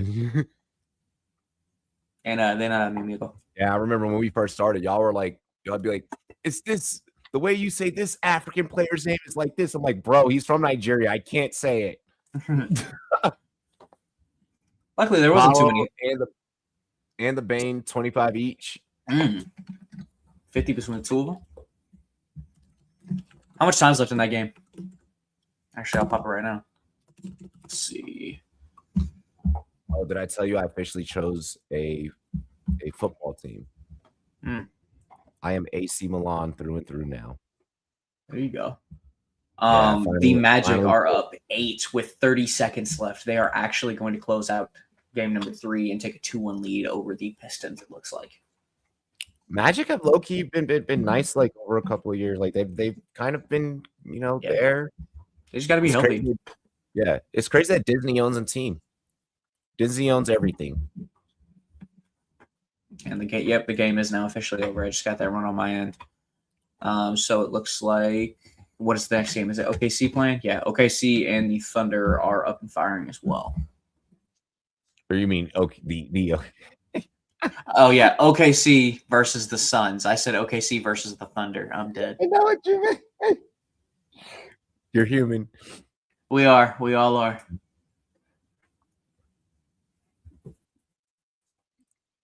All right, so they're talking up Talon right now. Fucking stop. He should not get drafted. Who? Wait, what? Talon Green? Talon? I won't say that he shouldn't get drafted. I don't know. He very much, how we were just talking about Cole Payton, he very much reminds me of like a Jalen Hurts type. Like if there was any quarterback in this draft where I was like, I've seen this before, it is Talon. It's more so because of what he can do on his legs. It's not his arm. Actually, his arm reminds me of Jalen because Jalen's arm is not great either. I mean, yeah, but Talon's arm slot is just not like it's not there. No, it's not there. You'd have to rework his entire mechanics, and we've all seen how that goes. It's not Vince Young. Jeez, that man got into the NFL. Fuck. It just doesn't go well. Shout out AJ Mitchell getting some started burn for the Thunder with J-Dub. This is in the NFL still trying to throw this shit Still trying to do this shit. Yeah, side Like, on. nah, dog. Yeah, then the defenders are a lot taller, huh? Yeah. Shout out to Kyler Murray. Yeah, Kyler had a sidearm issue a little bit too. His thing was more so his footwork. He constantly would pigeon toe and lean on his back foot and then Back throw foot. over his front foot, which just messes up and then it leads you to sailing. Sailing or underthrowing. Either one. If you cross your body that much. I don't get how you're, bro. I'm so about to fucking pop some fucking wings in the air fryer. Just That talking. that IHOP commercial just did it to me. Looks like the Dolphins are going to take a tight end. Yep, it's going to be brother of NBA player Seydou Traore from Mississippi State. You'll probably recognize his brother Nolan Traore, who was a top pick for the Nets. What the? What's up with this tight end run? I mean, league's higher on him. Dude, didn't I say that last night? I was like, the league is starting to appreciate tight ends a lot more. I think a lot of that has to also do with, what the position group themselves over the last couple of years. When you look at, Travis Kelce, George Kittle, who else can we throw in that grouping with those guys? Fucking McBride. Yeah, McBride. Obviously McBride. Like just like all those guys that have been at the forefront, the development of tight end the development of tight end you not just being the guys in the NFL, but them also welcoming in other tight ends. Yep. At all levels. Kelce really was the forefront for that. His camp just it did so much. Kittle went there, and then you have guys like we just talked about it, where McBride ends up showing up there and blows up after his second and third year. So. Fergie went there. Yeah, Fergie. Jeez, I feel like we're missing. Oh wow, for a position that has had a run, we are not doing it justice with the guys Lions tight end. He was hurt last year. Why is his name escaping? Laporta. Yeah, Laporta. Yep. Yeah, I couldn't remember his name for the life of me. Yeah, Sam Laporta. Like my goodness. Which Sam Laporta you can get pretty cheap right now, like in fantasy, because it's everyone. He wasn't healthy and had some touchdown regression, which was due, but everyone freaks out at that. Which because tight ends, their touchdown production typically is make it or break it when you come from that middle group to the upper echelon. So I mean, and look at how many teams last year that we saw running 13 personnel. So funny enough, this is hilarious. If you actually look at it, the NFL over the past few years has had a massive uptick in 12 and 13 personnel. The problem with that is they pass out of it at a ridiculous rate. Fucking insane. Like it is almost 70% of the snaps in the NFL across the league, where when they line up in 13 personnel, they're passing the ball. Yep. Wasn't most of Aaron Rodgers' completions last year 2 tight ends? Yes, 110%. Yeah, I think it was outside of DK. 70%. Yeah, outside of DK, the next 3 leading receivers were tight ends. Tight ends, yeah. Bro, we're witnessing a trend here, and I think that this is something that fans just have to accept. And fantasy managers have to start to prep for. Yep. The final pick in round 6 is owned by none other than the Buffalo Bills at 181. They are on the clock now. It's already switched to 6th round for me. Oh, it has? Who was it? It hasn't came over on my area yet. 6th round just kicked off for me. Let me see who closed out the 5th. Nope, I'm still waiting on Bill's pick as well. Oh, that's why I crossed over. Is because, okay, I'm sorry, 182. The Cleveland Browns are on the clock. The pick is in for the Bills. We were just waiting for it to come out. Yep. So I'm going to switch over to round 6. You'll announce Bills. Yeah, no problem. All right, Browns. I've been giving you guys a lot of fucking content. So, give me some more right here in the 6th round.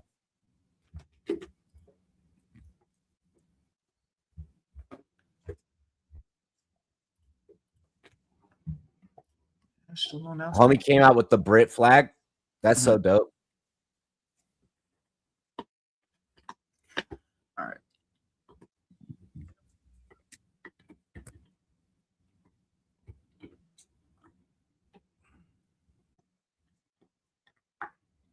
Okay, so he is a part of the international athletes program. I love how the NFL makes sure that the broadcasters say this is a player, a part of the international program. Like they make sure that they like promote that.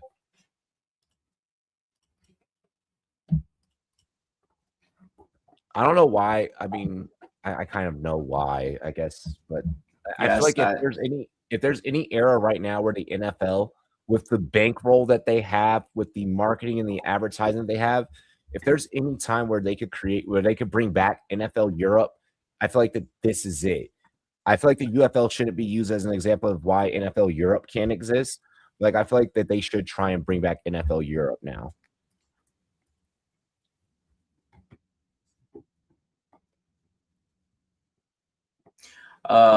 There's a rumor going around that the Browns are taking a QB at 182. Jesus. Please don't do that. It could be Nussmeier. Ew. What are the quarterbacks on the board? I mean, no, I agree with you, but ew. Unless it is Taylon Green or Sawyer Robertson or Haynes King. Wow. It's Garrett Nussmeier. It has to be. That's the only guy who is deserving of getting drafted. The other Sawyer's the only other guy I even think is like belongs in. I mean, we've already well, from what I've been hearing is that the Browns have pretty much what I've heard from Browns media is that the internal dialogue is that Dylan Gabriel is gone. It's not a thing. He might not be in the NFL this year. Yeah, I mean, anytime you openly talk down about one of your teammates that is still with you, it's a pretty bad look. Apparently, that had a lot to do with it when Todd came into the building. Yeah, I mean, you can't. Any competent team is going to look at a teammate thrashing another one of your guys, and that can't be something that happens. You can't have that in the building. It just makes for a bad culture. It takes one rotten apple to spoil the rest. Damn it. Have you gotten bills yet, bro? I have not. I don't know what's going on with this. Jeez. I'm searching on Twitter. I am doing everything I can possibly, and I have not found anything about this pick. Didn't they bring in like Tracy McGrady and fucking Vince Carter as consultants? Like, get it together, guys. That wasn't that funny. It could have been funnier. I could have done something better with that. With those two names, I could have done something better. Oh yeah, absolutely. Hey, it could be worse. You could be the Raptors and have both and still walk out with nothing. Oh my god. Jeez. Too soon. 20 years is too soon.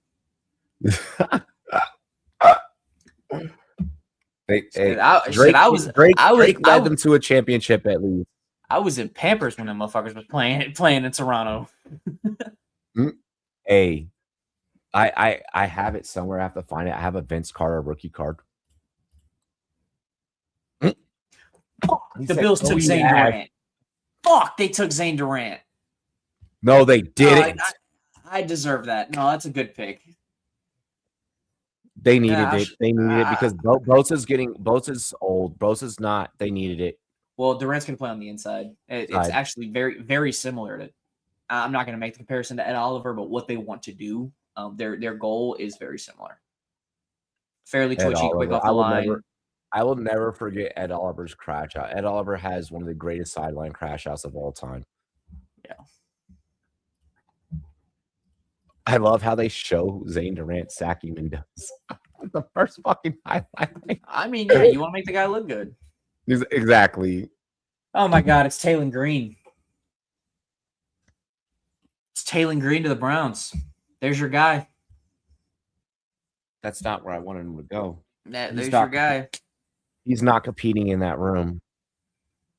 That was a waste of a pick, Cleveland. Unless he's a tight end. That was a waste of a fucking pick, Cleveland. Unless he's a tight end. He could convert. John Gruden brought it up during his interview. And think about it. Yeah, I have watched a lot of QB class. And they have an empty room behind Fannin now because they didn't bring Njoku back. Yeah. Njoku's. I want to stay here forever. No, you don't, bro. Go. Like, please. Be For free. the sake of your career. No, for your sanity. Fuck your career. Exactly. Yeah. Like, All right, so I'm waiting for the Cardinals pick to come through. dog, why? You guys had such a good draft. You didn't need to do this. Oh my God. He's not going to compete. You have to convert him. You have to convert him. No, Cleveland's pissed. Cleveland fans are pissed. I mean, Rightfully yeah, so. but another quarterback. You're not. The definition of insanity is doing the same fucking thing over and over and over and over again. And expecting the same result. I really thought that this was going to be the year that they were. I really thought I was going to be able to like change a narrative. Like, do you know how viral I'd be able to go if I could be the voice of like, hey, this team is finally good. Hey, I've been telling you guys that this team. I hate the Haslams. Arizona I'm not even is a fan of this team. I'm not even a fan of this team, and it's just every time they fucking breathe, I'm like, oh, hey, that's why they upped the clock in the late rounds. There's more time than there used to be. There's 4 minutes for this pick. 4 minute. Yeah, I think I remember that being like said. But do you think? But okay, hear me out. Do you think that that's in relation to the statistical uptick of what Yeah, late round? absolutely. Yeah. Well, I'll actually bring up another fact. I know I've made a lot of cross-sport comparisons here, but there has been a lot made of Nikola Jokic getting drafted, who is now a 3-time MVP during a Taco Bell commercial. You need to show the respect to these athletes. They put in a lifelong amount of work, and that's it. Did they just draft a fucking punter? No way. No, it's a linebacker. It's Carson Schauer. Okay. Okay, yeah. Hey, I ain't gonna front though. Tressway's getting old as shit, so I don't mind if Washington. Dude, the Cardinals like religiously live off their fucking 30 visits. That's like all they draft off of. Yeah. Shamar or Sharar. Yeah, Schauer. He was productive last year. He was a first-year starter at Iowa. No, we did. The Sauce sexuals do not love this. Hold on. Let's just stop this right now. I just don't understand why you don't take Torian York if you're going to take Schauer. Just take York. Dog, I've been waiting for York to get drafted. York's one of my guys. I know he's undersized as a linebacker, but he's one of the guys. I've been on him since last year. I'm undersized as a person, okay? These are the type of players I like. Bro, I really cannot. The Taylor Green fucking pick kind of just like I need Washington to pick to lighten the situation.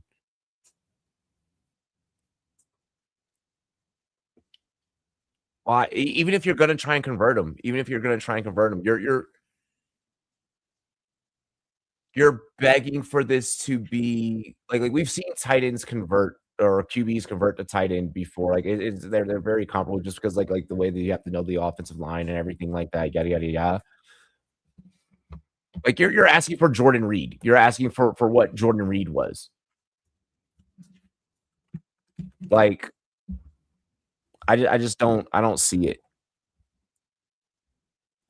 When's the last time we saw a quarterback convert to tight end and be that nasty? Julian Edelman converted to wide receiver. I guess you could say Travis Kelce because he played quarterback in high school. No, he was also recruited as a quarterback to Cincinnati. Yeah, he was recruited. Yeah, to Cincinnati. Oh, I'll give you one right now. Eli Stowers. Eli Stowers was a college quarterback. Quarterback. Okay. Dilly to that one. Yeah. Wasn't Logan Thomas also? Logan Thomas is the prime example. Logan Thomas is the example, actually. Yeah. Yeah, I was gonna say. Chris Cooley converted to fullback. Or no, he converted from tight end to fullback. And he played also, catch me if I'm wrong here. Wasn't Jelani Woods also a collegiate quarterback? Chat, do you want to look? I almost want to say yes. I almost want to say yes. I want to say Jelani Woods was a collegiate quarterback.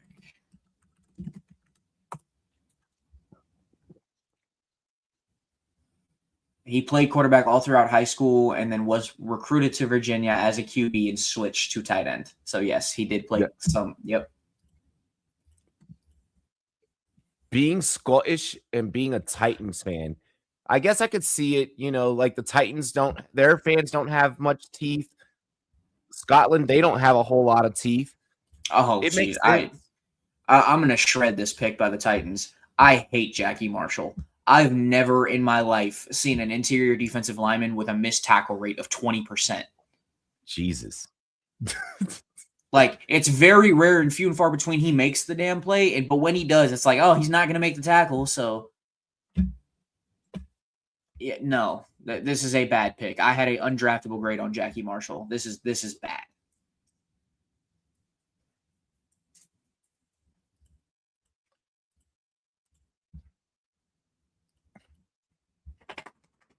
Yeah, actually, I was trying to think about Tyree Jackson. He did, the Buffalo QB. He switched in Deion Philly. Burks is still available. Size. I think the Giants do this. No, wait. I really like Tennessee's draft. The pick is in for the Giants. Commanders are on the board. Here we go. Yo, Robert Salah has the biggest ears in the NFL. Hey, you better be careful. He'll blind you with that bald ass head. Fuck yeah. Bro, can we talk about their coaching staff? The way that they revamped everything? Hey, That coaching staff I'll is give it ill. to them. Yes, they did the right thing. All right, so Bucks went Bauer Sharp.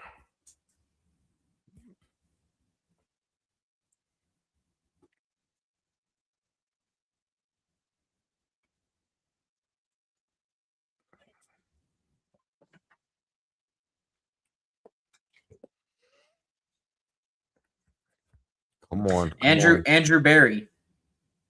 He's playing quarterback. He's going to play quarterback. Ooh. That was his response about Taylor Green when asked if he thought he was going to move him. So he will play quarterback. Jesus.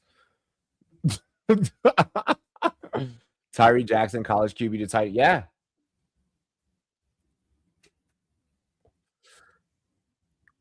Hey, Yo, respect man, K-Dot. no ass. Huh? Talking about K-Dot and one of the players I was high on.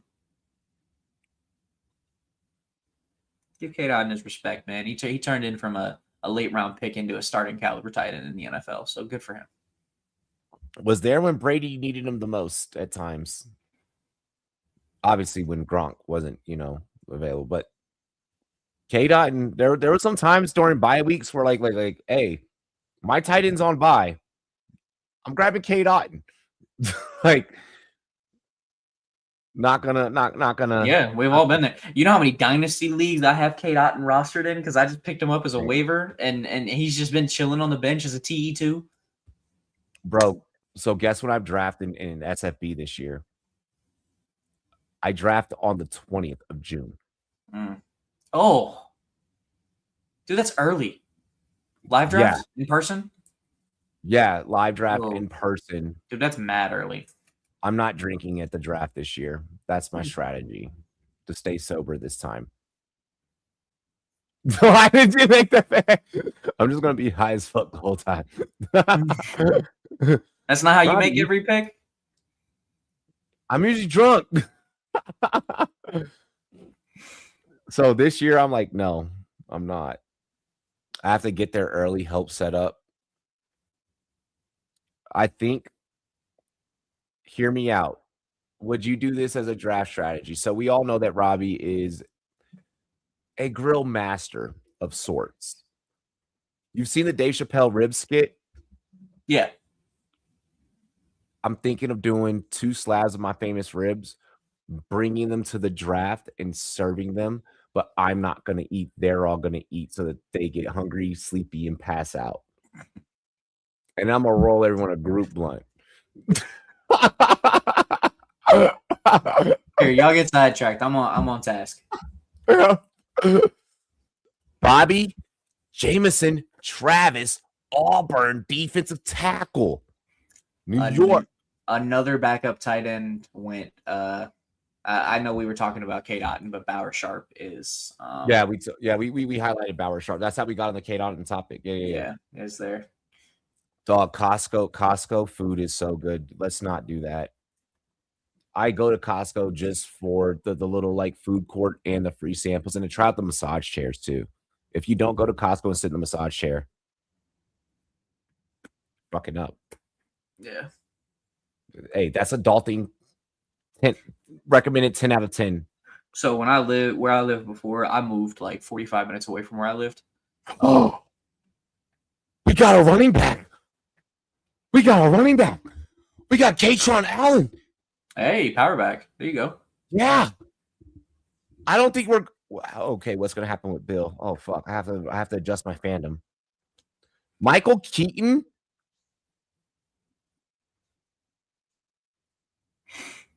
I didn't. What I was going to say is I didn't have a Costco anywhere near me, and now I do, so I can finally experience the Costco life. No, I have now, but for the first time, it was like 5 months ago. Whoa, bro! Hey, bro to bro, we were about to have. You need to go now. Nah, I've been. Yo, they have fucking Batman announcing a pick. Not one of the greatest Batmans. I just want to say Michael Keaton is not one of the greater Batmans. He's a mid Batman. I'm not gonna lie. I'm gonna get shit for this, and I don't care. If you say Robert Pattinson is a good Batman, don't you dare. Oh, I'm going to. And the main reason being is my biggest gripe as an avid fan of Batman. Why in the hell is Batman consistently portrayed as this playboy philanthropist that is this outgoing social guy? I like that they flipped the aspect and they actually gave us an insight. Yeah, he's very much of a dark, like interior. Yeah, introverted, keep to myself, and that is what I wanted to see because I've never understood it. Your parents get brutally murdered in front of you. You spent your entire life and upbringing trying to figure out who killed them, but yet you're a social, outgoing extrovert. It makes no sense. Billionaire playboy, like yeah. You know what? Fair. Well, I mean, maybe he was secretly overcompensating for the fact that his parents got knocked off. I mean, yeah. That being said, though, I just like the twist on it. I agree. DC should just go the whole dark angle for everything for the rest of the movies that they make. I'm sorry I nerded out just then, chat. I'm so sorry that I went there. I'm so sorry. I sit in my own bedroom and watch football tape for 50 hours a week. I know I'm a nerd. Okay, no one has to tell me. Dude, I am such a nerd. Dude, I collect football cards, I collect football memorabilia, I do this, and I love comics. I love comics. Dude, the new Spawn is about to be when they finish filming that shit. I mean, I'll get into it. I'm sure you do too. I'm a big anime head myself, so right here. Bro, give me some Demon Slayer. I'm with the shits. Yeah. Give me some Demon Slayer. I'm with the shit. You won't see me for a hot minute. Like, one thing I do love about the off season is that, I get that time to catch up on shit. I get that time to, that's true. That is true. Because anime is nonstop. You have seasonal that you have to catch up on. And this Cooper goes to the Jets. That's a guard. Okay, good pick for the Jets. So the Jets, I'm gonna be honest about how I feel about the Jets draft really quick. I like this because it's a high end pass blocking upside. He needs to catch up on the run game, which does concern the motor and the anchor. But he's sound. The Jets, to me, are doing everything from a positional standpoint about the picks that they've approached and the way that they've approached their picks. To me, it's screaming, we might suck. We're probably going to lose games, but we're trying to build for the next guy that comes in to lead this team. Yep. Whereas I don't get that from Miami. I feel like Miami's trying too hard to tank. Like Cooper, Pons. I just think they're going about it in a different way. I think their rosters are also just in horrifically different spots. The Jets have pieces, and I know they tore it down, if you will, but Garrett Wilson is a bright spot. Breece Hall is a bright spot. Mason Taylor is a bright spot. The half a season last year that we finally saw A.D. Mitchell get into the league and play, he was a bright spot. Going over to the defense, Azariah Thomas is a bright spot. Jamie and Sherwood, I know he was bad last year, but he is a bright spot.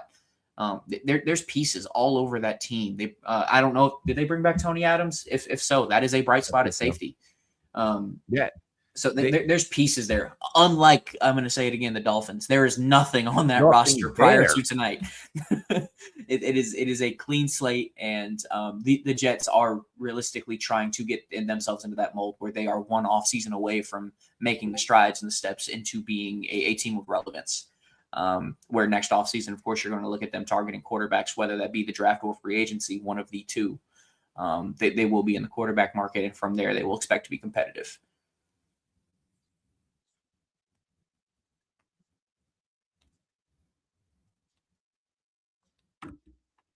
Bro, seeing fucking Browns fans were just so happy, and then they just all crash out on social media. Can't have nice things. Can't have nice things. Like Can't have nice things. That's all. I follow nothing but Commanders pages and shit, right? I won't say nothing, but obviously I don't follow nothing but Yeah, no, I get you. I can't even see the Katron Allen graphics because Browns fans are crashing out. Bro, What? the Patriots fans lost it yesterday when they saw Caleb Lomu's intro to the draft when he was doing all that twirling and stuff. They were frying him. Bro. Yeah, that was a little much. That's the way I'll say it. Pick your vest up, not your zest up. Yeah, exactly. Yeah, get your vest up. Get your vest up, not your zest up, and let's rock on. I'm gonna use that from now. I mean, the Patriots, they got them one, you know. Inez Cooper. Oh, wait, we already got that. You announced that. Got that one, yeah. We're on to the Bengals at 189. Oh, there it is. Okay, I love it again. It's Brian Parker. They take the very, very versatile. He can play basically all three guard interior spots, and then he can also play right tackle. So I like Brian Parker a lot. He'll probably play center in the NFL, and if that is the move, then I like it. Back up to Connor Lew, who they just drafted earlier. I like this draft for the Bengals. I don't think it's going to be something that's talked about a lot, just simply because they didn't do much because they didn't have the first round pick. But when you think about it like this, they add Dexter Lawrence to that interior. You come back, you add Cassius Howell, you add Takario Davis, you add Colby Young as a depth receiver, and it's really just been defense and offensive line outside of that Colby Young pick, which is exactly what they need. So they're shoring up the edges of this roster and just trying to make a push. I'm so old. The Versace commercial just came on, and guess what song started playing in my head? Versace. I forgot that was even a song. Why did that even? Wow. Yo, the Corona commercial goes so hard. Yes, Corona, give me more. Can't drink Corona because of terrorists. Crazy. Sorry. Bad joke. Yeah, bad joke.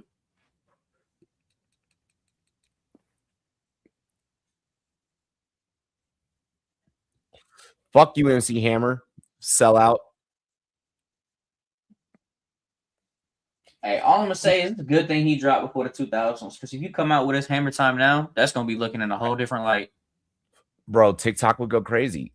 Bro. Wild. Back when it was good. I love this NFL flag commercial. It just shouldn't be Jalen Hurts who threw 2 picks in a flag football game throwing the football, though. Can you believe that man got picked off in flag football? No, I absolutely do, because I don't think it's talked about enough. Flag football athletes are other than pro athletes, are the shiftiest athletes on planet Earth. The twitch muscles, insane. Yeah. What Team USA did. Yeah, change the direction for those guys is second to none. Dude, I get what that happened. That game happened a month ago, and I'm still just like, what? Like, I still can't believe that.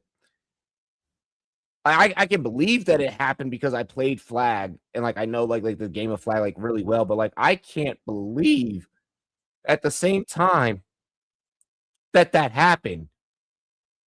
Not by the score that it happened, J Love. Not by the score that it happened. No, I'll second that. Javon Quinn, you're my starting center. I'm sorry.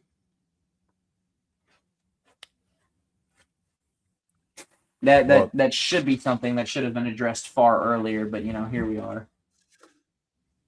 Brian Parker to the Bengals, Barry Brown to the Saints. Whoa, what? Barry Brown to the Saints, Brian Parker the Fuck second yeah. to the Bengals.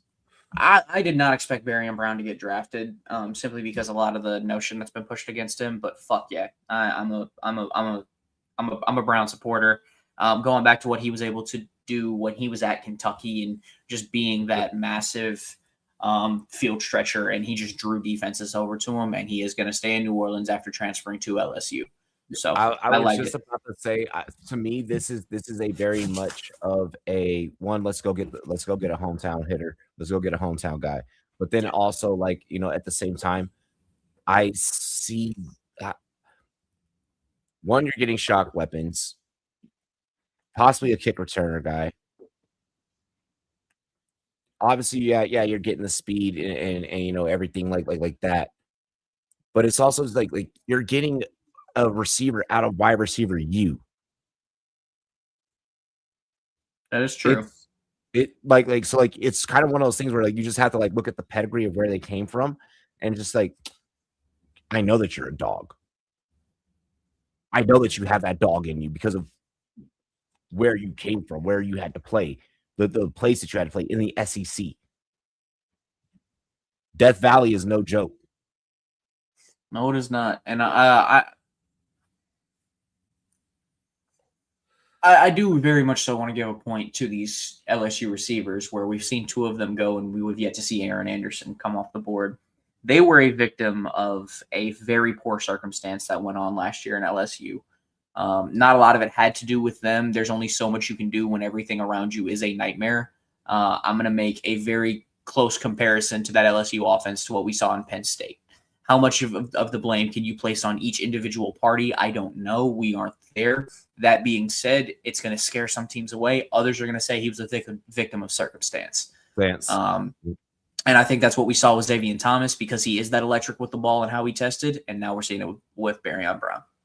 Josh Cameron, wide receiver out of Baylor to the Jags. J.C. Davis, offensive tackle out of Illinois to the New York Football Giants. Two of my guys, so I love both those picks. I was higher on Josh Cameron than consensus. I was higher on J.C. Davis than consensus. So just two guys I thought were going to. I thought Cameron was going to be a 4th or a 5th round pick. He slides here in the 6th. I thought J.C. Davis could even sneak into day 2 if he projects as a guard, which, based off this assumption, I'm going to say yes, just because the Giants really just need to address that interior still when it comes to depth.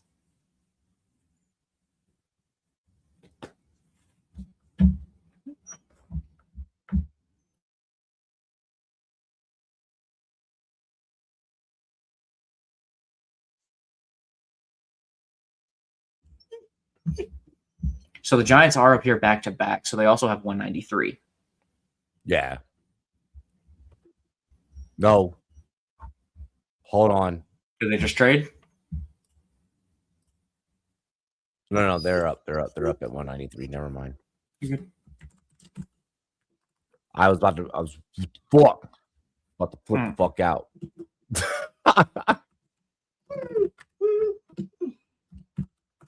0-0 in what game?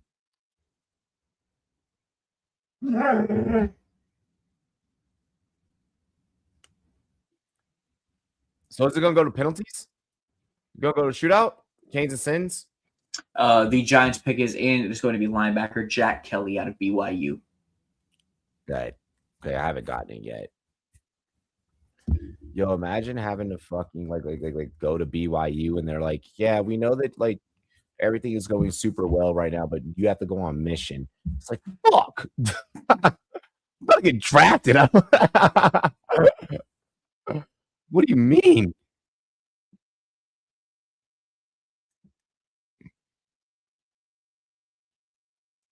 Yeah, it'd be hot. Former lacrosse player? Yeah. That's dope. Yeah. Lacrosse. If I'm not mistaken, he wanted to play lacrosse professionally and then defaulted to football in high school or something like that when he was told he was that good at football. I mean, yeah, the money is drastically different, bro. Too like you're gonna make more money in the NFL than in the PLF or PLL.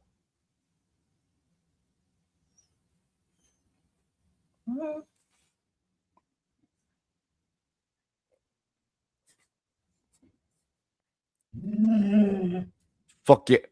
Yo, you're the Star Wars commercial coming on while your dog just made that sound.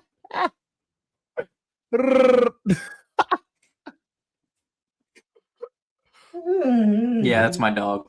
Yo. Yeah. He's upset I'm not playing with him. It'll be okay. I'll play with you in a bit. That's been mine. That's been mine the whole time. I'm taking one along as well. Yeah, I took him for a walk this morning, but he's just he's mad at me. So has a soda addiction. Massive fight. Give me one moment. I'll be right back. Massive fight in what? Hockey. He's talking about hockey. Okay. Bro loves puck. No, that's cool. I just didn't know what game we were talking about. Bro be random sometimes. Okay, I won't talk back. My bad.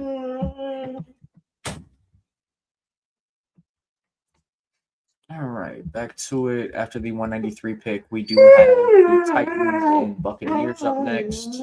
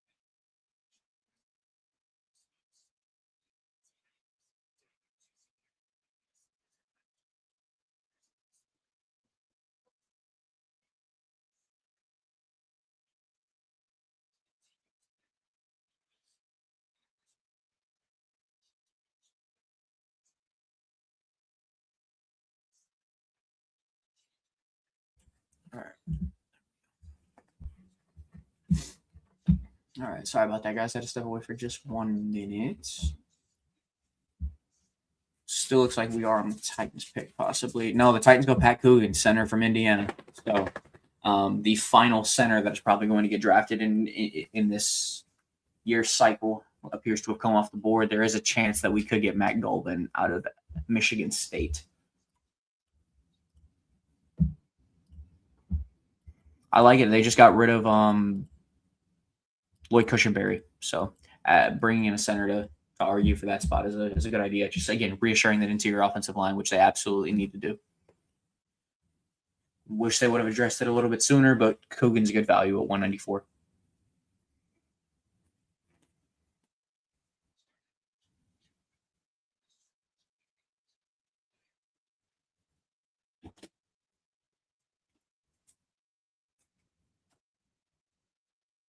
Bro, What's up? open up the fucking fridge. There's fresh they obviously have to like be like prepped and everything, but like fucking filet mignons, I guess, is like what my family's doing tonight. Oh my goodness. Yeah. If no wide receiver goes here, I'll activate the dead man. I was supposed to head over to Shorty's crib after. That's gonna have to get canceled. I'm about to tell her, hey, you need to come to mine. Yeah. Wait. Yeah, Malik Benson, wide receiver out of Oregon. Fucking Oregon's receivers last year were so speedy. They got it there break so fucking clean, just so nasty. I will say this. This is kind of a run on guys that I like.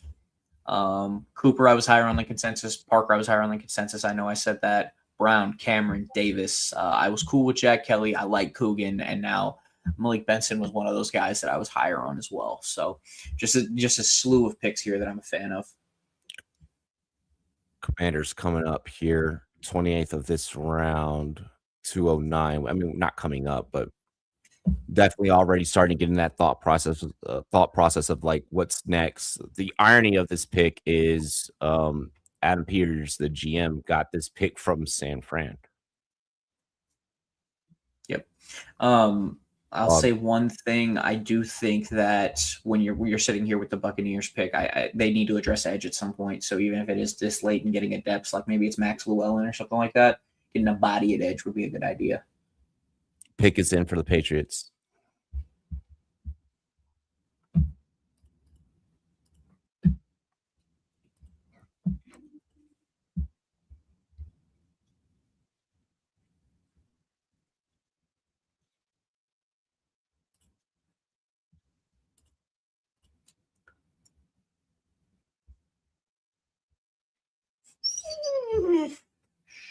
Okay. Patriots only having 4 picks so far is very shocking. A lot was made about the fact they had a ton of draft capital in this draft. Granted, they do have 5 picks now from 196 to 247, so they have 5 picks in a 50-pick span. Ooh, Patriots. Yeah. So they're gonna add a lot of value here late. Maybe a team you could possibly expect to take a flyer on a kicker or a punter just because of the value of it. See if they Really can save quick, some money. Just want to shout out the homie Matt, giving his breakdown on ESPN. Good friend of mine. Super happy that you're on the big time, bro. Get it, Matt Miller. Get it, bro. Sorry, dog. No, Matt Miller's dog. Yeah, just wanted to give a quick shout out.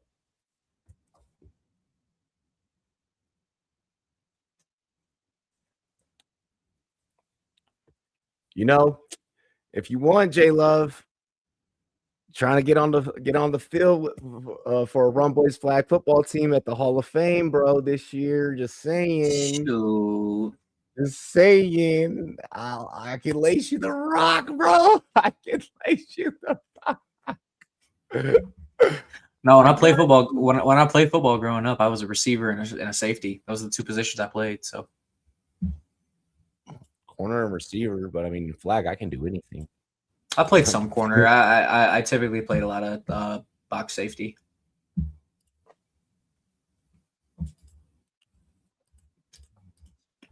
This Patriots pick is taking forever. Yes, it is. Oh shit! Rams moved up. What, here to 196? 197. Okay, so the Eagles move back. Okay. Yep. Eagles move back. Rams move up. You think they take Garrett Nussmeier? Ty Simpson, I know that we just drafted you, but So we drafted the Matthew Stafford replacement early. I thought we could just draft the Ty Simpson replacement early. Jesus, we're doubling down. One of you has to hit. Jesus. Hey, Blanche Squirrel eventually finds a nut. Who are they moving up for, in all honesty? My assumption would be a tackle. Probably Demetrius Cronover would be my guess. They need a right tackle to rotate with Havenstein retiring, and then Warren McClendon is on an expiring. Huh? Been retired though, right? No, he just retired this past offseason. No, he just retired this past offseason. Yeah. Because he came back to the playoff run. He missed a lot of the regular season with an injury, and he came back and played in the playoffs. This is the day where people just sit back and they're like, I never knew that this person even existed, and it's like, no, now you know they exist because you have their fucking jersey. Mm-hmm.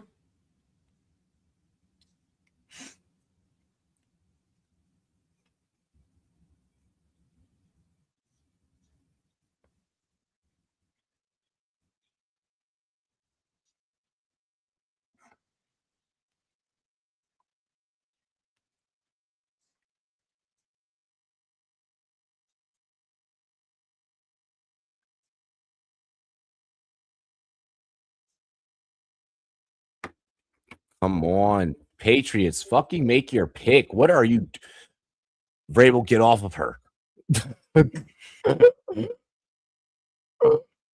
Brother.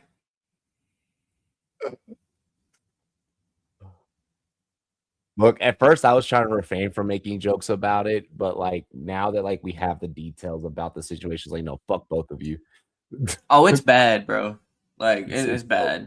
So bad. Bro, the fact that they got caught like 6 years ago being together, and her son's 4, so now they're claiming that might be his kid. His Like kid. it's bad. Named Michael. Named Michael, and how she went on air and was like, "Oh, my husband's just a lame-o." What? Bro, What? absolutely vociferous. Like absolutely vociferous work. But you know, hey, when you're getting the big bucks.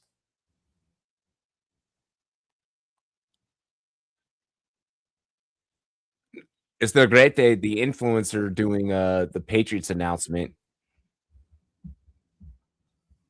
None of these influencers are actually fans of this team. Okay, so I was right. They do move up for Demetrius Kronover. That is the pick at 196. Okay, Well, Patriots. the Patriots do that. They take a good lengthy tackle. I was fearing that the Rams were moving up for that.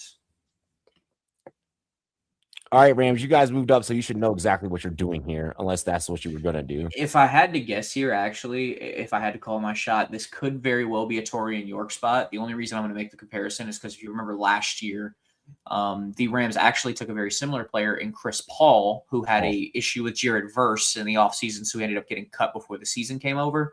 Very similar players in that 225 to 230 range, play overhang spots. It could be some crossover there. Romeo and Juliet had asked. I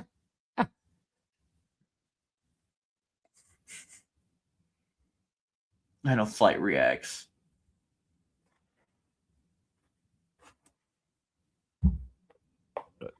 Fucking people that stream full time are wild.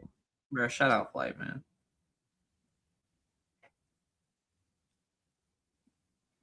Come on, Rams. What you move up for?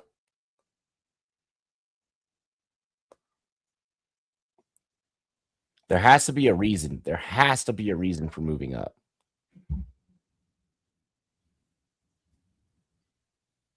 This isn't just happening to just happen. Yeah.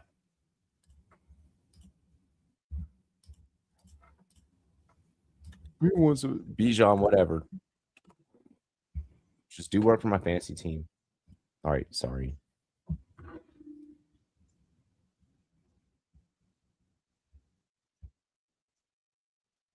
So the Eagles got 207, 251, and 252 for 197. They pick up 2 extra 7th round picks in today's draft. Wait, what? Wide receiver, Miami. The Rams select CJ Daniels. Yeah. The Rams move up to go get CJ Daniels. That's kind of another Puka. Yeah, they're going to make those comparisons. They traded up and they took a receiver. I was about to say another Puka without the CTE. Let's make sure we preference without CTE. CJ Daniels, damn good fucking wide receiver. Put on for Miami, was definitely there when Carson Beck needed him. So I like this for the Rams in all honesty. Damn good pick. Damn good fucking pick. I'll back it. Especially with Puka in and out of fucking rehab right now. Well, I mean, he's out of rehab, but He's out. He reported to camp.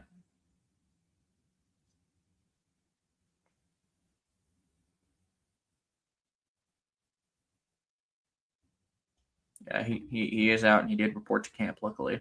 So Damon Claiborne, Wake Forest running back to the Vikings. okay, they do land a quarterback. I mean, a running back. That's good. We expected him to add one at some point in this draft. When you're relying on the ghost of Aaron Jones and Jordan Mason to run your back room, you're probably not in the best state. It's about to start flying. Yeah, around 7, I think the clock goes down to 2 minutes, so you're going to see a lot of picks start being made.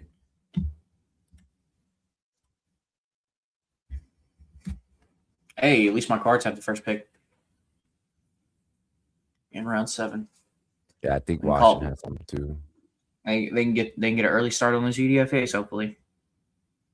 Because it seems like Monty Ossenfort either makes every trade that gets offered to him or no trade. And it just depends on what he feels like that year.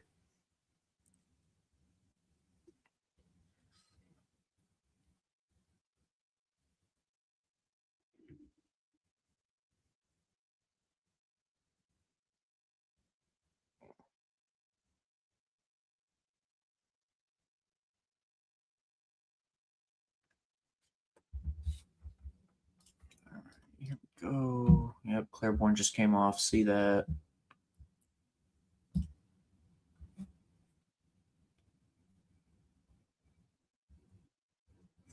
I think the real problem with Claiborne is he's such a track athlete. Yeah, but he doesn't have the size. That's the problem with Spears Jennings.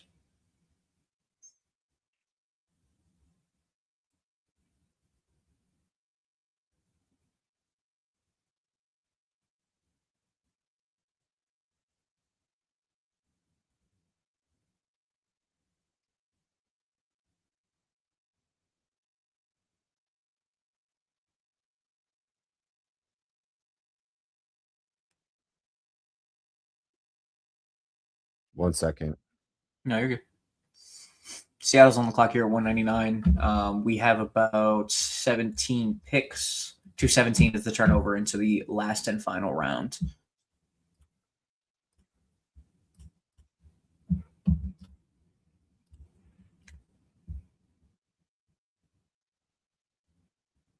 Yep. So the Vikings traded 234 and a 2027 6-rounder to move up 36 spots to get to 198 and land that pick Burke's to get still to out there. Claiborne.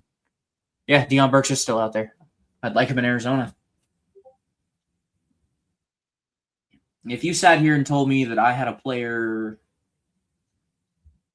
I had two or three players inside of my top 120 still here at 200, I wouldn't. I'd believe you because it happens every year. It feels like, but it is surprising every time it happens.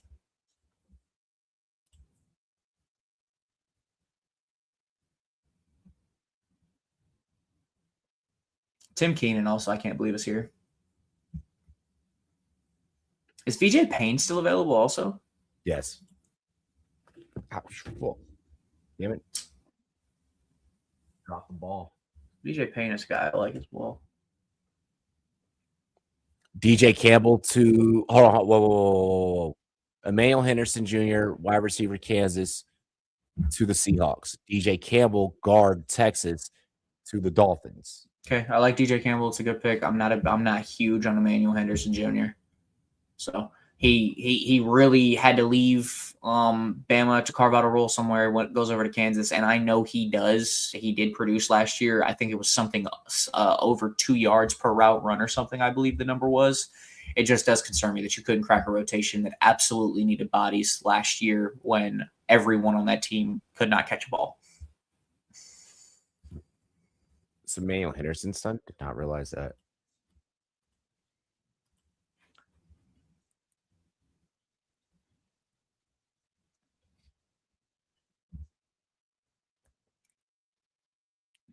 Packers pick is in.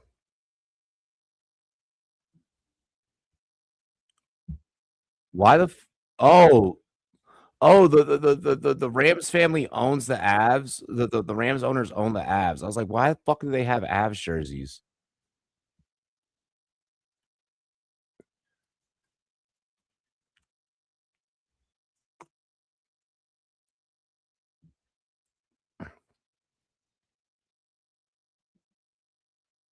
Damn, it's a rich ass family.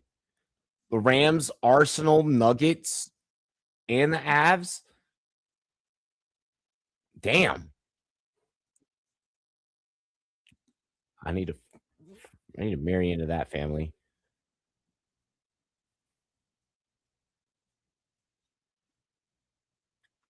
Yeah, maybe don't fall off the bed. That'd be a great decision, buddy. You okay? My dog's in the fucking living room laying on the couch. That That man's is asleep. Nah, Imani- this is typically about 40 or so minutes before I get off of work on a day-to-day basis. So this is like when he usually is like, oh, we're playing now. Poor guy. It's okay. The Saturday's almost through. We're almost through. Well, yeah, I got to take him for a walk after, but then I got a UFC event to catch. What, you just staying at home for UFC or? Yeah, I'm gonna just stay in the crib. I got a few people pulling through. Oh yeah, oh yeah.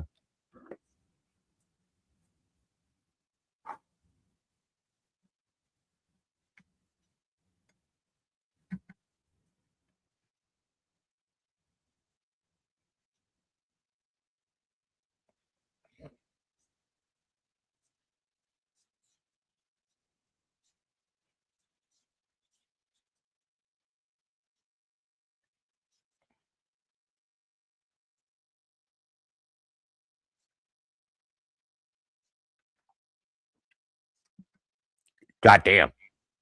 What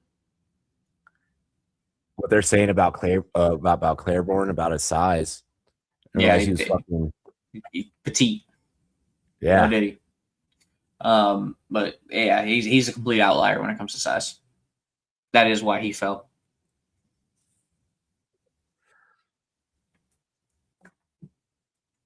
Oh, here it is. Per Ian Rappaport, the Commanders have completely stepped aside from a trade talk when it comes to Brandon Ayuk. They will intrigue him when he is cut by the 49ers.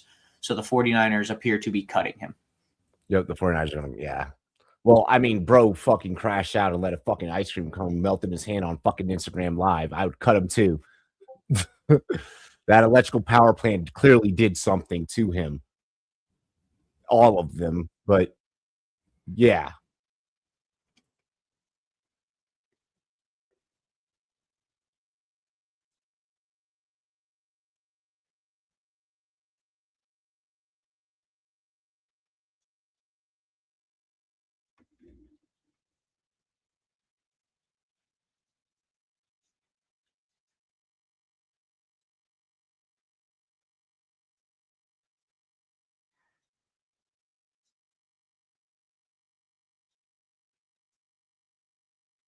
Let's go. Logan Taylor, guard, Boston College. The going to get Ayuk after he gets cut. Listen, there he's getting cut for a fucking reason. Like, I don't want us to do this.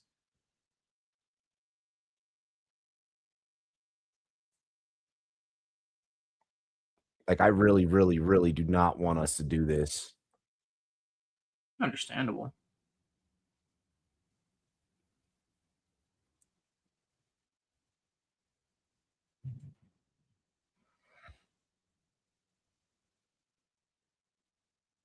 Because, like, do we really think that he can be an effective piece for Washington?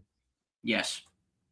How much better is he going to be than fucking Debo was for us? Like, come on, like I just don't, I don't like this. One of them is a receiver. The other is a glorified running back with no route tree. And don't tell me I switched up. I don't want to hear anything. I've stamped my claim. You can go back to 6 years ago and pull it up. I've never been a Debo guy. I never will be a Debo guy.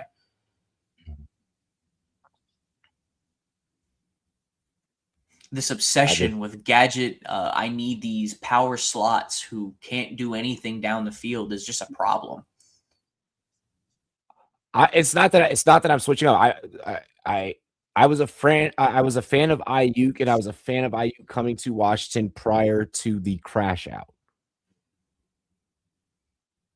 I need Ayuk to show me. Well, I guess you could call it a meltdown, if you will. Dude, I see what you did there. Like, I need Ayuk to show me that, like, it was the team and not him. Because right now, like I don't think that my organization can go through the mental angst of having someone that is just fucked in the head. Yeah. I mean, to be fair, you did go through Dan Snyder. So exactly. That's what I'm saying. I can't blame you. Exactly. That's what I'm saying. I'm like, I can't do this. CJ Williams, wide receiver, Stanford, to the Jacksonville Jaguars. CJ Williams actually got drafted? Hey. the Jags still having one of the most weirdest, unorthodox drafts. Of They're all. supposed to go down the board. Give him to me. He said, "Who?" He's supposed to go down the board. Give him to me. Oh my gosh! Lee's like, "What the fuck?" I'm surprised you didn't say that about Logan Taylor. Yeah, fucking Boston College. BC was they had some all right football this last year. If it wasn't Jude Bowery, you probably don't know an offensive lineman from Boston College. Fuck no.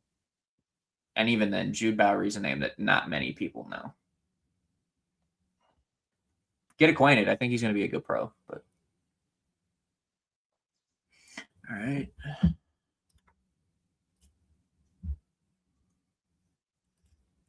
All right, so let's see what the Texans do here. Ramsey was their last pick. Dude, if you just get rid of whatever the fuck this this tight end run was, I actually am a fan of this Texans draft. I don't love Wade Woodard either, but Fabechi was a guy I liked in comparison to consensus. A lot of people had him ranked somewhere around 300. He was just inside of my top 200. Him to go 106 kind of tells me I was on the right track there. Marlon Klein. Again, that's the tight end run in this draft is just concerning. I'm not a fan of it, but to then follow it up, Keelan Rutledge, monster, dog. Caden McDonald, dog. And then Kamari Ramsey's a good player who, if he can go back to that 2024 tape instead of the 25 tape, it would be the Texans have like a solid secondary to where, like, you know, it'll be interesting to see how they slide in Ramsey, or if they even, like, you know, how they utilize them, use them at all. From what I heard, they're not too high. There's been some dialogue about Kalen Bullock actually being Lewis out Bond. of there. Lewis Bond, wide receiver, BC, Boston College. No, well, Boston College run. Here we go. Yeah. Right as I was talking shit. Oh, it was probably. I think I was talking a little bit more shit about Boston College than you were. But Lions, Chargers, Eagles, Falcons, Commanders are our next 5.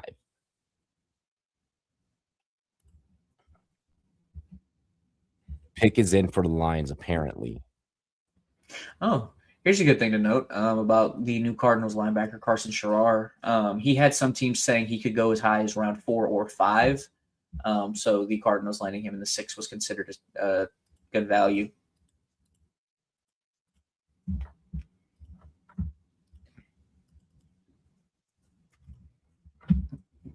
No, let's not talk about anything dealing with Mekhi Lemon. Why? Because he's an Eagle? Yes, exactly that, bro. Yeah. Bro, the way that man, before he rung the bell at the Sixers games last night, even the way that he looked at the bell, he's well, that's just how he looks. That, like, he's out there, man. bro's on constant demon time. Well, then he also, like, he talks real nasally and, like, tight. Like, it's almost like he kind of talks like Mike Tyson without the lisp. Is the best way. Like amen, amen. Like, what do we do? The Senator's head, I'm dead. Skylar Gill Howard, defensive tackle, Texas Tech. Hey, shout out for him spoiling the Bailey pick. I don't know if anybody did hear about this, but the night before the draft, he went on an interview and basically said, "Oh yeah, David Bailey just told me the Jets are taking him," and sent it to the media. So, shout out to him for that. But he finally comes off the board here.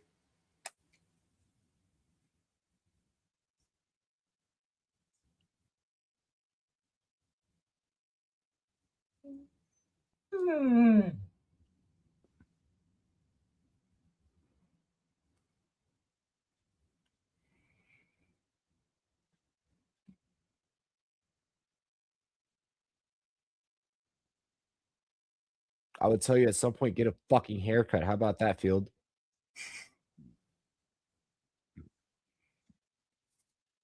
So we have Bill and Fat Man as the 2 nicknames for our last for last year's running back that we picked up, this year's running back. Katron Allen's nickname is Fat Man Mm-hmm. because he was almost a 10-pound baby. Well, hey, there's our Chris Rodriguez replacement. Fuck it. Yeah, good shout.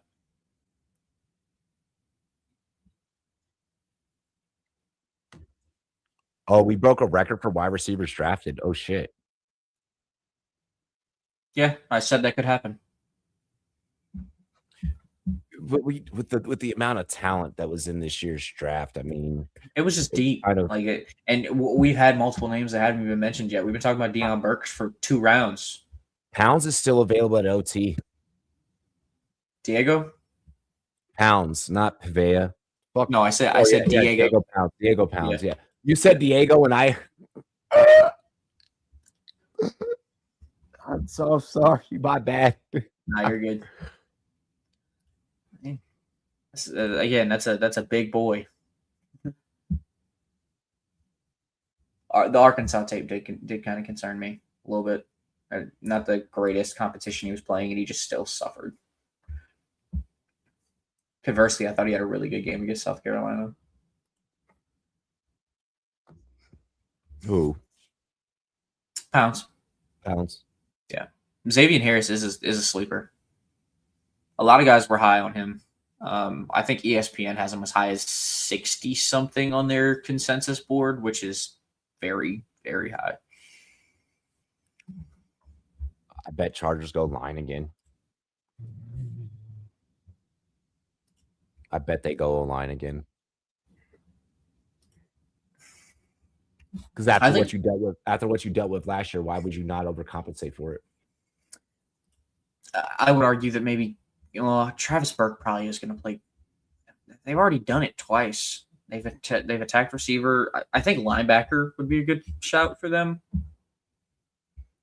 Again, this class does have a lot of depth. It could be Aiden Fisher from Indiana.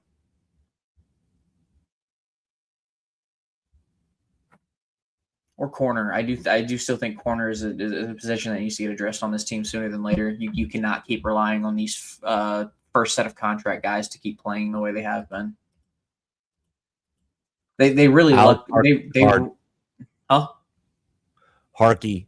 Alex Harkey, guard out of Oregon. Another offensive lineman. I get it, but at the same time, you kind of need to spread it out a little bit. That corner room does kind of concern me. Yeah, but their biggest issue last season was that offensive line. And if the Chargers don't find a way to fucking address it and fix it now, then I like the idea of getting ahead of it before it becomes an even bigger problem. Get ahead of the problem before it could get worse. Because that in the NFL, that's the one thing that you don't want to get worse. You don't want to regress is your O-line. Very true.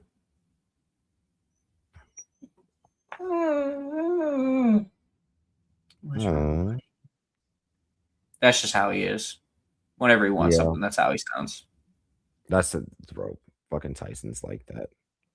I'm shocked that he hasn't busted into the room yet, but that's how I know that he's tired as hell. We did 2 miles yesterday, and I know that he's probably still like just like, yo, fuck you, fuck everything about outside for real.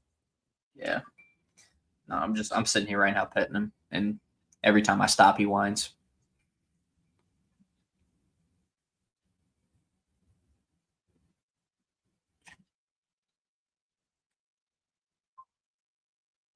Fucking random ass jeans commercial. There he is. Oh, of all the ads that they had to play, they're like, yo, you know what? Let's throw some ass in your face.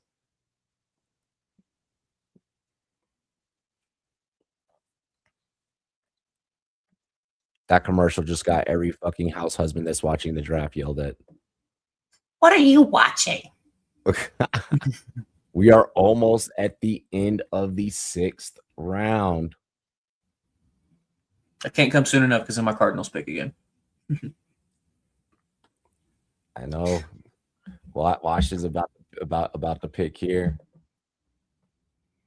No, there are a couple teams putting the stamps on their draft, though. There are multiple teams that don't have seventh round picks this year. So, but it does look like the Niners night is done. Yeah, we got 223 in the 7th. Yep, 217 for Arizona. They kick it off. Come on, let's close this out fucking strong. Fuck it, take Nussmeier. I don't care. Yeah, he probably will be a Saint. Yeah, that's exactly what I said earlier. I'd be shocked, actually. Do they have a late 7? No, they only have the one early. They do have a pick at 219. So.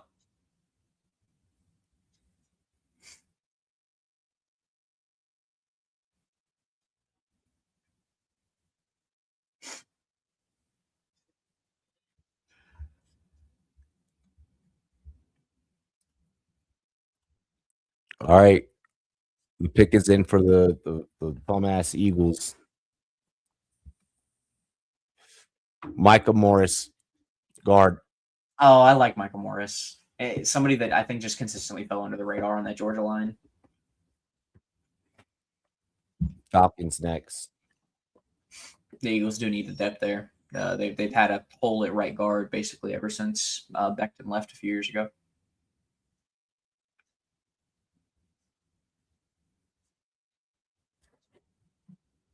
I think they tried to plug it with was it Tyler Steen or something that played there? Where? Yeah, Steen, the right guard in Philly.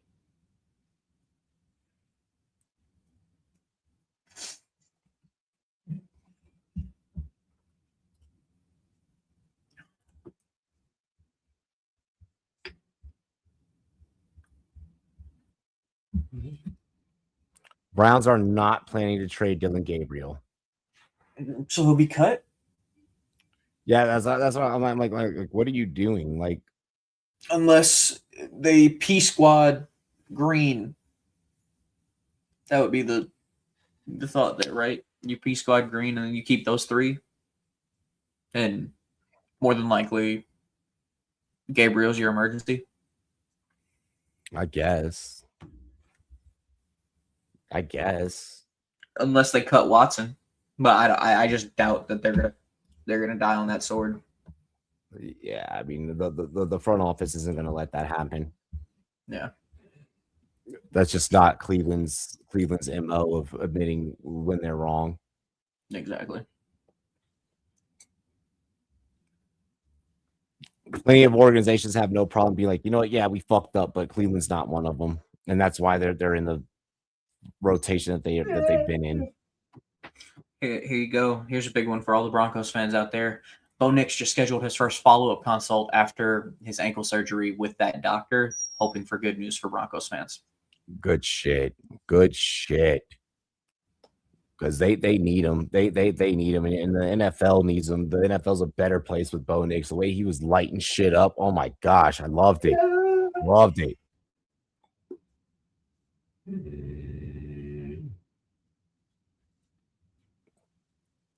Come on, Falcons. Hurry up, make your pick.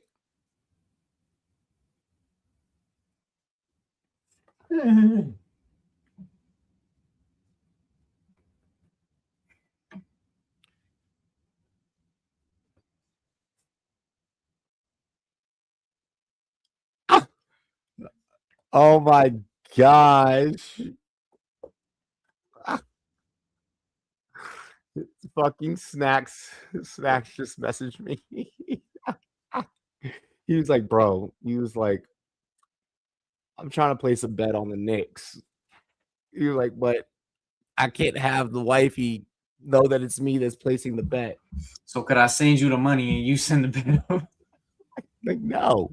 I'm not gonna indulge in your in your wife and husband drama, your spouse drama. Like what? What are we doing here, man?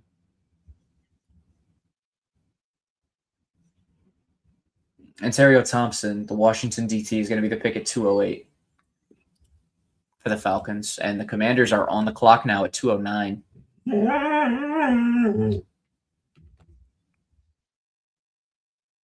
Okay, Ontario Thomas, the Falcons. All right, here we go, Commanders. Let's go.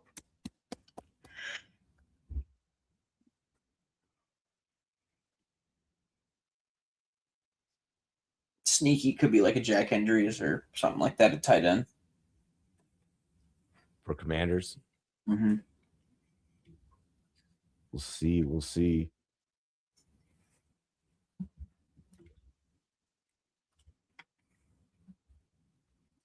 Interior offensive line needs help, but I just think that's shot. There's nothing left. I mean, I actually like Emil Wagner a lot. I think he could play guard. Come on. Come on. Let's get something good here. Pick is in for Commanders.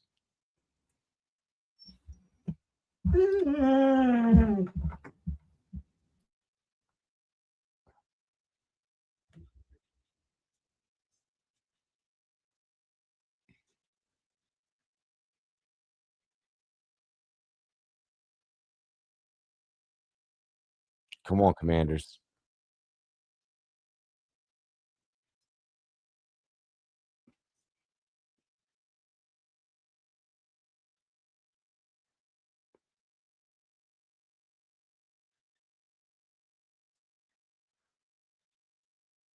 It's commercial, so we're not going to get it quite yet.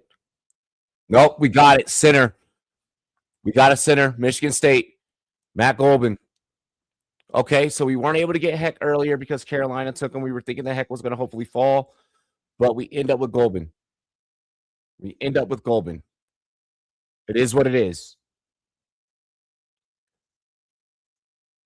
Late round center. You know, Allegretti is good, but I don't think there was a way that we're gonna. You know, we need to have a backup for Allegretti.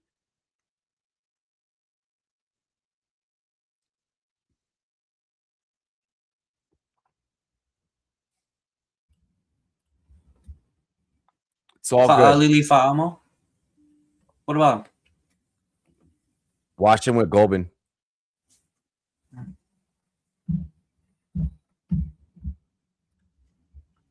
Golban is better at climbing linebackers than he is at moving laterally to seal in the run game. He can be outreached at the point, but he stays tight to his block, reduces length disadvantage. He excels when washing away targets on inside zone plays with strong leg drive. He anchors well in protection, but he must stay square and be more alert to loopers on twists. Short arms reduce his margin for error, but his constant body of work suggests that he has a chance to make a roster as a center who can swing to guard in a pinch. Mm-hmm. Yeah, really low pressure rates allowed. I think that's the biggest thing with him. He's consistently a good player. There is no up and down with him. It's pretty much a good base flat line. Not going to wow you or anything like that. At the end of the day, he's probably going to be a rotational center. Yeah, run game is better than the pass game though. So yeah, like Allegretti's not going to be able to be the guy. Yeah. So I like that we did a little bit of something. I had already had questions about Allegretti. John Lynch just came out and said there's a chance that George Kittle is ready for week 1. I don't know. He's had so many injuries, been banged up so much. Take week 1, bro. Yeah. You're coming off a torn Achilles.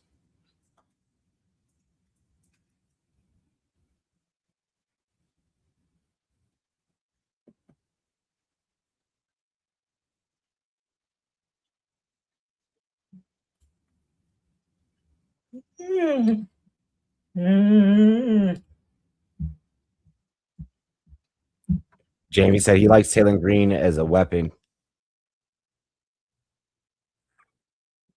but not anything past that.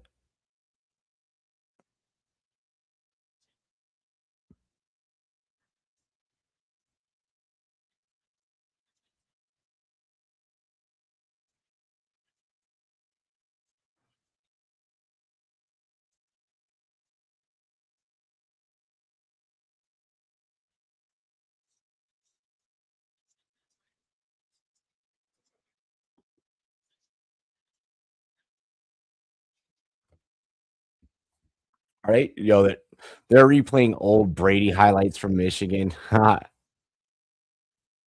Mr. 199.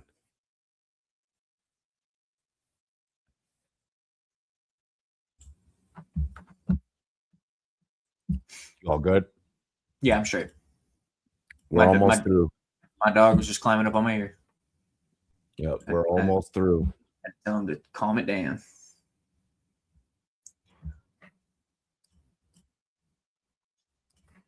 So bringing up some prominent 6th-round picks: Terrell Davis, Matt Burke, Matt Hasselback, Tom Brady, Antonio Brown, Jason Kelsey, just to name a few.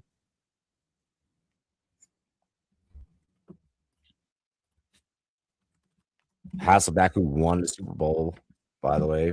But Brady obviously won the most of any quarterback in NFL fucking history. Of course. Gabe Rubio, defensive end, Notre Dame. Yep. I'm trying to think who were probably the most notable 7th-round picks. Shannon Sharp, I believe, was a 7th-round pick. Yes, he was.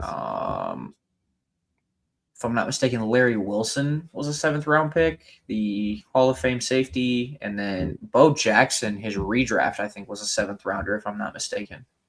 And let's not forget Mr. Irrelevant. Party. Yeah. And I'm going to double check this here, but I think I remember reading it earlier this week. Yeah, Harold Carmichael was also a 7th-round pick for the Eagles. Yeah. So, hey, it don't matter about where you're drafted. You just need to be given the opportunity. Yep. There you keep. That's it. 6'3", 305 for Golden. I like it. I like it. I like it. I like that we can move him around between guard and center. Ryan Eckley, punter, Michigan State to the Baltimore Ravens. Yeah. They just lost Jordan Stout to the Giants. He followed over with Harbaugh, so that makes sense. Okay. We got Patriots, Bills, Colts, Falcons, Seahawks to round this out.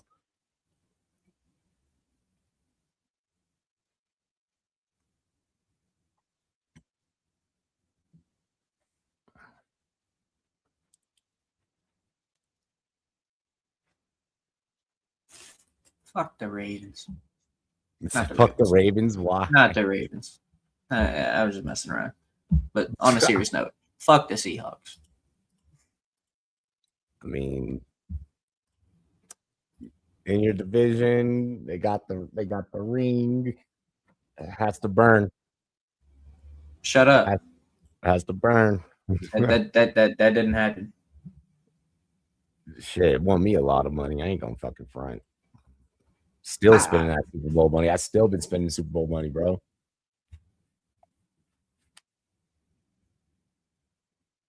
Shit, still been betting with Super Bowl money.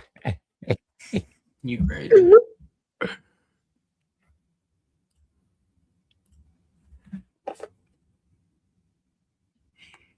Hey, my food is on the way.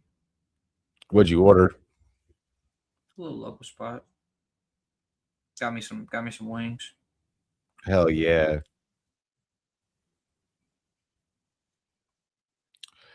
Wow, Jamie saying that he thinks that Taylor Green is better than Shador is wild. I think we need to go look at stat lines. No, just put them next to each other and have them throw the ball, and you're going to see one come out half a second sooner than the other, and that's even with Shador having a slow release. Vote release, exactly. Yeah, that's what I'm saying. Like Shador has a slow release. Yeah. Like one was one of the most accurate passers in FBS. Like we just we're not gonna like just like look over that. Right. I will never understand like the thought process of like, oh, I just don't like the player. He's on your team, he's with your team. Support him. Right. Hey, I'm not a fan of the Carson Beck pick. I hope he does well in Cardinal Red though. That is where I'm at. Prove me wrong. Exactly. Prove me, and all the doubters and everybody that has claimed that you are not worth this pick and that you should not have been going that high wrong. That is the goal there. Yep. Wasn't high on Williams, but you know what? Hey, do something.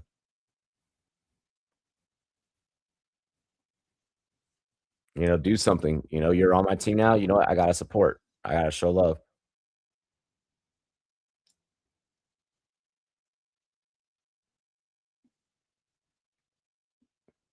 It's so dope seeing the staff have like NFL Network and shit on in the background. It's like, hey, you guys are just like us. Right. You're just humans as well. Namdi Obiazor, linebacker TCU to the Patriots. 4 more picks here in the 6th round.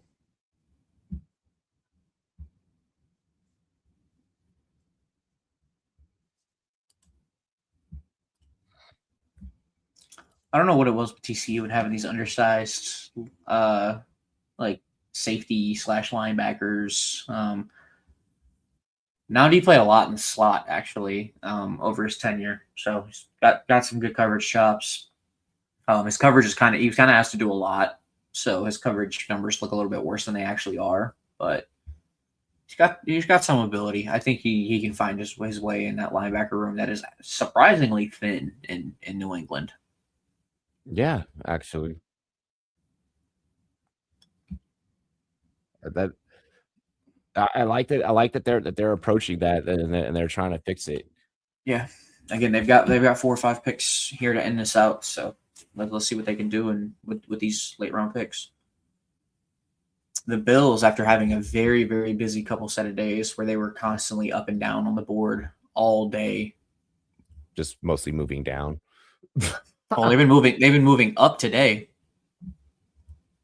They moved down for Bowery, I'll give you that, but then they moved up for Kilgore and Durant. So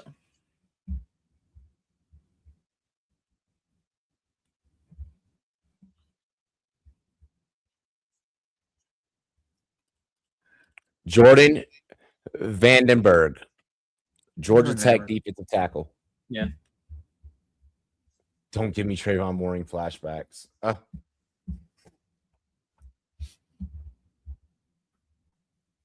Mower's actually a pretty good player now for the Panthers. 1 second.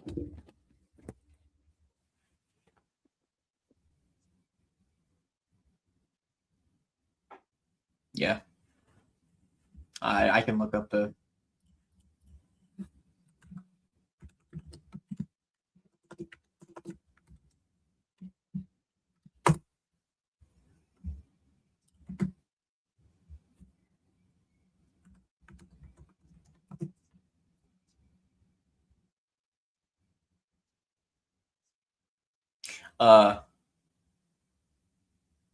very likely he actually grew up in South Africa.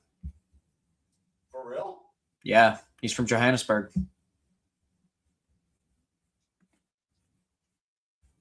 Yeah, Jordan Vandenberg grew up in South Africa, played rugby and cricket, and then he moved to the U.S. when he was 10. So the origins are likely European.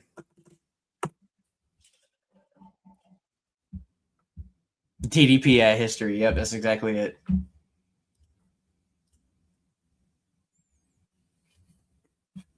Cameron Simon, that whole crew.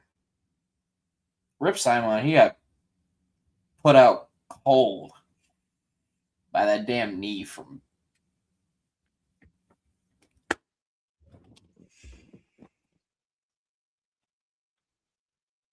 That is one of the most definite. I don't know if you've seen that, the Peyton Talbot knee against Cameron Simon, but that knee sounded bad.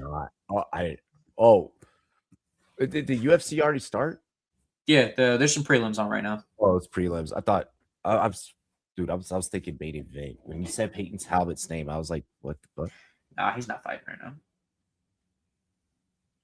No, I was just saying the KO he had over Cameron Simon about 2 years ago that's one of the nastiest sounding things I've ever heard in an octagon.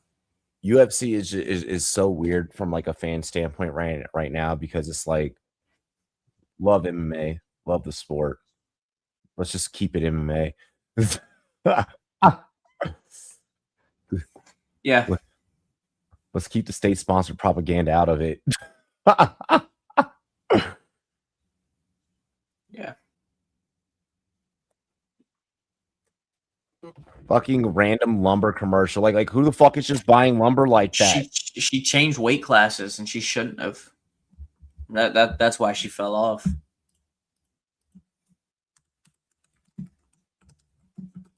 She was actually succeeding, and then she decided, I'm gonna move weight.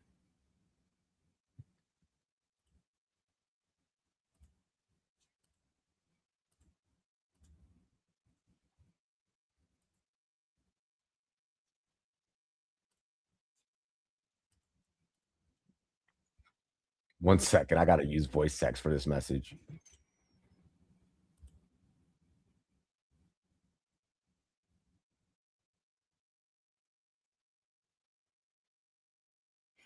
Caden Curry to the Colts. It's one of the last few guys most people consistently had in their top 150 coming off the board, so it's good for them. Yep, Caden Curry, a Colt. We get Falcons, Packers next. Oh, so the Packers trade up with the Seahawks. I'll look up the details on that. You don't trade up if you're not going to use them.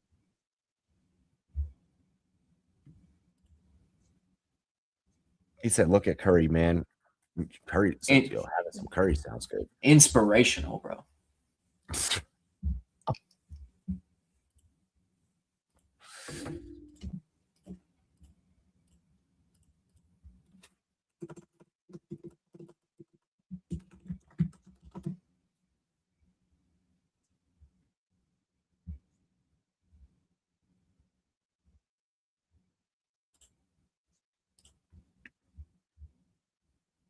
Yep. So the Seahawks are sending 216. They're going to get 236 and 255 back. So they do accomplish some of adding extra picks.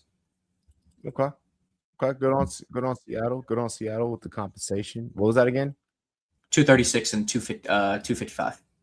Okay. So they get 2 in the 7th. Yep.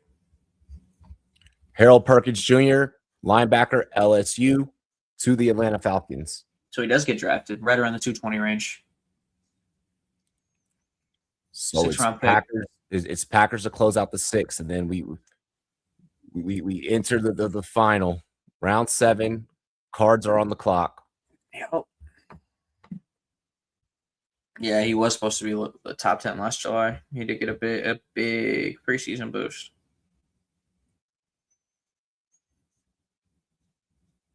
It's amazing how you can be projected to top 10 and then just fall off, like fall away to the 7th, like in a matter of I think the best way to look at it is a lot of what you're looking for when you're doing over the summer scouting and things of that nature is traits and athleticism. So you get very, very enthused by the guys who are freak athletes and have this room to grow. The guys who are consistent and kind of, oh, hey, this is who they are, who they are. There's no intrigue, if you will. So it's almost too early on in the process for them to catch eyes. So when you come full circle and you come back here, it's why you see guys that, hey, why is this guy who's consistently all over the 350s getting drafted from rounds 2, 3, 4, 5, 6? But that's just what happens. These guys who are quiet and not flashy, they fall under the radar. Yeah, but then they end up getting in the NFL and fucking raising hell. Yep. It's easier said than done, but something I have very closely paid attention to, me and myself, and some corrective going back on things I used to do, is, and this is just from having conversations with the guys I know in this industry, the NFL very clearly is opening up more to it. But if you do not have a projectable role in the NFL, if you are a tweener, you are nothing. You need to have something you are good at. You need to have something you are great at, and that is the only way you will. Yeah, you need to have a thing that you can flesh out. You cannot be a master of none. Cardinals. So, Trace Mack, Florida to the Packers, kicker. Okay, so they take a kicker. I love. Again, I've said it. Burks, Benny, Corleone. Maybe they go. Again, York, Keenan actually probably would be my most desired pick. Maybe Isaiah World. He's here because of the injury, but he probably wouldn't be here. 10 field goals over 50 yards in school history. Nation's best kicker. Or VJ Payne, because they do kind of need some safety help. Isaiah Nwokabia is also one of my guys who kind of just like a chess piece that moves all over the defense. A little older though. Who else? Josh Moten's one of those late guys that I like. Yeah, and then from there.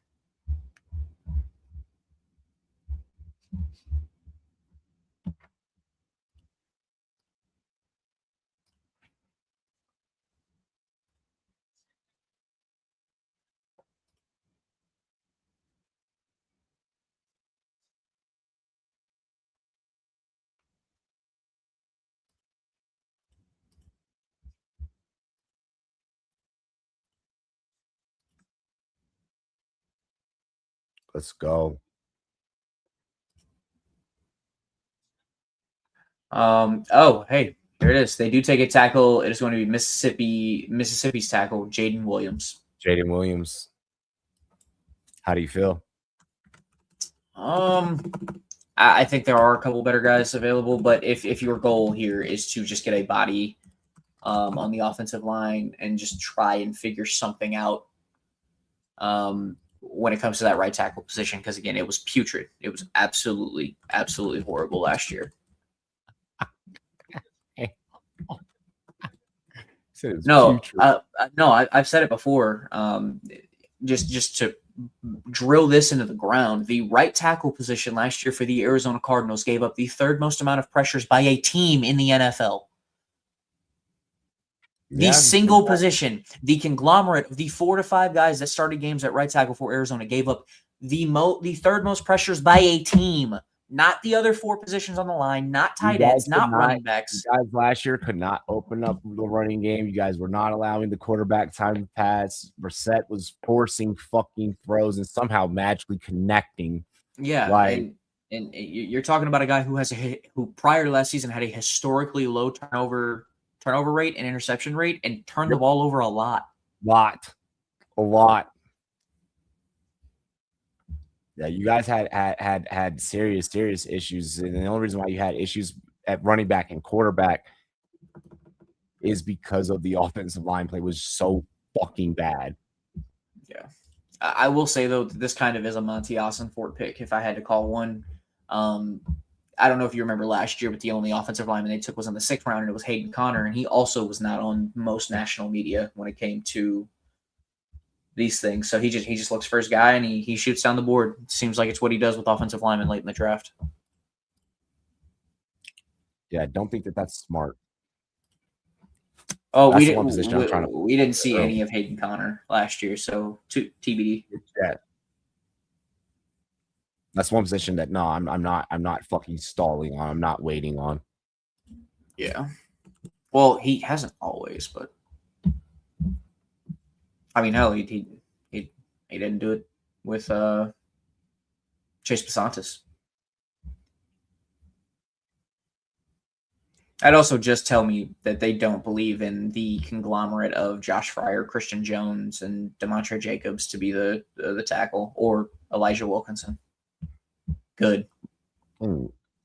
None of those names are even remotely reliable. Wide receiver, East Carolina, Dallas.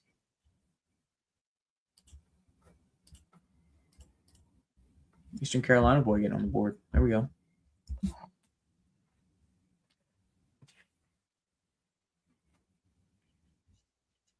Okay. Let's see what the Saints do here.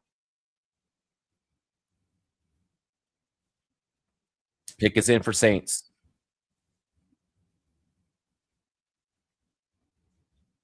Some of these are going to fly, I think. They're definitely taking their time, though. Yeah. I mean, it's also going to get to the point now where we have 40 picks left. They have a 2 to 3 minute clock? As I'm here, let me look at this. Yeah, they've got a 2.5 minute clock, so they should start flying by.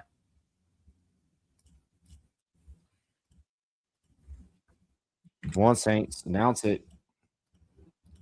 They give them 2-minute clock, but it's really like realistically with all the formalities and everything that they like to do, it's like way longer.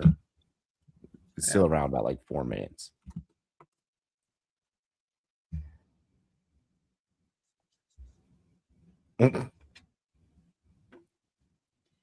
If only energy drinks really made us fucking feel like that.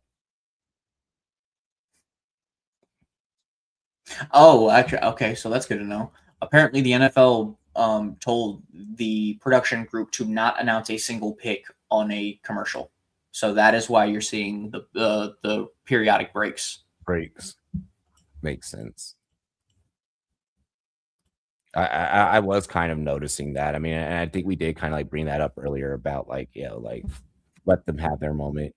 Yeah, I mean, you're talking about a lifetime's worth of work, and you get a commercial and your name on a ticker. All right, It is kind of fucked when you put it like that. that's it. Yeah, exactly. No Taco Bell commercial.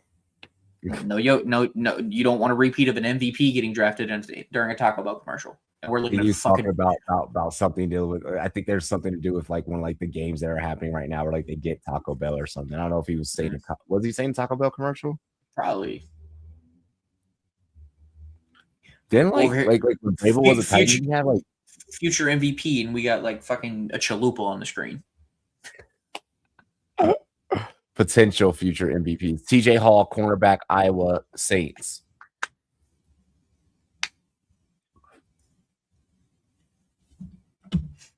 All righty.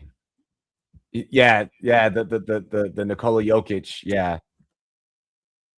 What we talked about earlier. Yep. That's what you're saying about the future MVP. Mm-hmm.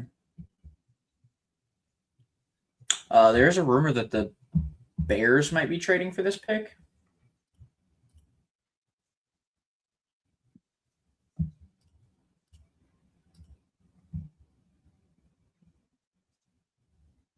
No, nothing concrete yet. Hey, all I'm gonna say, Packers fans, you better hope he doesn't smack that up right. Because they had some issues last year with kicking. Indeed, they did. The ghost of Brandon McManus. Jeez. Fuck McManus. Bills, Bengals, Lions, Commanders, Steelers are next 5. Dude, look at that draft by Buffalo. Parker, to walk away from this draft with Parker, Igbinosun, Bowery, Bell, Elam Zor, Kilgore, and Durant. It's the ability to justify some of the moving back. Yeah, I'll give it to you, Brandon Bean. I'll give it to you. At the end of the day, it's Buffalo. We know what Buffalo is going to do. Oh, and if you include it, they technically also have DJ Moore part of this draft class. Because of the whole... Because of the trade thing. Yeah, if you want to look at it like that, yeah. Off-season, like, acquisition, yeah. Yeah.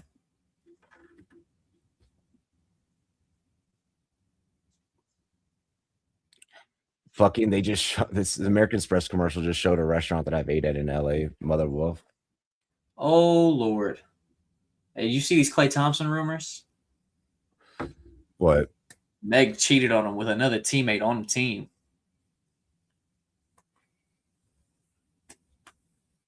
No. Yeah. No. Yeah. No, not Klay. No, Klay. Yeah. Poor Klay. I was like, you know what? Maybe this might actually work. Fuck. No. Damn. Klay's an all-around good guy. We don't want this to happen to Klay. Why couldn't this happen to like fucking Anthony Edwards? Bro, I ain't got enough.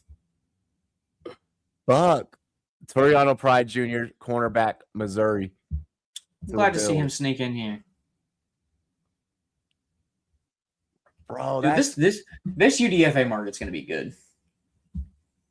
I mean, there's there was this year in college football was like a lot of like talent. Like there's like a lot of talent. Yep. Bengals pick is in. It's I'm just Middleton. waiting for them. My fear is we're gonna hear that this was Cooper Flag. Dude, that would be wild. If this comes out, this is Cooper Flag. Like who? Get it, white boy. Welcome to the league, young fella. Yeah, fuck. Oh my gosh. I wonder how that like even got like who found this out? Like You think the teammates out? No, the teammate ain't telling. so one of the teammates probably was like, yeah, I'm smashing Clay's girl. NBA players are shiesty like that. But at the same time, it's Meg the Stallion. It's like, I know that I'm your teammate, but that's Meg.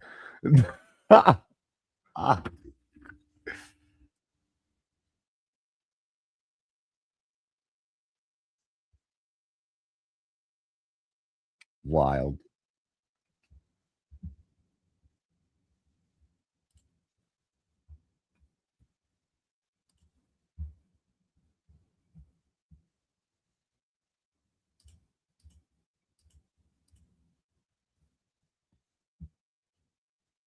All right, let's see what Bengals do here.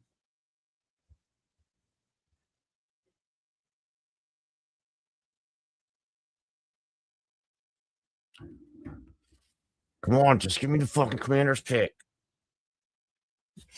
Shit. The suspense is like wild. I bet you the NFL doesn't do this shit again next year.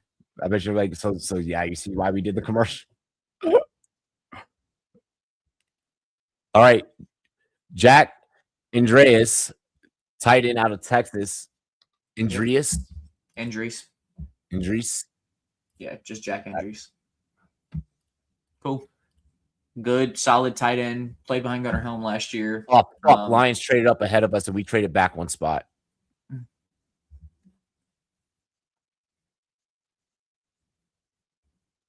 Lions traded up, so they must know exactly what they want. I will say though, because you have to remember that some of these teams are just like at a certain point you run out of capital that you want to spend on a draft like this. And you're like, you know what? Maybe in the 7th round we could pawn these 2 picks away, move up, and then just address the UDFAs. Because what happens when you get into the 240s and 250s here, you're going to see a lot of teams already be like, you know what? Maybe I'm done. Yeah. And they're gonna get in on the UDFA market and go from there. Yeah, so, save as much money as possible, keep the bank account low, like and just get it started. Because there's nothing blocking these guys from talking to these guys. These teams can talk to them right now. Yes. Tyree West, defensive tackle, Tennessee, to the Detroit Lions. Commanders on the clock.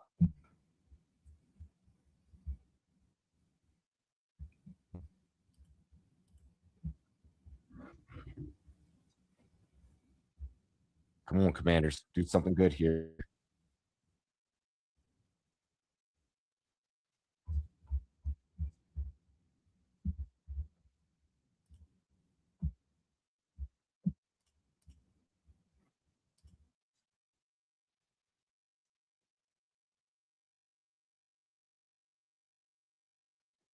Come on, Commanders.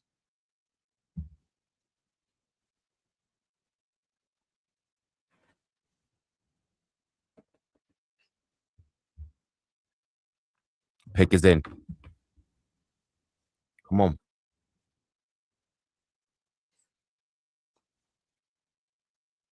Let's see what we do. Probably fucking another receiver because we're like that. I expect this team to disappoint me. And go with another O line. We could always use more O line. We could always use more O line.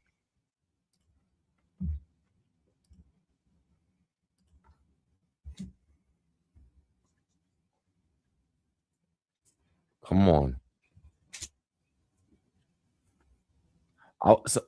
I love like when like teams move up because like I always wonder it's like what's that conversation like hey I want to trade up, I'll give you this, like we know how like that part goes. It's like I'm moving up because like I wonder if they ever reveal like I'm moving up because I want to go and get this player. Are you interested in this player? Are you gonna get this player? If not, I would. No, like yeah, I'm sure. I'm sure the conversations have happened. You'd be stupid to just overtly say who you were going to draft. Yeah, like so you got to mosey around it. It's like it's more so like, hey, I'm thinking of coming up here. Oh, okay, yeah, we're kind of open to moving back. This would be the kind of parameters, but before we move back, what are you thinking here? You thinking, yeah, exactly, yeah. Like I'm sure it happens, but you don't go, oh yeah, I want to trade up. Like there's no way in hell the Eagles were like, we want Mekhi Lemon, and this is what we're willing to pay for Mekhi Lemon. Yeah, like that didn't happen. No. But there was definitely some like inclination of like that's why I'm moving up. Like that's who I'm moving up to get. Yeah. All right, come on, Commanders. Who is it? The Rutgers quarterback. I'm so for real. For real? Yeah. No. Yeah, it's Callie McManus. What the fuck? Yep. Ethan Callie McManus. Yep, Ethan Callie McManus. Yeah. I guess. Ish. All right, AP, whatever. Not Nussmeier, eh? Hey, I'm gonna do this. I'm gonna sign off because I have to go get this dude on a walk because he's losing his mind behind me. I can hear him. So everybody in here, y'all have a good night. I'm sure me and Robbie will have a recap show at some point, whether I'm on here tomorrow. At some point, we'll figure something out. I will quickly go ahead and say it. My favorite classes are the Carolina Panthers and probably the Jets are the two ways I'm going to go with this. Through and through, I think the only miss for the Jets was Kate Klubnik. And then when you actually go over to the Panthers draft, I thought they played the board perfectly. I didn't even add. They added Zakee Wheatley. Every player they drafted was plus value in my opinion. So great on their regard. A lot of teams did well. Other teams not so much. That being said, it was a great draft experience. I'm happy to be back here with y'all. You guys will see more of me and Robbie. Hell yeah. I don't think I might actually sign off as well too, just because like I don't have anything left to like really provide, especially after that last pick. Yeah. Because a lot of this is just going to be getting into the UDFAs, and that's going to kind of really become like the importance of everything. Yeah, I got to see my team's last pick. You got to see your team's last pick. Yeah. So feel free, again, hit me in the Twitter DMs. I'll be there. Connor, me and you will probably be texting about these Ravens picks. It is what it is. But everybody, y'all have a good night. I had a great time. Again, we'll catch y'all on the flip side. Yep, cheers to me. Cheers to you, all the Rumboyz and girls. What it do? Dilly dilly. We outie. Arr. Yo, tune into the Rumboyz, where the fantasy kings reside. Rumboyz, Robbie dropping jams, got the league on our side. From the waiver wire to the trade block, we scheming like pros. Building squads to smash the books, watch the haters hit the road. Prop bet popping off, we cashing on the underdogs. Bark, Vegas lines getting crushed, leave us in city in the dark. Over on the yards, other on the picks, we calling it precise. Rumboyz Network got the sauce, turning dubs into a vice. Rumboyz, hype train rolling through the grid all night, setting lineups that ignite, winning league, it's feeling right. Beating Vegas every Sunday, stacking chips like it's our throne. Dilly dilly to the Dallas, paw it up, we on the zone. Rumboyz, fancy fire. Rumboyz, bets on fire. From the pod to the payout, we the squad that takes it higher. Dilly dilly. Scrolling through the Discord vibes, raw like a rookie can't rush. Rumboyz crew dissecting matchups, no fluff, just a hush. Receivers torching corners, we said it first, now the check's clear. Running it back for the boom, while the books drowning beer. League champs crown themselves with our weekly hot takes. Sleepers waking up, Giants bus getting the breaks from zero to hero. Your roster's reborn in the booth. Rumboyz Fantasy Network, spitting truth, chasing loot. Hey, hit play on the pile, let the energy surge. We the pulse of the playoffs, making grown men converge. Prop on the anytime TD, we nail it, no sweat. Vegas sweating bullets while we feast on the bed. Rumboyz, Rumboyz, hype train rolling through the grid all night. Setting lineup, steady night, winning leagues, feeling right. Beating Vegas every Sunday, stacking chips like it's our throne. Dilly dilly to the doubters, pour it up, we on the zone. Rumboyz, Rumboyz, Fantasy fire. Rumboyz, Rumboyz, Pets on fire. From the pod to the payout, we the squad that takes it higher. Dilly dilly. So raise your glass to the Rumboyz, we're always in the game. Winning props, crushing lines, putting leagues to shame. Subscribe